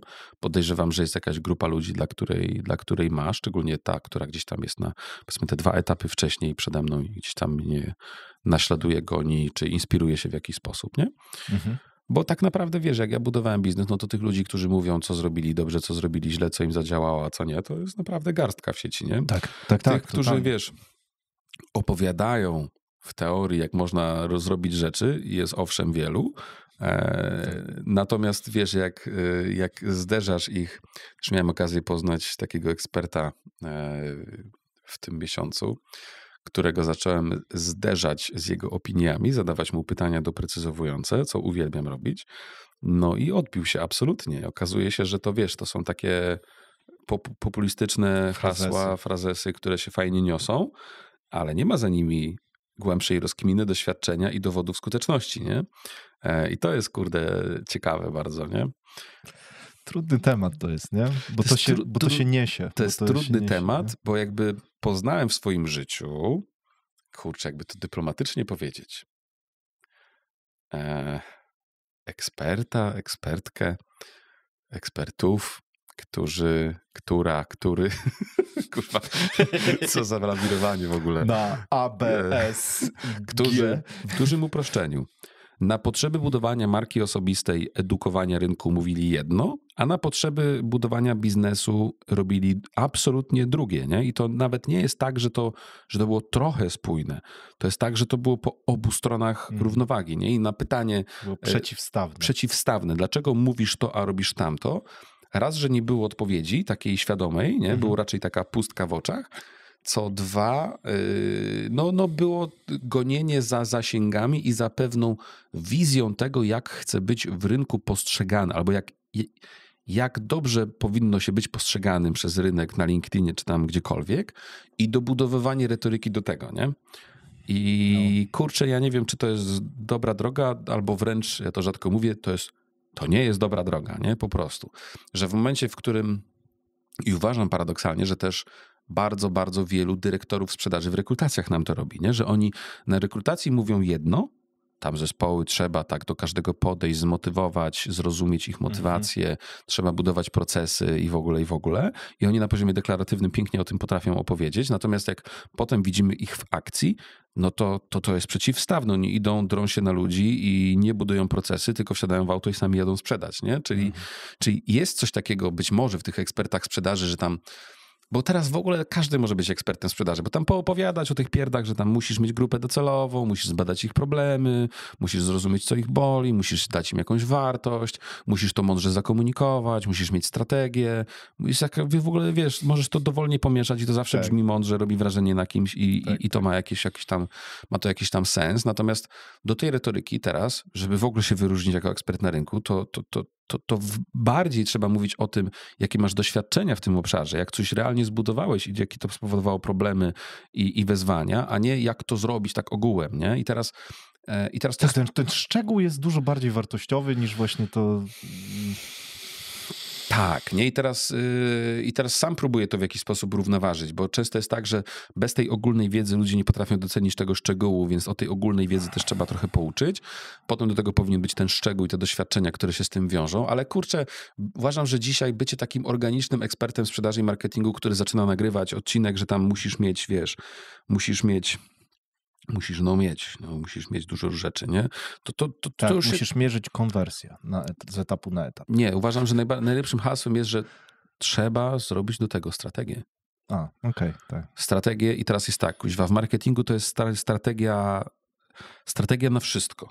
Strategia SEO, strategia contentowa, strategia socialowa, strategia adsowa, strategia kuźwa, nie wiem, postowa, strategia wizualna, strategia nagłówków mailowych, nie? Strategia chodzenia do toalety, strategia, siedzenia na biurku, strategia siedzenia w fotelu, wiesz, na wszystko jest strategia w tym marketingu. Ja mam z tym trochę problem, nie? Bo jeżeli wszystko jest strategią, to nic nią nie jest. I rzeczywiście bardzo często tak się okazuje, że pytamy, czy macie strategię marketingową, oni mówią, mamy.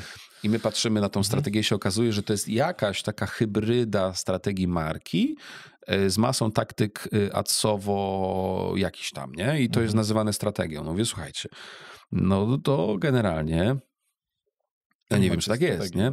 I problem jest taki, że potem bierzemy tych ludzi z marketingu i mówimy, a co jest pierwsze? Strategia marki czy model biznesowy? A on mówi, nie rozumiem. Ja mówię, no właśnie, nie? Nie, no bo a to strategia marki wynika z modelu biznesowego, czy nie? No bo to wiesz, jakby ja to podaję ostatnio ten przykład, bardzo głośno o nim mówię, że mamy problem z marketerami, którzy wchodzą do na przykład Ryanaira i robią mu strategię marki. Nie? I teraz w modelu biznesowym Ryanaira jest bardzo wyraźnie zapisane, że oszczędzamy koszty, że jesteśmy bardzo wydajni i tak dalej. W związku z tym mamy low fares, jak się Ryanair chwali. W związku z tym jakoś wyglądamy i jakoś się komunikujemy. Nie? I teraz jest w Polsce cała masa spółek, do takich Ryanairów, do których wszedł jakiś taki marketer i on rozmawiał z żoną prezesa, która powiedziała, że lubi kolor złoty i lubi, rozumiesz, taki blichtr i tak dalej, no bo zarobili na tym biznesie kupę siana, żyją w Złotym Pałacu i jeżdżą Bentleyem, więc lubią kolor złoty rzeczywiście i zrobili złotą markę, rozumiesz, bo prezes lubi kolor złoty, nie? I to jest ich strategia marki dzisiaj, że oni chcą się komunikować w ten sposób, nie? No i wiesz, i efektywnie uszkadzają trwale te przedsiębiorstwa i te ich modele biznesowe, bo jestem absolutnie przekonany, że gdyby Ryanair był cały złoty, nie? I miał jakieś, wiesz, złote fotele i tak dalej. I byś wchodził do tego samolotu i widział te ich, wiesz, krzesełeczka. Ze złota. Nie? To jednak miałbyś pewien szok poznawczy, nie? I pewnie ten model biznesowy by się trochę nie zapiął, nie? Czyli teraz bardzo duża część tych marketerów nie kuma, że narysowanie tego na złoto oznacza przeogromne konsekwencje dla całego tego biznesu, który ostatecznie w sumie to by trzeba było przebudować. Czyli mój problem jest dzisiaj taki, że zbyt niewielu specjalistów marketingu rozumie biznes w ogóle, nie? Czym on jest, nie? Czym jest konkurencyjność, nie? Że ta komunikacja jednak jest po to, żeby wzmocnić ten model biznesowy, nie? Ta strategia marki, to co tak szumnie nazywają, jest po to, żeby wzmocnić to, że jakaś grupa naszą propozycję wartości i to, jacy my jesteśmy w porównaniu do konkurencji, i to jest trudne słowo, pozycjonowanie, oznacza nie tylko SEO. Nie? I to jest w ogóle łoja. Nie? Co to, niesamowita wieś, nie? Jak się pozycjonujemy w związku z tym na rynku, że ta komunikacja, to strategia marki, ma to wzmacniać, nie? A nie być jakimś kuźwa osobnym bytem, który powstał, bo szefowa lubi kolor złoty. Wiesz, o co chodzi? Tak, odrealniony od... I po prostu ja mam taki z tym problem. Jak bardzo ludzie uszkadzają te spółki, bo problem jest taki stary, że tam siedzi jakiś, wiesz, przedsiębiorca, który jest ufny, no pani mądrze mówi tutaj, albo pan, nie? To tak, kurczę, to tak zróbmy, nie? I wiesz, i ci ludzie nawet nie chcą źle, nie? Bo to nie jest tak, że oni świadomie kogoś, wiesz, tam oszukują czy coś, nie? Tylko kurde, brakuje im wiedzy i doświadczenia, nie? Że ja w ogóle mam dzisiaj, w 2025 uważam, że największym zagrożeniem dla biznesu są jednodomenowi specjaliści, nie? Tacy ludzie, którzy są mistrzami jednej domeny, na przykład mistrzami strategii komunikacji, tam strategii jakiejś tam, nie? I oni wchodzą i ją robią tylko ją, nie? I nie rozumieją, nie pytają się o inne rzeczy. Nie rozumieją, na jak wiele rzeczy ona może mieć wpływ, nie? I to jest moim zdaniem cholernie groźne, nie? Że w świecie AI i takiego bardzo łatwego dostępu do wiedzy i tak dalej, uważam, że łączenie tych domen i rozumienie, na co wpływają proste decyzje, jak kolorek, nie? Czy tam coś, no to jest istotne moim zdaniem. I wciąż uważam, i to się nie zmienia, że mamy bardzo, bardzo niewielu specjalistów w Polsce, którzy potrafią spojrzeć na biznes jako całość i rozumieć te wszystkie suwaczki drobne, nie? Ale to jest ciekawe, bo kurczę, dlaczego? Skoro mamy, wiesz, coraz więcej wiedzy, tak na dobrą sprawę, wiedza jest dostępna za darmo. No a ile ma rynek marketingowy lat w B2B? No chwilę. No to dziękuję, koniec odpowiedzi. Okej. Czyli to jest... A jest problem na rynku marketingowym, czy nie ma? Na B2B marketingowym? Wśród agencji. Czy agencje teraz mają hossę, czy bessę, twoim zdaniem? No kiepsko mają. Mają kiepsko właśnie, nie? Przynajmniej wiesz, tak do mnie dociera informacja. To nigdy nie wiadomo, nie? Ale generalnie dociera do mnie, że tam raczej złotem nie ociekają i nie ma wcale takiego ogromnego popytu i firmy chętnie nie płacą za wiesz, strony nie wiadomo ile siana. Są nie? takie, które rosną. Ja wiem. Zawsze są, w każdej niszy, nie? Dokładnie. Ale one mają bardzo dobrą propozycję wartości. Ostrą, otóż to. I teraz te firmy marketingowe, które mają stres finansowy w związku z tym, szukają ujścia dla swojego problemu. No i bardzo prostą obserwacją wydaje się być, te B2B to chyba żre, tak patrząc po Instagramie Negacza, nie? Że w sumie to chyba jest tam chyba da się zarobić, nie?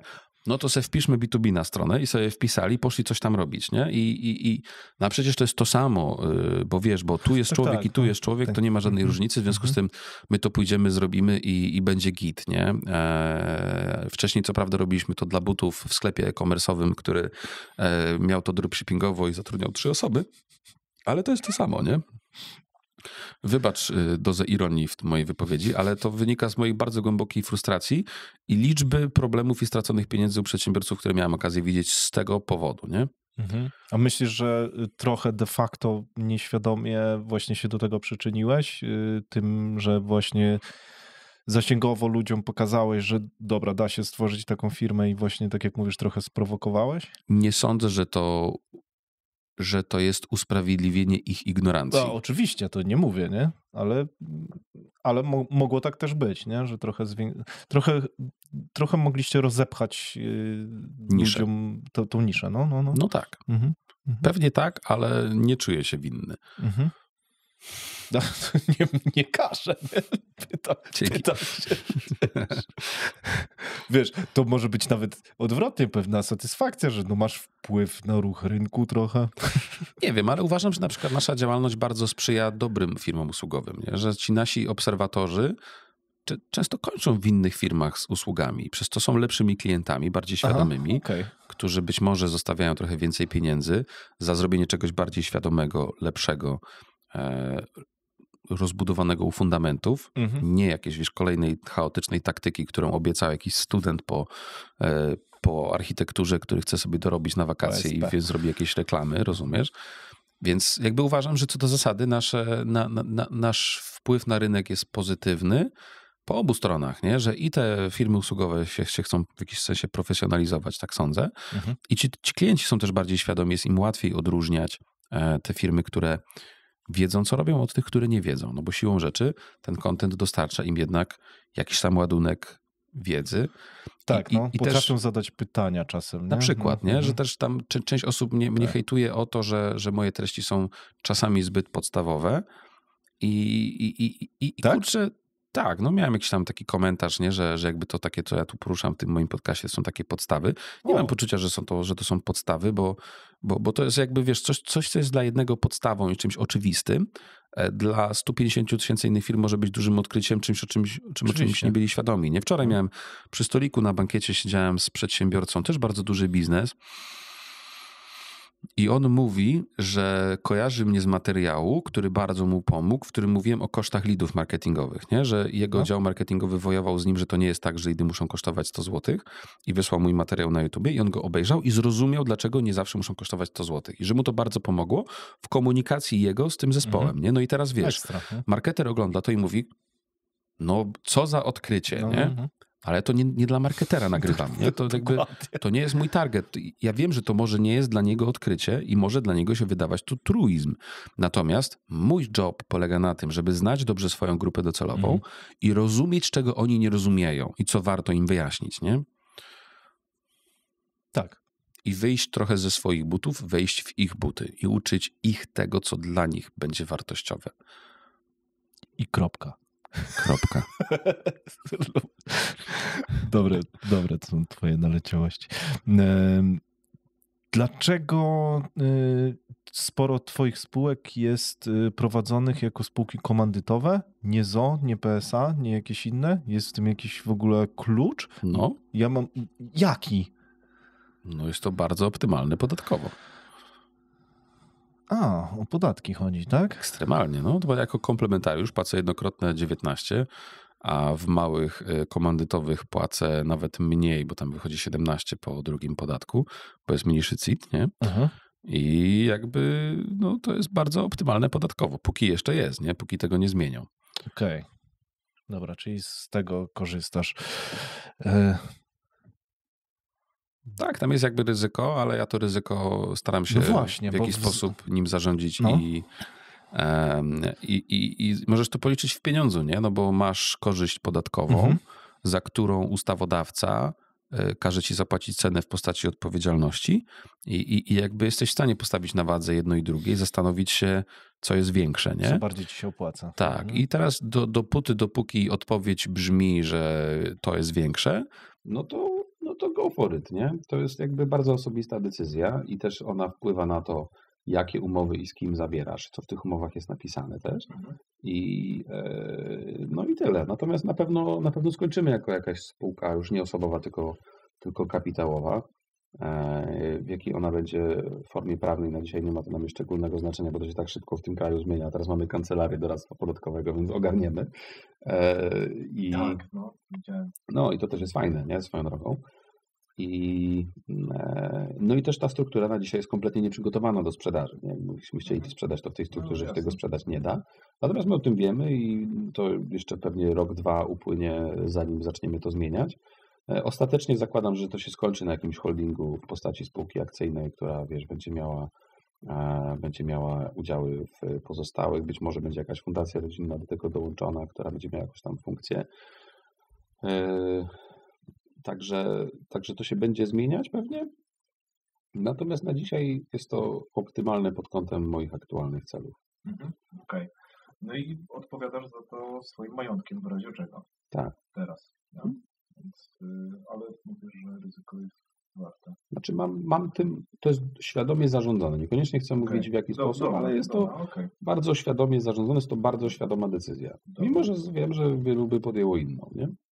Tak, w sensie ja nie spotykam się często z tym tworem. Ja mam gdzieś w głowie, że jest spółka, tak na mój stan wiedzy, że jest spółka komandytowa, jeżeli chodzi o płynność robienia różnych ruchów plus właśnie odpowiedzialność, że masz komandytową, później ZO, później tą PSA, a później już tę prawidłową akcyjną, jeżeli chodzi o takie zmiany, ale że ta komandytowa jest na początku, zaraz za tą JDG-iem, nie? Jeżeli tak jest, chodzi właśnie ale tak jest, tak trzeba uznać, nie? Ona jedną przewagę, jaką ma nad JDG-iem, to taką, że jak umierasz, to ona nie znika, nie?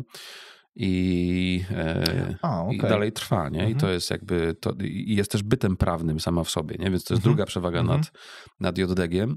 Tak, nie jest przyklejona aż tak do ciebie. Tak, no nie jest aż tak i ona jest bardzo prosta w obsłudze, jest bardzo wygodna.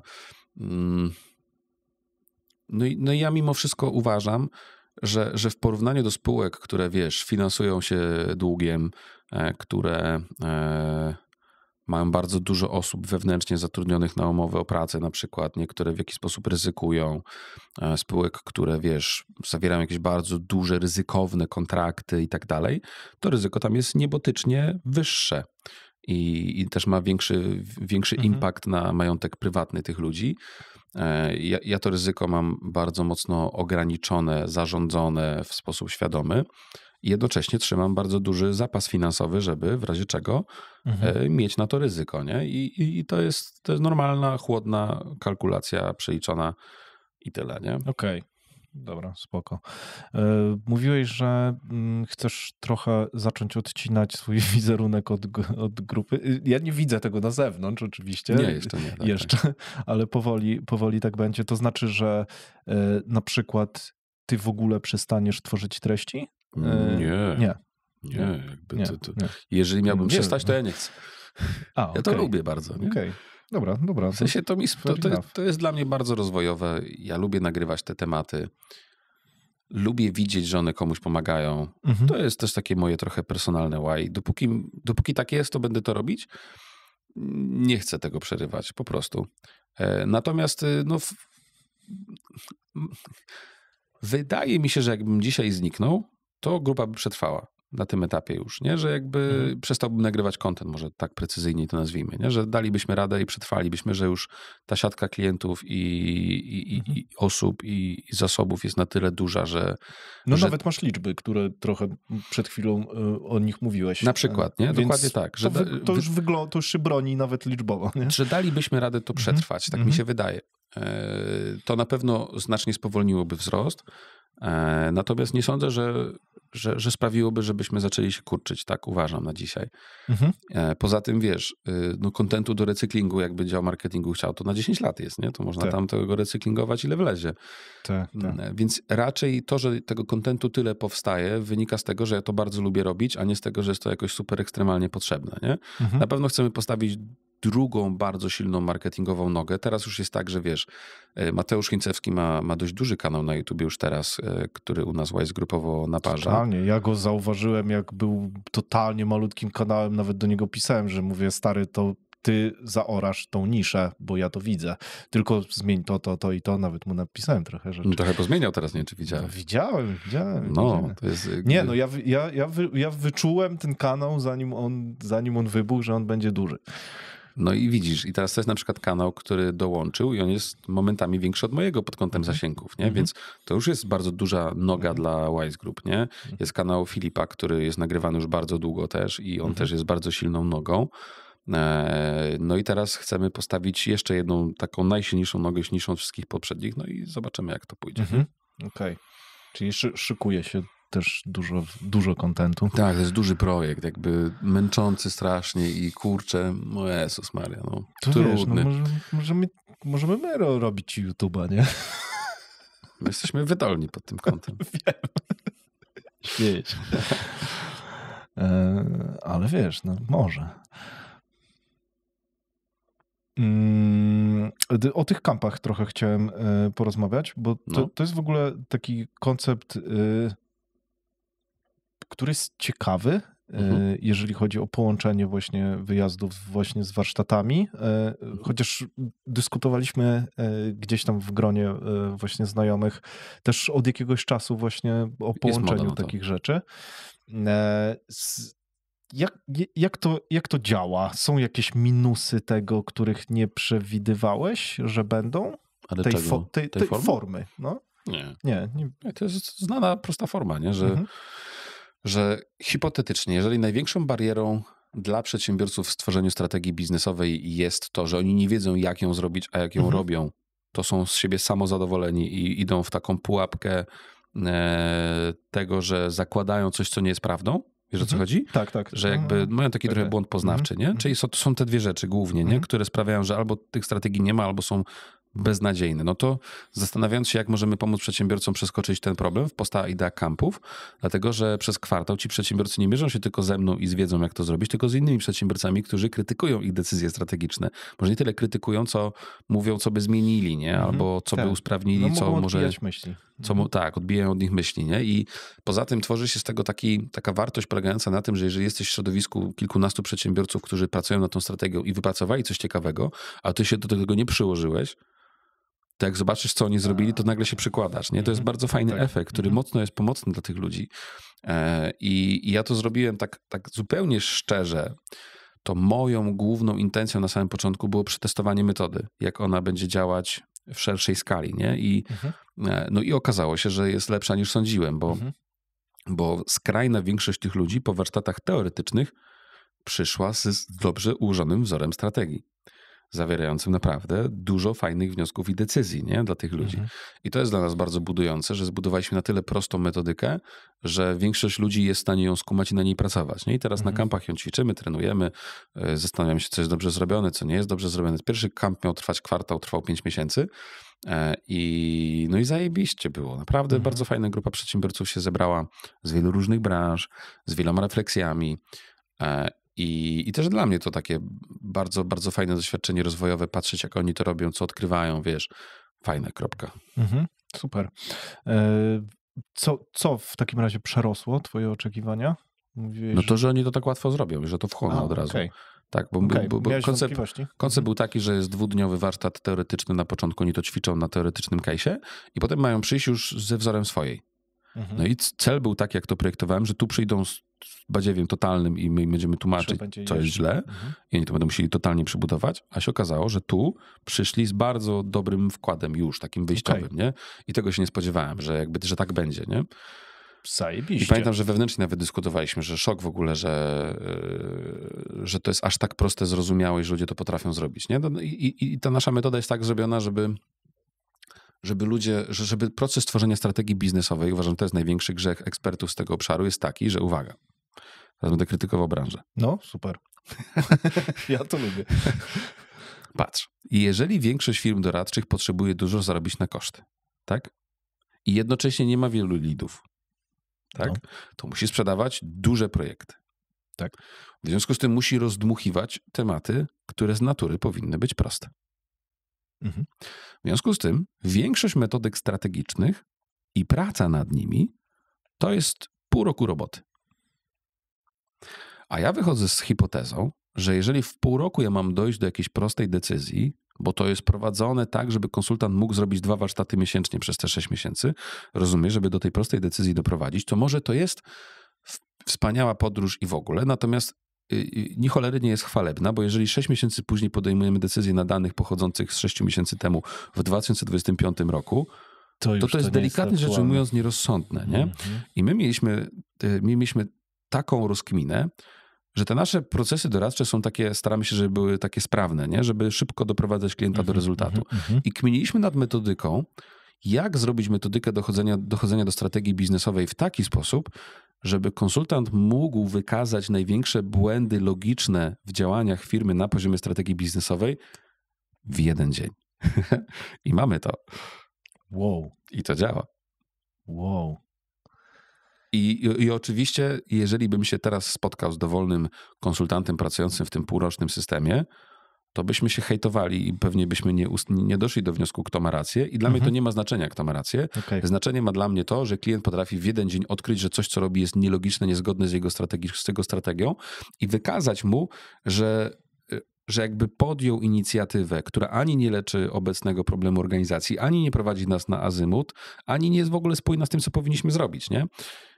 I metodyka, która jest prosta, logiczna, smaczna, chrupiąca i prosta w myśleniu, moim zdaniem wnosi teraz znacznie większą wartość, jeżeli przyjmiemy sobie, że większość metodyk budowania strategii powstała w czasach, w których one mogły mieć 5-10 lat ważności, nie? Bo wtedy powstały wszystkie te cholerne metodyki, nie? A nie, kurde, wiesz... Nie dzisiaj. Nie dzisiaj, nie? I zrobiliśmy własną, się wkurzyliśmy. No. Właśnie miałem pytać, czy dlatego właśnie to zrobiłeś, bo to cię wkurwiało, że ludzie nie mają dobrej strategii i to w ogóle nie współgrało z waszym całym procesem, bo... Nawet nie? inaczej. Powstało dlatego, że bardzo często dochodziliśmy do tego, że się nie sprzedaje, ale powodem nie była sprzedaż, nie było to, co robią handlowcy, co robi marketing i tak dalej, tylko były same fundamenty tego biznesu. Nie? I my to robiliśmy z nimi, dyskutowaliśmy o modelach biznesowych i tak dalej, natomiast teraz już mamy narzędzie, jak to spiąć z tym wszystkim, co robimy, żeby się do tego cofnąć. Nie?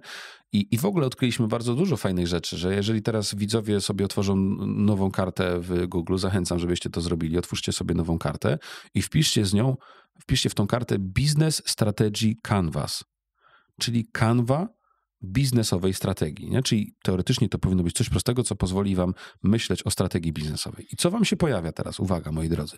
Pojawiły wam się kanwy modelu biznesowego. Jak to wpisaliście? W Google na hasło kanwy strategii biznesowej. No i teraz wiele osób bierze kanwę modelu biznesowego, wypełniają i mówi, że to jest strategia biznesowa. A model biznesowy nie jest strategią biznesową. Model biznesowy jest przepisem na generowanie pieniędzy tu i teraz tego biznesu. To jest jak przepis na schabowego. Tak, za to bierzemy kasę, takie mamy koszty, do takich klientów z taką propozycją wartości, tymi zasobami, w taki sposób, tymi kanałami, amen. I teraz uwaga, strategia biznesowa jest czymś, co zmienia model biznesowy w czasie. Czyli teraz jeżeli dam przykład naszego HireWise'u, który w modelu biznesowym miał zapisane, że rekrutujemy ludzi z sprzedaży i marketingu i to się okazało być problemem w czasie, że jeżeli zrekrutujemy dyrektora sprzedaży, to bardzo często to była ostatnia rekrutacja, bo on już kolejny robi sam i to wszystko działa i git. W związku z tym była niska powracalność klientów i to był problem tego modelu biznesowego, tego przepisu na schabowego, że schabowy wychodził, kurde, za twardy, nie?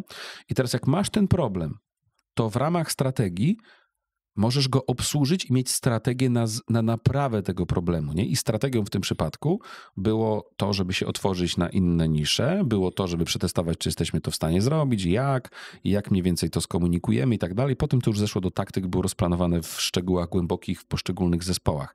Ale strategia była po to, żeby ten model biznesowy zmienić. I teraz jak w ogóle wchodzimy z ludźmi biznesu w dyskusję, czym się model biznesowy od strategii różni, to oni nie potrafią nam odpowiedzieć. Nie? I to jest kurka...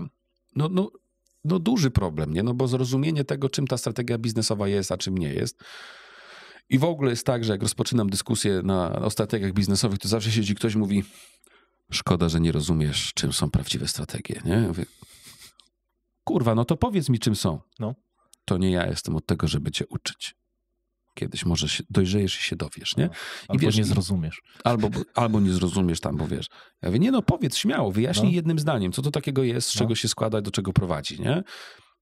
Nie będę cię uczył, to jakby nie płacisz mi, nie? Wiesz, i to jest taka dyskusja, kurczę, której ja nie potrafię odbyć i problem jest taki, że wszyscy ci goście, i też miałem okazję rozmawiać jakiś czas temu z prezesem dużego banku o tematach strategicznych, no i zderzyliśmy się w takim rozumieniu, on teraz pracuje chyba w 5. banku już, no i łazi z tą swoją teorią strategiczną, która uważam, że jest fundamentalnie błędna w ogóle. A to cię triggeruje, jak już zauważyliśmy w przeszłości. Ja nie wiem, nie? Ale ja pytam, ale wyjaśnij mi to. I jak widzę, że on nie potrafi tego wyjaśnić, nie? I że mówi, że to, ale przecież tak się robi, nie? A ja mówię, ale dlaczego tak się robi? Czym to się różni? Dlaczego to jest takie, a nie inne? I on nie ma tam merytorycznej odpowiedzi, to ja wiem, że on po prostu powtarza zasłyszane na MBA-u hasła albo zasłyszane od kogoś tam hasła z przeszłości i chodzi z tym bez przemyślenia, jak to działa, do czego to powinno być podpięte, nie? I ja jestem na to uczulony totalnie, na takie, wiesz, biznesowych, kurde, kaznodziei, którzy łażą i tam opowiadają uniwersalny przepis na biznes, że tam wystarczy, że ludzi podepniesz do celu. Co to znaczy w ogóle? Siedzi ten przedsiębiorca, wiesz, i słucha takiego typa, wystarczy, że ludzi podepniesz do celu. No i on wraca do firmy i mówi, podpinamy. 100 milionów masz zrobić, rozumiesz? I od teraz jesteś kuźwa podpięty do tych 100 milionów i masz je zrobić. I on poszedł, no i co? No i zrobił? Zgodnie z tym, co typ mówił? No zrobił, nie? To teoretycznie w swoim świecie tak, nie? No i kurczę, problem jest z tym duży, bo wiesz, bo ja cokolwiek nie nagram o biznesie, czy o sprzedaży, czy o marketingu, to zawsze w komentarzach są ludzie, którzy mówią, to jest gówno, prawda, to tak nie działa. A jak działa? Kiedyś się dowiesz, nie? I wiesz, no, dla mnie to jest poziom dyskusji, którego ja odbyć kurka nie potrafię, ale ilekroć nie potrafię, gdzieś się tam kończy ta moja zdolność rozumienia rzeczy, to próbuję się nauczyć, nie? I zrozumieć, kurczę, różne punkty widzenia i wydestylować z nich tą prawdę, to co to jest tak naprawdę, nie? Z czego to się składa i jak to nazwać. I wydaje mi się, że to jest też rzecz, na której my trochę wypłynęliśmy, bo ci nasi klienci w ramach tych projektów doradczych pracują na tej wydystylowanej, według naszej oceny, prawdzie, nie? Czyli na przykład najważniejsze jest to, że uwaga, docierasz do dobrego segmentu rynku, do osoby, która ma problem, który potrafisz dobrze rozwiązać. Amen, bracie, nie? I teraz ja wiem, że to brzmi prosto i nie brzmi to na pół roku projektu, ale trudno, nie? To jest rdzeń, nie? Że docierasz do dobrej, rosnącej grupy docelowej, do ludzi, którzy mają istotny problem, który jest dla nich ważny i oni chcą się zająć jego rozwiązaniem i dajesz im nieoczywiste, dobre, lepsze, bardziej sprawne, bardziej zrozumiałe, bardziej jakieś rozwiązanie, które oni mówią, o, to. I super, nie? No, nie, czuję twoją frustrację i rozumiem ją totalnie. Dziękuję. Lepiej się czuję teraz. Ją rozumiem. Dziękuję. Bo wiem, że i słowo strategia jest totalnie nadużywane i totalnie nierozumiane. Ja często wracam do tego słowa, nawet w tytule sobie włożyłem podcastu to słowo. No właśnie. Ja często go nie... Intymnie o strategiach. Zrobimy każdego gościa, taki wiesz, wejściówkę i będzie, wiesz, każdy będzie reklamował. Intymnie o strategiach. Piękne. I już mamy do claimu. Tak, bo piękne. Był w pierwszych odcinkach taki, była taka wstawka. Już nie ma? Nie ma, nie pozwolili mi. O, kto ci nie pozwolił? Nieważne. Spoko. Ale jest też ewolucja. Czy to jest tak, że dzięki tym kampom też masz właśnie i lepiej ten cały... jak tworzycie produkt, to ja mam wrażenie, że wy go tworzycie właśnie z potrzeby tych ludzi, którzy się mielą u was w rozwiązaniach biznesowych. I czy to jest tak, że dzięki temu jeszcze to jest tak, że zgarniacie niszę, której do tej pory nie ruszaliście na rynku z zewnątrz i ona i tak wchodzi w ten cały wasz lejek, tak? Bardzo zdenerwowało kilku ludzi to, że zaczęliśmy się zajmować strategiami biznesowymi. Okej, dobra, rozumiem. Bardzo. Dobra. Tylko stopnio, że niektórzy mnie nawet na LinkedInie zablokowali z różnych firm. Bardzo im się to nie spodobało. A mówili ci, krzyczeli na przykład, że nie możesz tego robić? Nie, ale wiedziałem, że wchodzę na taki trochę nie swój teren, który dotychczas był zajmowany przez inne firmy. Zresztą ilekroć wchodzę na jakiś teren, teraz jak kupiłem Finerto i dołączyłem prawo, podatki i finanse do grupy, to też się odezwała część osób, że to nie jest okej. Jak zaczęliśmy robić branding, to w ogóle, o Boże Święty, jak można tak, że to nie jakaś artystyczna agencja robi branding, bo my to jesteśmy szmaciarzami zwykłymi i nie rozumiemy tak ważnego pojęcia jak branding. Jeden typ to mi nawet napisał, że nie możemy się zabierać za branding, bo branding to jest 100 razy bardziej skomplikowany niż układanie sprzedaży. Mówię, kurde, no to sorry, nie? To nie wiedziałem rzeczywiście i chyba dlatego się tym zająłem, że branża uważa, że jest 100 razy bardziej skomplikowane niż układanie sprzedaży, nie? Bo jednak mimo wszystko ja może specjalistą... Ale zapytałeś go dlaczego, żeby ci wytłumaczył? Bo to może... Tak, bo to jest jakiś tam proces twórczy i tak dalej. Natomiast ja może człowiekiem od brandingu nie jestem, tak jak i nie jestem człowiekiem od podatków, nie jestem człowiekiem od HR-u i tak dalej, ale rozumiem cel i jakby użycie tego brandingu, tak jak nawiązując do tego case'a Ryanaira, że ja może nie zrobię najbardziej zawijaskowego szlaczka w kolorze złotym i to nie będzie super artystyczne, nie będę miał tą opowieści, że to jest jakaś fala z morza, która symbolizuje wolność na tej fali i tam jest jakaś wielka historia za tym. I to na pewno nie jesteśmy my, natomiast uważam, że mimo wszystko branding ma znacznie bardziej twardo stąpającą po ziemi rolę niż to, że ta fala jest jakaś, nie? I ten gość, co ją tworzył, wie, że ona tam jest. To ja też tu jestem pragmatyczny, ale są specjaliści od brandingu, którzy też przyznają ci rację, więc to nie jest tak, że to... Być może, nie? Ta grupa jest w ogóle bardzo podzielona. Ja widzę, że oni są też trochę wewnętrznie skonfliktowani, nie? Pomiędzy tymi, którzy dostają nagrody, a tymi, którzy chcą, żeby to dla klienta działało. Ci deklaratywnie też mówią, że chcą, żeby to działało, ale czasami spotykamy tak przekombinowane brandingi, że one są niemalże szkodliwe w ogóle, nie? Tak. Nieczytelne dla klienta. Są nieczytelne, są niewspierające i na przykład, wiesz, miałem kiedyś jest taka firma w Polsce, która miała zajebisty branding, odświeżyła go I nowy branding był absolutnie beznadziejny, nieużyteczny w rozumieniu takim, że nawet nie dało się go przedstawić, wiesz, w poziomie, nie? Żeby on był czytelny, tylko jest taki wielki, kwadratowy, niepraktyczny w związku z tym, nie? Jest trójwymiarowy w ogóle, tam jest taki, wiesz, jakiś wielki gradient, efekty 3D i tak dalej, które z kolei w monochromatycznym znikają. Ale jest jakaś historia. Ale jak typ dostał krytykę, bo dostał na LinkedInie krytykę, że to jest chyba średnio użyteczne, no to co było jego reakcją? To projektowała bardzo uznana agencja brandingowa, która coś tam, nie? No i wiesz, jeżeli obroną na merytoryczny argument jest to, że to robiła super agencja, która coś tam, no to już wiemy, że mamy do czynienia z wartością emocjonalną tej pracy, tego, że dużo za to zapłaciliśmy i ktoś mądry, mówiący mądrze nam to zrobił, nie? I ja może nie robię tego w taki sposób artystyczny, ale potrafimy w Advice'ie jakby znowuż zastanowić się, jak ta marka powinna w B2B wyglądać, z czym się powinna kojarzyć, jakie powinna budzić emocje, jak się powinna komunikować, żeby to pasowało do reszty modelu biznesowego. I uważam, że to ma wartość, kurczę, nie? Totalnie. I teraz wiesz, co do zasady, kurczę, ja wiem, że ja wchodzę na odciski tym ludziom różnym, nie? I tak w ogóle to przepraszam ich, że jakby robię te rzeczy i jednocześnie robię je, bo ja nie potrafię pracować z tymi firmami w naszych projektach, nie? Że jak wpuszczamy taką zewnętrzną agencję brandingową do projektu i ona chce jakieś swoje warsztaty robić na nowo, chce robić jakieś swoje rzeczy według swojego procesu, to nam rozwala projekt po prostu, nie? I go spowalnia i utrudnia realizację tego celu klienta, który mamy, nie?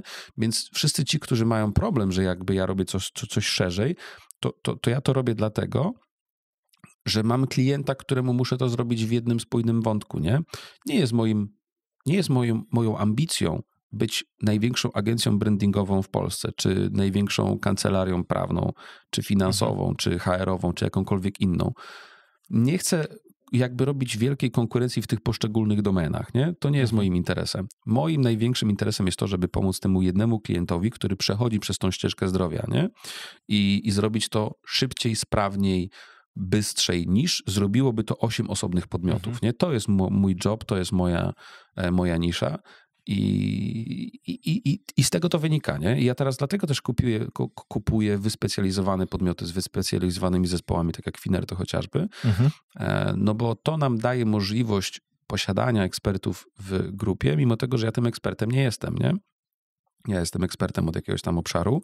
Jednocześnie jest Mateusz Hinczewski, który jest ekspertem od tego obszaru. Nie? W związku z tym dołączamy jakby kolejne merytoryczne kompetencje do grupy. No i rzeczywiście w każdym przypadku tych linii biznesowych tak jest. I teraz jednocześnie spotykam teraz takie zarzuty, że no to ciekawe, co jeszcze zaczniecie robić. I odpowiedź brzmi: wszystko, co będzie problemem w naszych projektach. Koniec, nie? I teraz, jeżeli to będzie coś, co hamuje nam zmianę u klienta, albo istotnie na nią wpływa, albo nie łączy się z naszym claimem, że mądry wzrost, no to nieogarnięte podatki, nieogarnięte prawo i nieogarnięte finanse i księgowość to jest głupi wzrost? Tak. No jest, nie? To po prostu musimy to robić, jeżeli wierzymy w mądry wzrost i widzimy, że klient się skaluje na nieoptymalnej strukturze, widzimy, że klient popełnia błędy prawne, nie? Widzimy, że oni nie liczą rentowności i tak dalej, w związku z tym gorzej robimy strategię, bo nie wiemy, na czym biznes zarabia, na czym nie, no to był dla nas skrajnie potrzebny podmiot w grupie. I tak w ogóle historia zakupu Finerto to jest normalnie 2-3 lata zapierdzielu szukania spółki, którą można kupić, która się nadaje do tego, żeby się do nas dołączyć na poziomie kulturowym, na poziomie marketingowym, na poziomie każdym, nie? No i Finerto jest strzałem w dziesiątkę kulturowym, marketingowym, pasujemy do siebie, jesteśmy spójni, jest ten YouTube, my im robiliśmy marketing i tak, nie? I dobrze się znaliśmy, no jakby kurczę, nie? No idealny fit w ogóle. No. A Mateusz jeszcze tak poza tym jest po prostu zajebistym gościem, nie? I pracowitym, ambitnym, dobrym człowiekiem, nie? Kurde, no czuję, że to ma totalnie sens i już rozumiem chyba dopiero teraz właśnie w jaką grę ty grasz, że to jest właśnie, chyba wczoraj to zrozumiałem, jak sobie robiłem notatki. Pisał do mnie jeden gość, że tam, jak możesz wchodzić teraz tam w obszar finansów, to jest bo tam będę, kurde, jest pewnie tak, że wiesz, jeżeli ja wchodzę w jakiś obszar i ktoś jest w tym obszarze, to raczej na miejscu tej osoby też byłbym zły, nie? Tak. Bo pewnie wejdę, namieszam i będę tam, kurde, coś gadał, robił i tak dalej, nie? I ja próbowałem wytłumaczyć temu gościowi, nie? Że jakby jeżeli robisz tylko to i ktoś szuka tylko tego i ty będziesz ze mną przegrywał, to i tak masz gówniany biznes, Tak, nie? no. Wiesz, tak, o co chodzi, czuję, nie? no, Że jeżeli robisz tylko to i się w tym wyspecjalizowałeś i ktoś, kto szuka tylko tego, kupi u mnie, tak. To ty robisz to źle. to ty robisz to źle. Tak, To ty musisz się zoptymalizować, nie? Czyli tak naprawdę moje Bo wejście... on powinien robić to lepiej niż wy, ale wy robicie lepiej całościową zmianę. Amen, dziękuję. Mega. Dokładnie o to chodzi, nie? Czyli i on powiedział, że kompletnie się z tym nie zgadza, że on to robi najlepiej i tak dalej. No jakby, no to świetnie, no to fajnie. No to i tak nie mam wpływu na twój biznes, nie? I tyle, no i przepraszam was wszystkich strasznie, no. Super. Super. Ale to jest zajebiste, no. Dobra, ja już wiem, w co ty grasz. Kurczę, to znaczy pod co synchronizujecie tą jedną fajną rzecz. To jest mega fajne. To jest proste intelektualnie. Wszyscy mają jakby u nas wewnętrznie, po co to się dzieje, jaki jest cel. No i tyle. Fajnie. Mówiłeś, że będziecie celować w 50 parę milionów w tym roku, tak? To się uda? Czujesz? No bo... Czemu nie?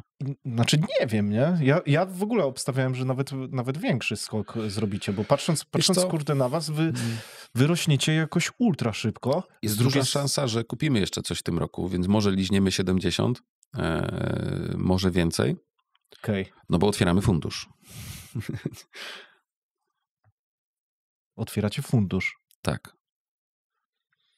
Właśnie w tym roku, już niedługo, już za chwilę będzie komunikacja, więc nie wiem, kto się okazuje, może już jest fundusz, jeszcze go nie ma, nie wiem. Miałem nawet o to pytać, czy wy się zmienicie w końcu w ogóle w fundusz, no bo wy jesteście trochę fabryką. No tak, no i teraz, jeżeli sami, patrz, no to jest genialny pomysł, no bo tak. To oczywiście, że jest czy genialny. Czy mamy nadmiar kapitału? Tak. Czy potrafimy wziąć firmę i ją udrożnić? Ale ja myślałem, że to się wydarzy za rok, 2. Nie, no to już teraz prowadzimy rozmowy ze spółkami, które chcemy kupić, jest nazwa, jest człowiek, który się tym zajmie, wszystko już jest gotowe, dogadane, już się dzieje, nie? No co? Kiedy miałeś czas na to? Nie wiem, miałem. Zajebiście. I to jest bardzo prosty pomysł, no bo patrz, ja ci o nim opowiem. Trafia do nas, mówiłem ci o kwalifikowanych, nie? No. Ale niekwalifikowanych jest, no, powiem ładnie, że kilka więcej. Czekaj. Zarząd. Dobra. I znowu oprzemy się na tym roku. W ogóle zrobię lejek do kupowania. Ja już czuję zarys tego planu. Czujesz? To czuję. Dobra, mam. Totalnie. Niekwalifikowanych zapytań w styczniu, w ogóle wszystkich mieliśmy 397, zakwalifikowaliśmy 247, więc na styczeń to jest około 150 niekwalifikowanych.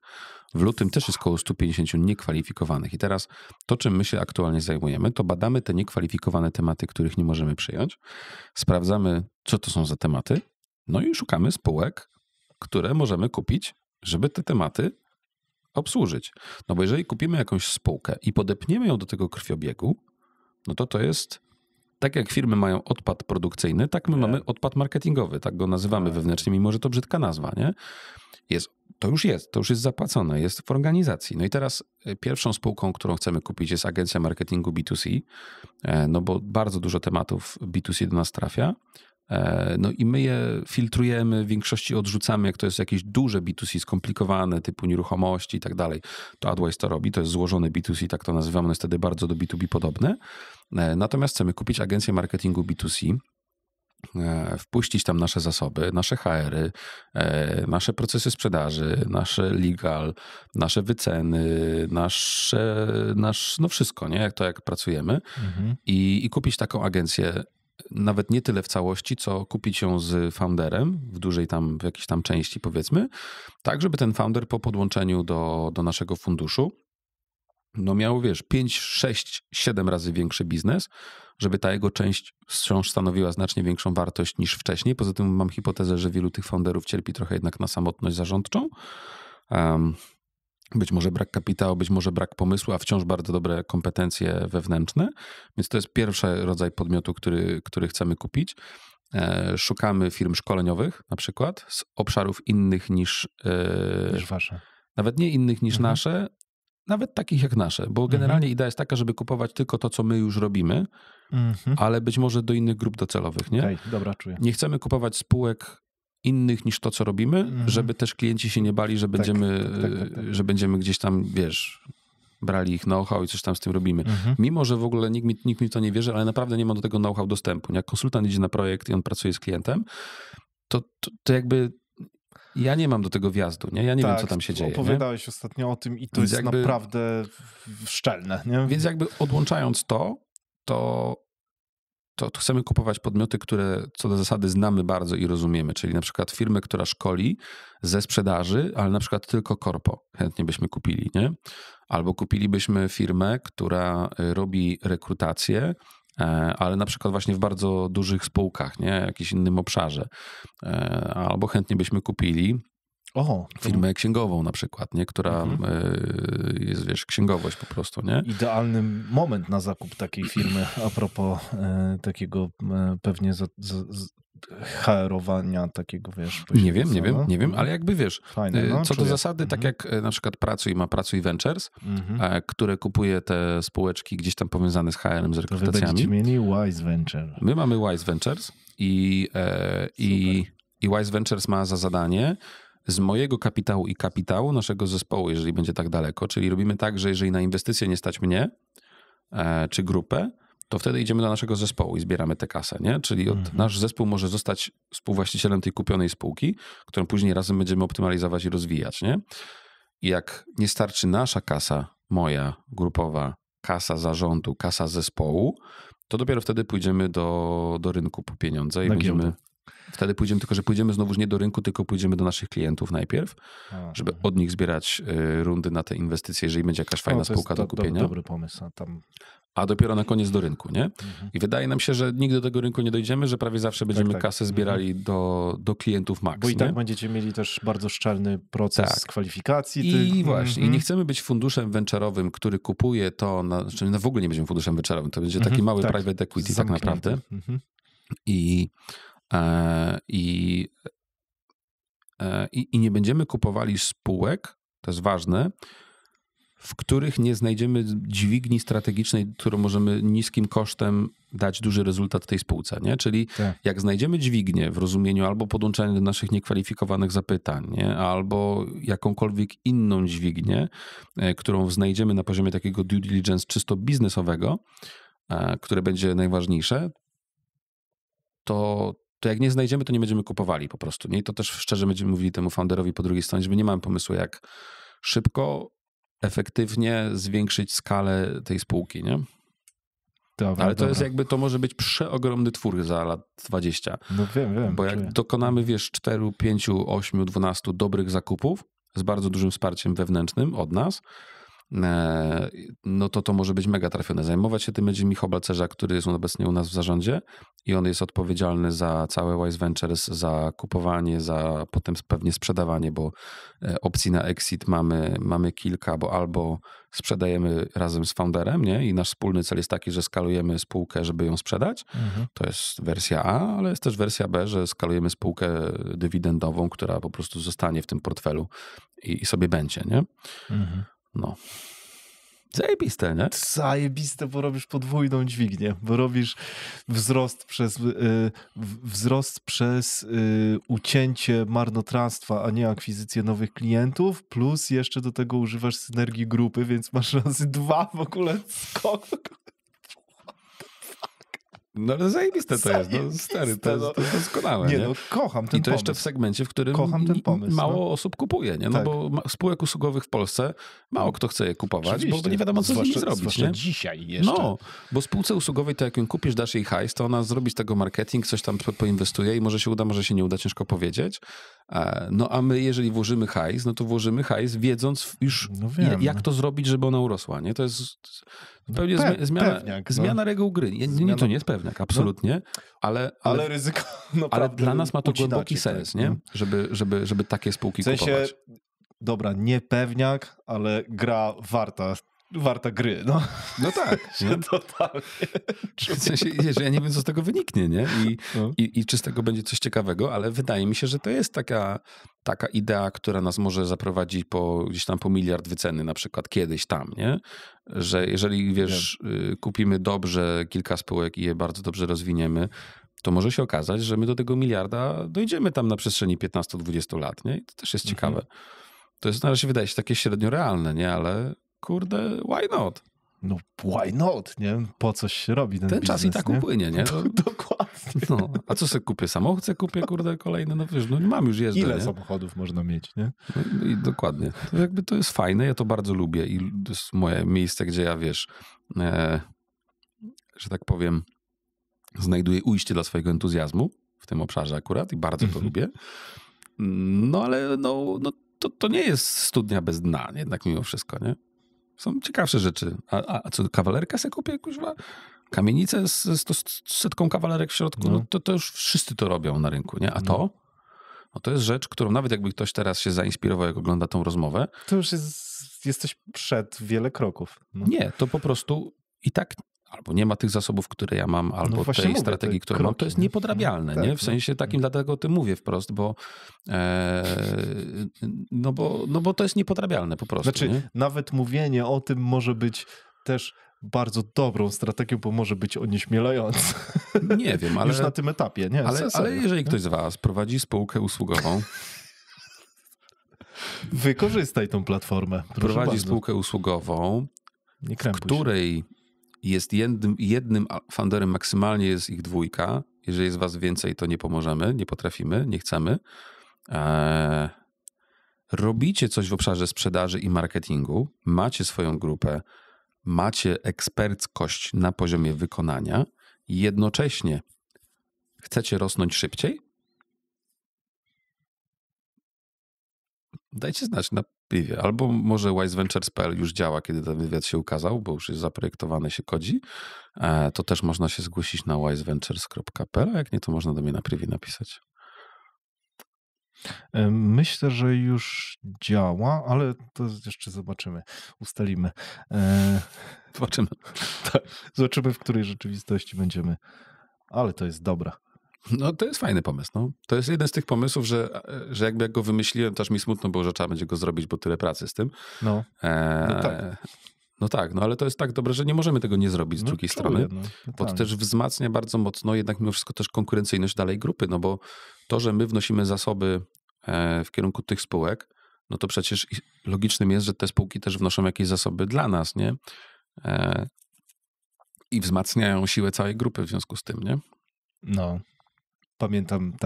pamiętam jak opowiadałeś rok temu, że na samym początku miałeś hasło, że porażka nie jest opcją, a teraz to...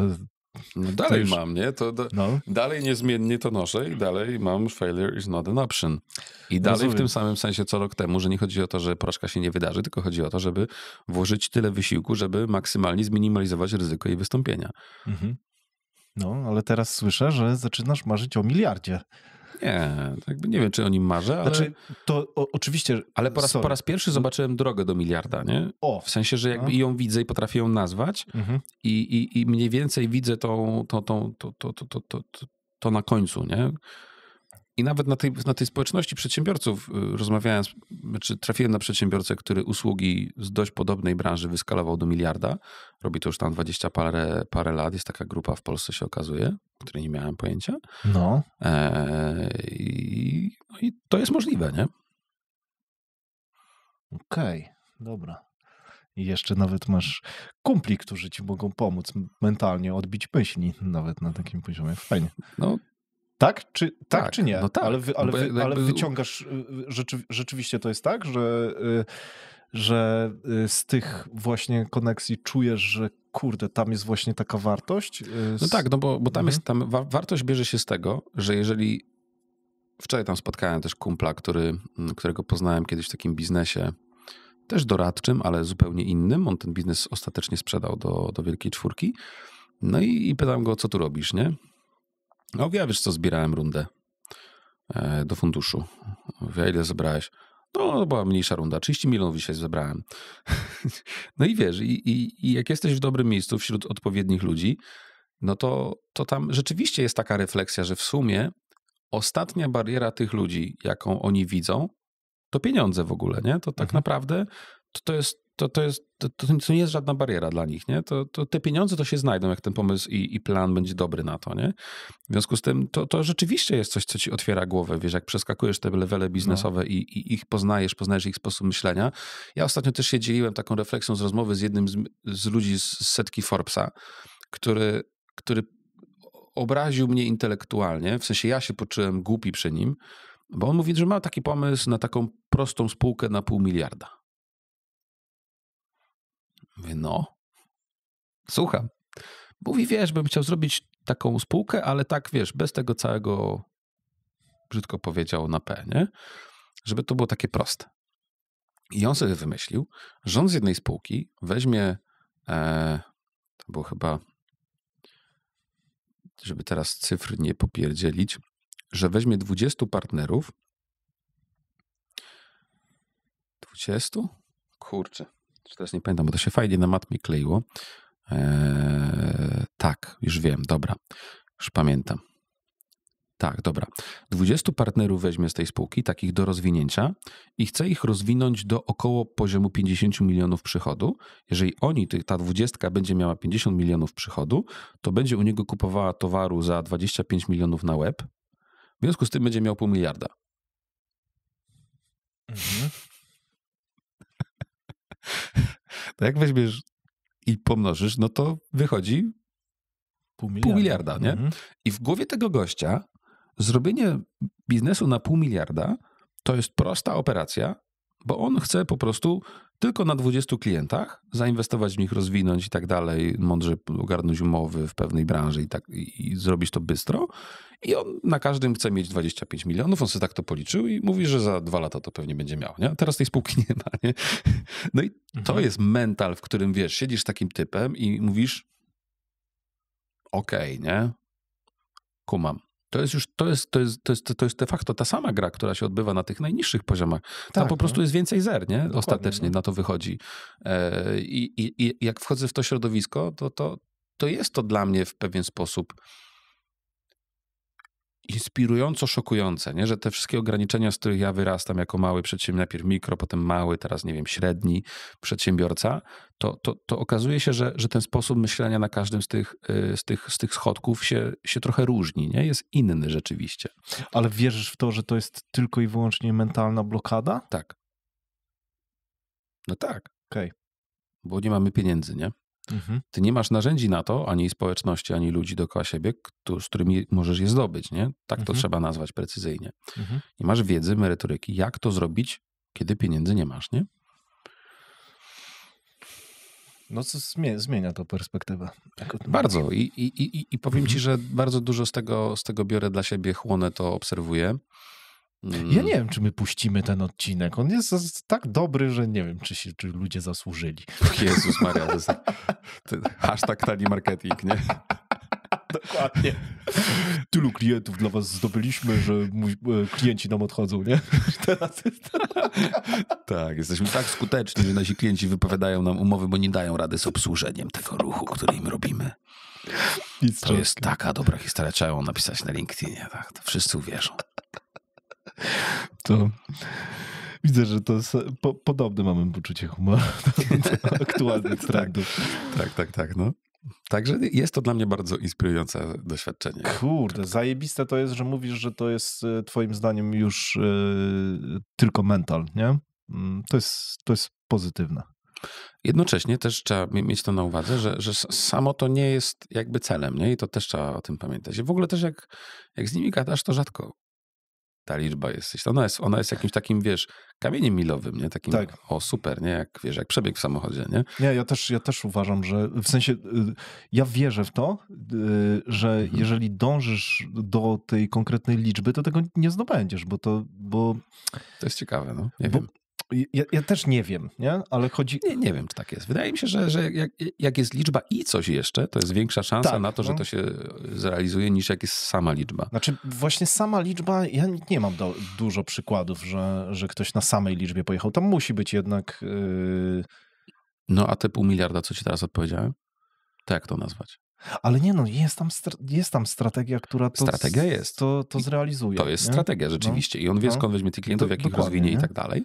Natomiast na pytanie, po co to robisz, no to jest odpowiedź, bo to jest po tą mega liczbę, fajny projekt. No. Tak, no Wiesz, że to takiej jest zasadzie. super fajnie jest takie coś zrobić, nie? Takie ćwiczenie nie? intelektualne, jak zrobić szczupłą spółkę na 0,5 miliarda. No i i właśnie w to bardziej wierzę, niż w to, że bo chcę mieć to 0,5 miliarda. Nie, no bo właśnie to jest, to będzie fajne do zrobienia. To będzie fajne, to jest fajne wyzwanie. Tak, I jak chcę to zrobić, to mnie ciekawi, jak to będzie wyglądać, jak to będzie przebiegać. To jest mega, Czy nie? to się uda, czy Tak, w ogóle jakie będą, Zajebiste to to bardziej jest. to kupuję. No, Tak. I powiem ci, super jest na to patrzeć. Kropka. Naprawdę jaram się. Mega.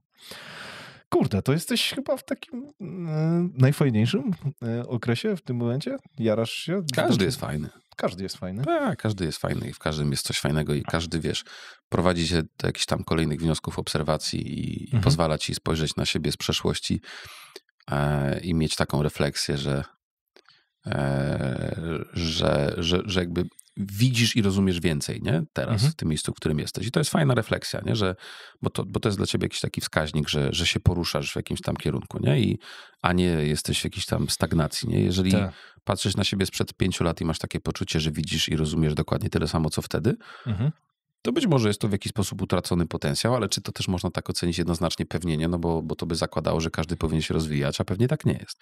Więc w moim przypadku akurat daje mi to dużo radości.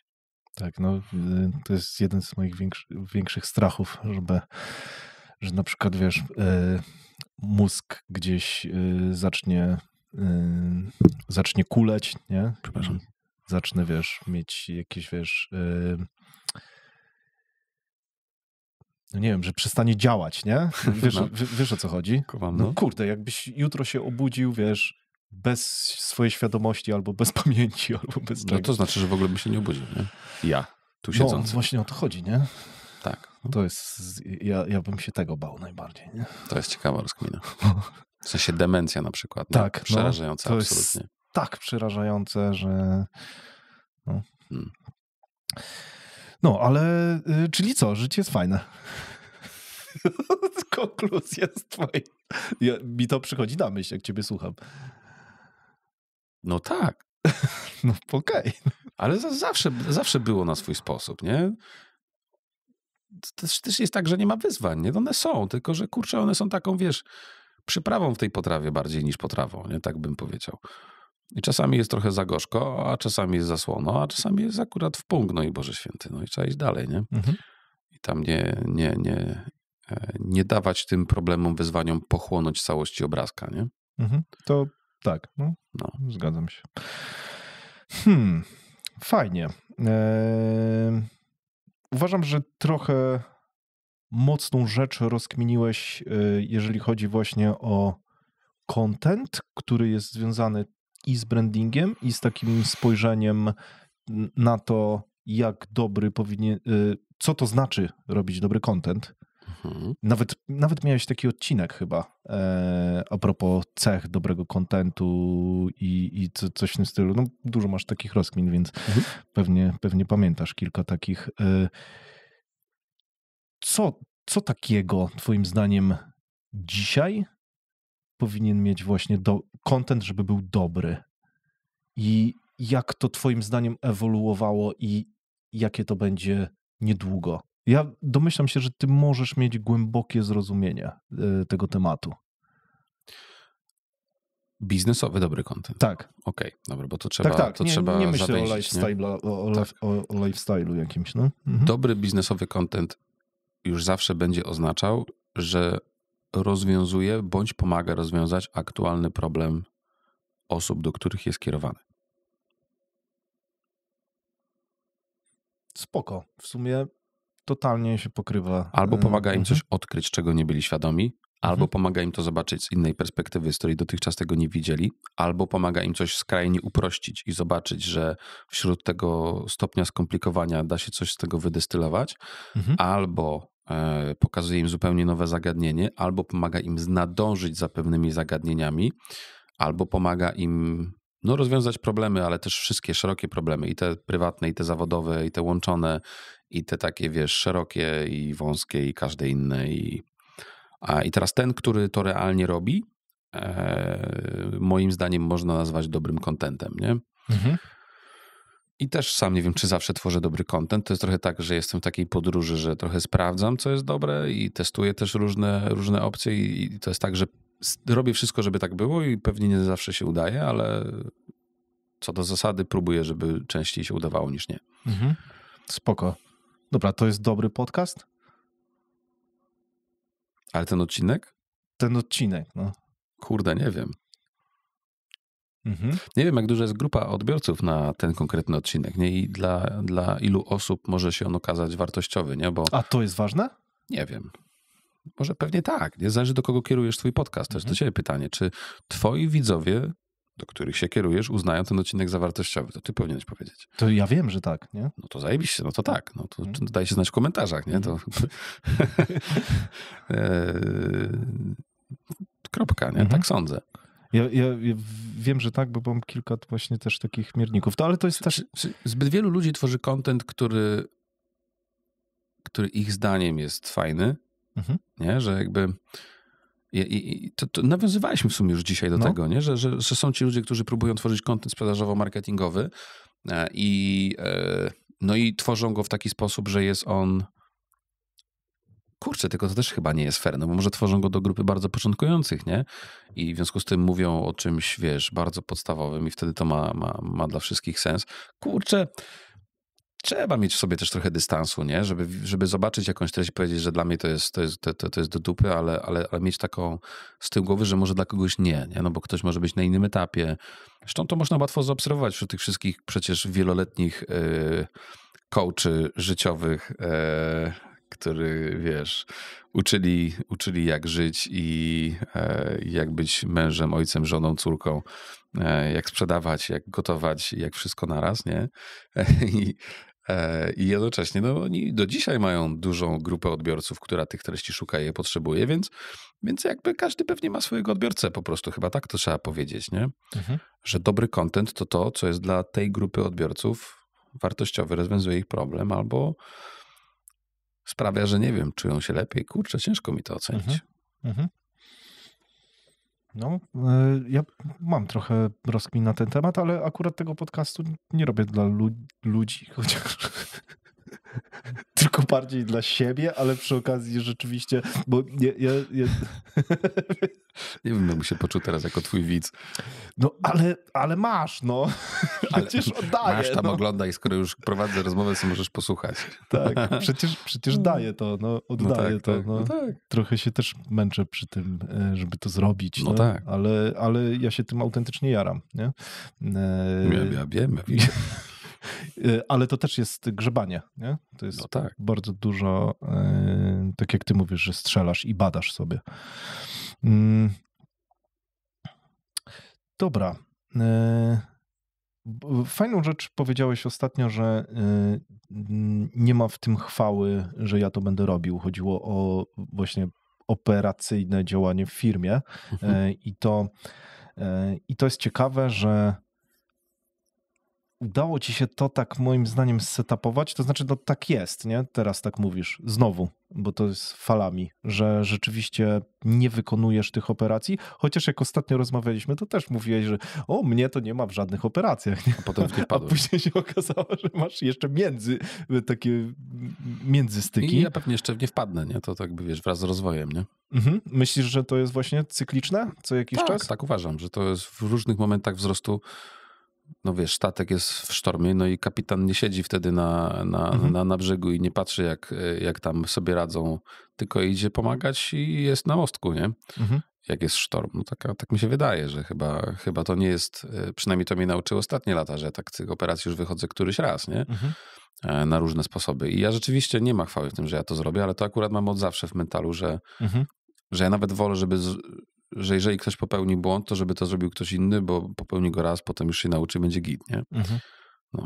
No, rozumiem to. Twoje dzisiejsze rady dla większości ludzi, którzy nie są na twoim etapie, mogą nie być przydatne. Nie wiem. W sensie z twojej dzisiejszej może perspektywy. Może nie GM-a, ale nie? Wiesz, oddawaj te operacje. Zobacz, co ci zajmuje najwięcej czasu i gdzie nie wnosisz Nie mówię wartości. o tej konkretnej, nie? Tylko mówię o tym, że jesteś dzisiaj na takim etapie, że ludzie jednak muszą, takie ja mam wrażenie, nie? Że te rady z początku zakładania twojego biznesu będą bardziej adekwatne do większości ludzi, którzy są na tym etapie? Okej, dobra. Bo na przykład, wiesz, tam ostatnio nagrałem odcinek u mnie na YouTubie z propozycją wartości, tłumaczyłem go na przykładzie Maini właśnie do wszystkich początkujących działalności na przykład, nie? Ja na poziomie kontentu bardzo często wychodzę z tych butów, które mam na co dzień i wiesz, ja doskonale pamiętam, co było wtedy. Nawet nie muszę pamiętać, bo te spółki buduję od zera teraz, nie?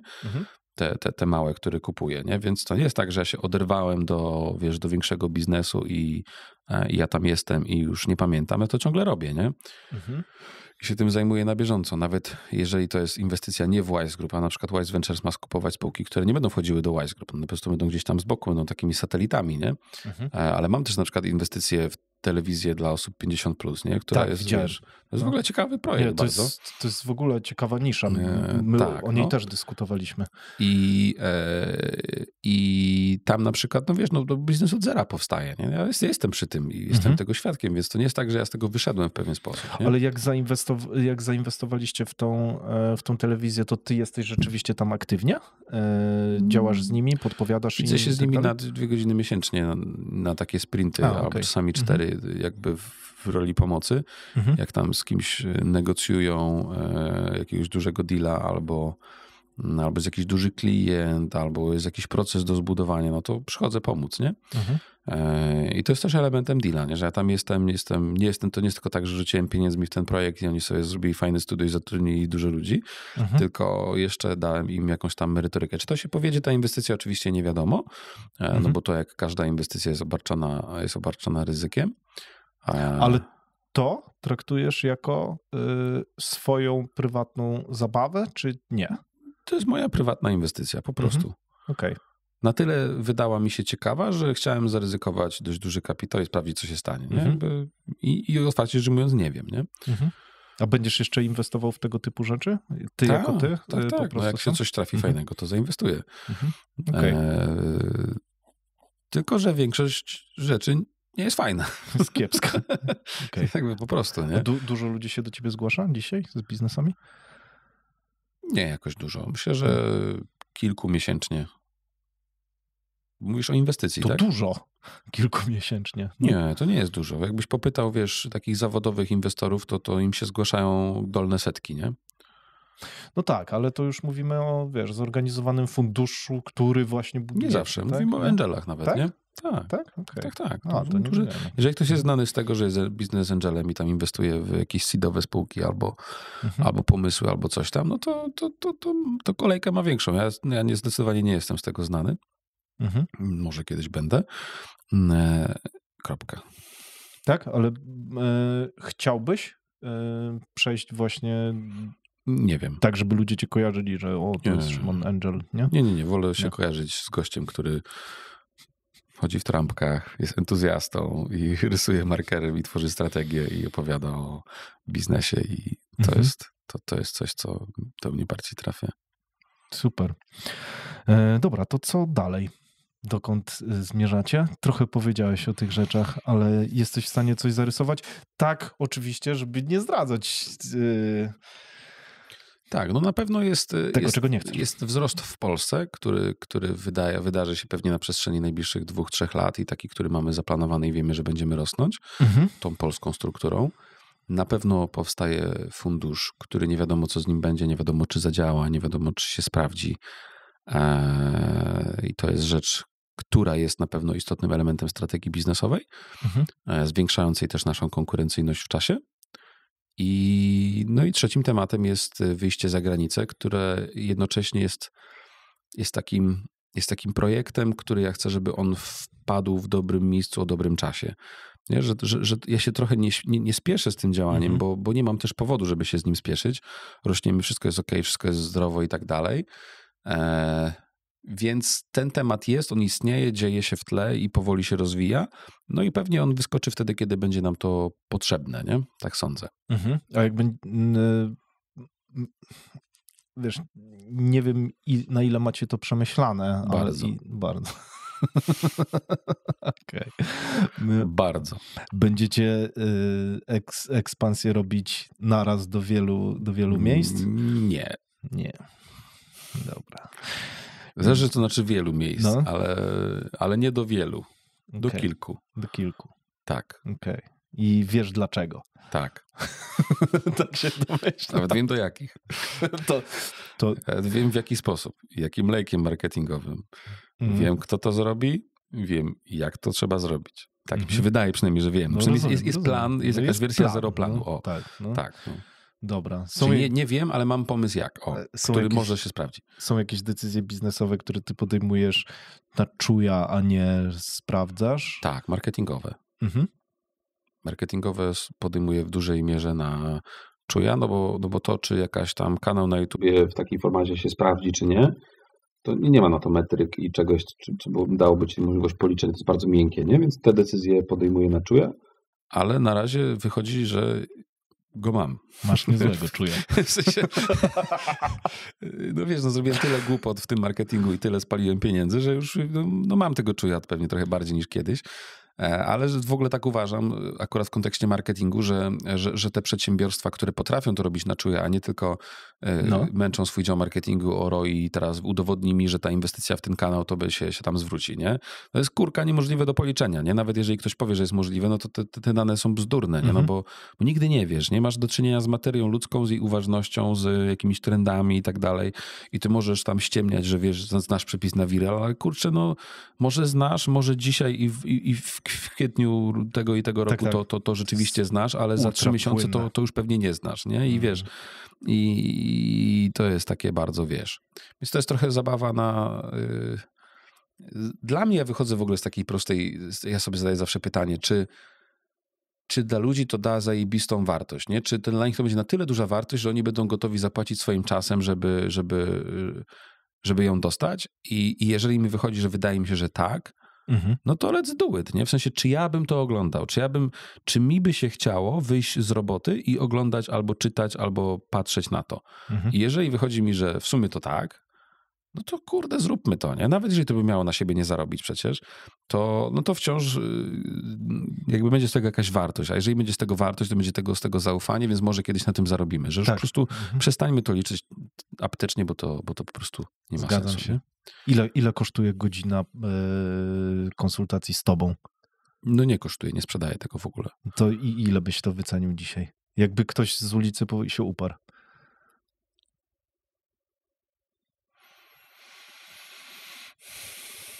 No nie sprzedałbym, no. W sensie nie chciałem, nie wiem. No to dawaj.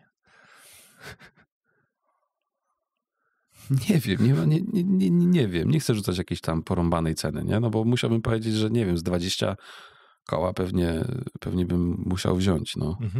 No rozumiem, no dlatego pytam, no. Może 10, może 15, może 40, nie wiem. Nie mam pojęcia. No dobra. W sensie mam tak, że jeżeli teraz ktoś mnie zaprasza na wystąpienia na przykład, no to jest duży koszt dla mnie, no bo tam mam 2 dni przygotowań, czasem 3, to ja jeżdżę na takie wystąpienia, gdzie na przykład kogoś cenię, znam organizatora, i mam takie, że po prostu czuję, że super jest się mu w jakiś sposób odwdzięczyć i zrobić takie wystąpienie, albo jest to dla mnie jakiś challenge, nie? Na przykład, nie wiem, I Love Marketing jest fajnym challenge'em i tam można pojechać się trochę zmierzyć na tej scenie, to jest fajne. Tak. Teraz dostałem na przykład zaproszenie na taką konferencję, na którą gdybym nie był prelegentem, to w życiu bym się tam nie dostał, a grono jest ultra ciekawe, nie? I po prostu jadę poznać tych ludzi z dużą ciekawością i szacunkiem, nie? Ale tam niektórzy piszą, tam panie Szymonie, proszę wycenić wystąpienie naszego zespołu 100 osób i tam pan, żeby tam ich zmotywował do sprzedaży, nie? To uważam, że są naprawdę dzisiaj lepsi ode mnie, którzy zrobią je lepiej to wystąpienie, gdzie ja jestem pewnie no dla nich nie wiem, no może nie jestem osobą, z którą się utożsamiam na przykład, nie? Nie wiem, ale to nie jest mój biznes przede wszystkim.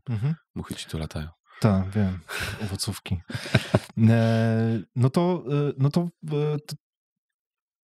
To okej, bo to jest tak, że trochę dla ludzi, dla słuchaczy to mówię, macie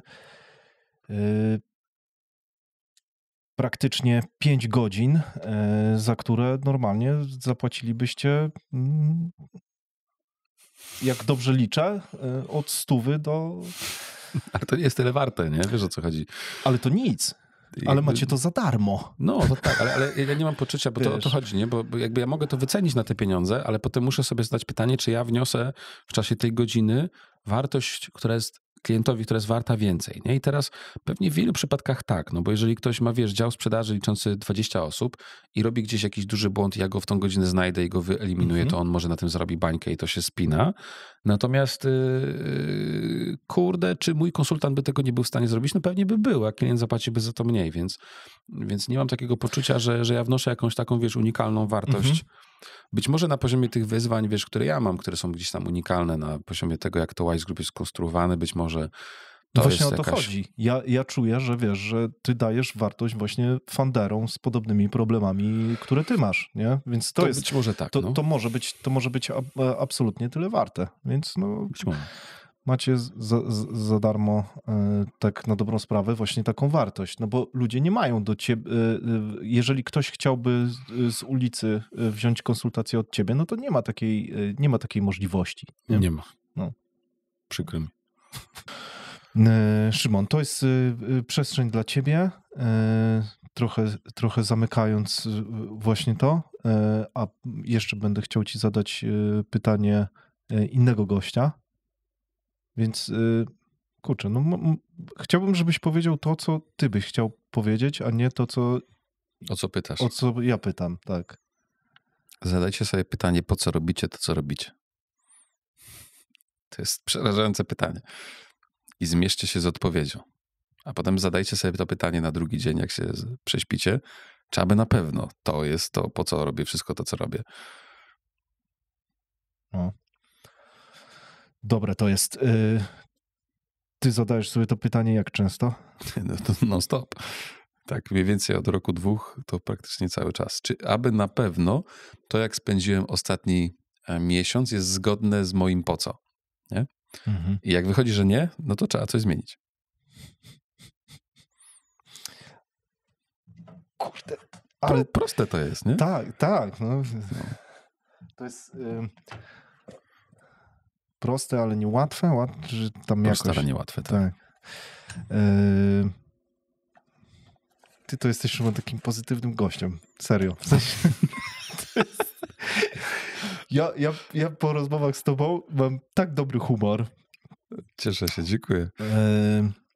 Pytanie od jednego z naszych gości, zaraz ci je podam, a tam pewnie to przetniemy, Hubert to skończy, a pytanie będzie w innym miejscu. Nieważne. Spoko. Skumają ludzie. W sensie nie skumają. Miły nie równa się niekonkretny, konkretny nie równa się chamski. Gdzie zaczyna się i kończy granica pomiędzy tymi stwierdzeniami? Mogę ci dać nawet do ręki. Dobry gość to zadał, ale... Miły nie równa się niekonkretny. Czy można być miłym i konkretnym, i niekonkretnym?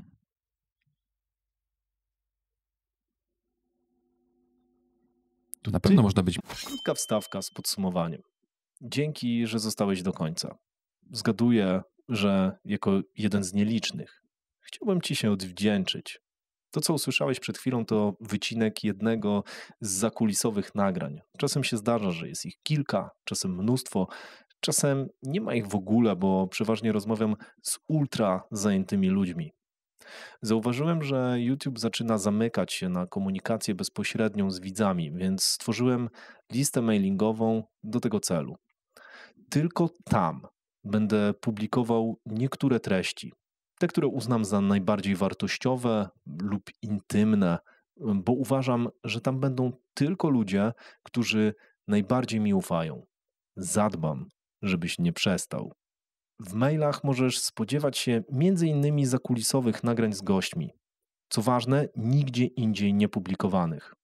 Wartościowej wiedzy o YouTube dla biznesu i sprzedaży, bo tym trochę się jaram, i oczywiście wszystkich informacji przydatnych w rozwoju biznesu, zarządzaniu, ogólnym rozwoju, wzroście, diecie, ćwiczeniach, rutynach i tym podobnych.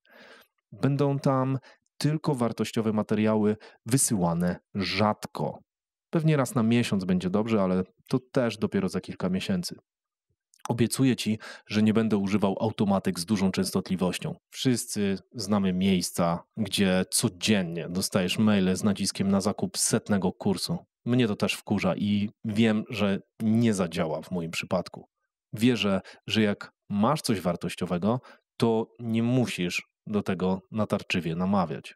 W skrócie, jeśli znajdę coś wartego Twojej uwagi, podzielę się tym z Tobą. Jeśli nie, to nie pojawi się w Twojej skrzynce. To pewna osobista obietnica.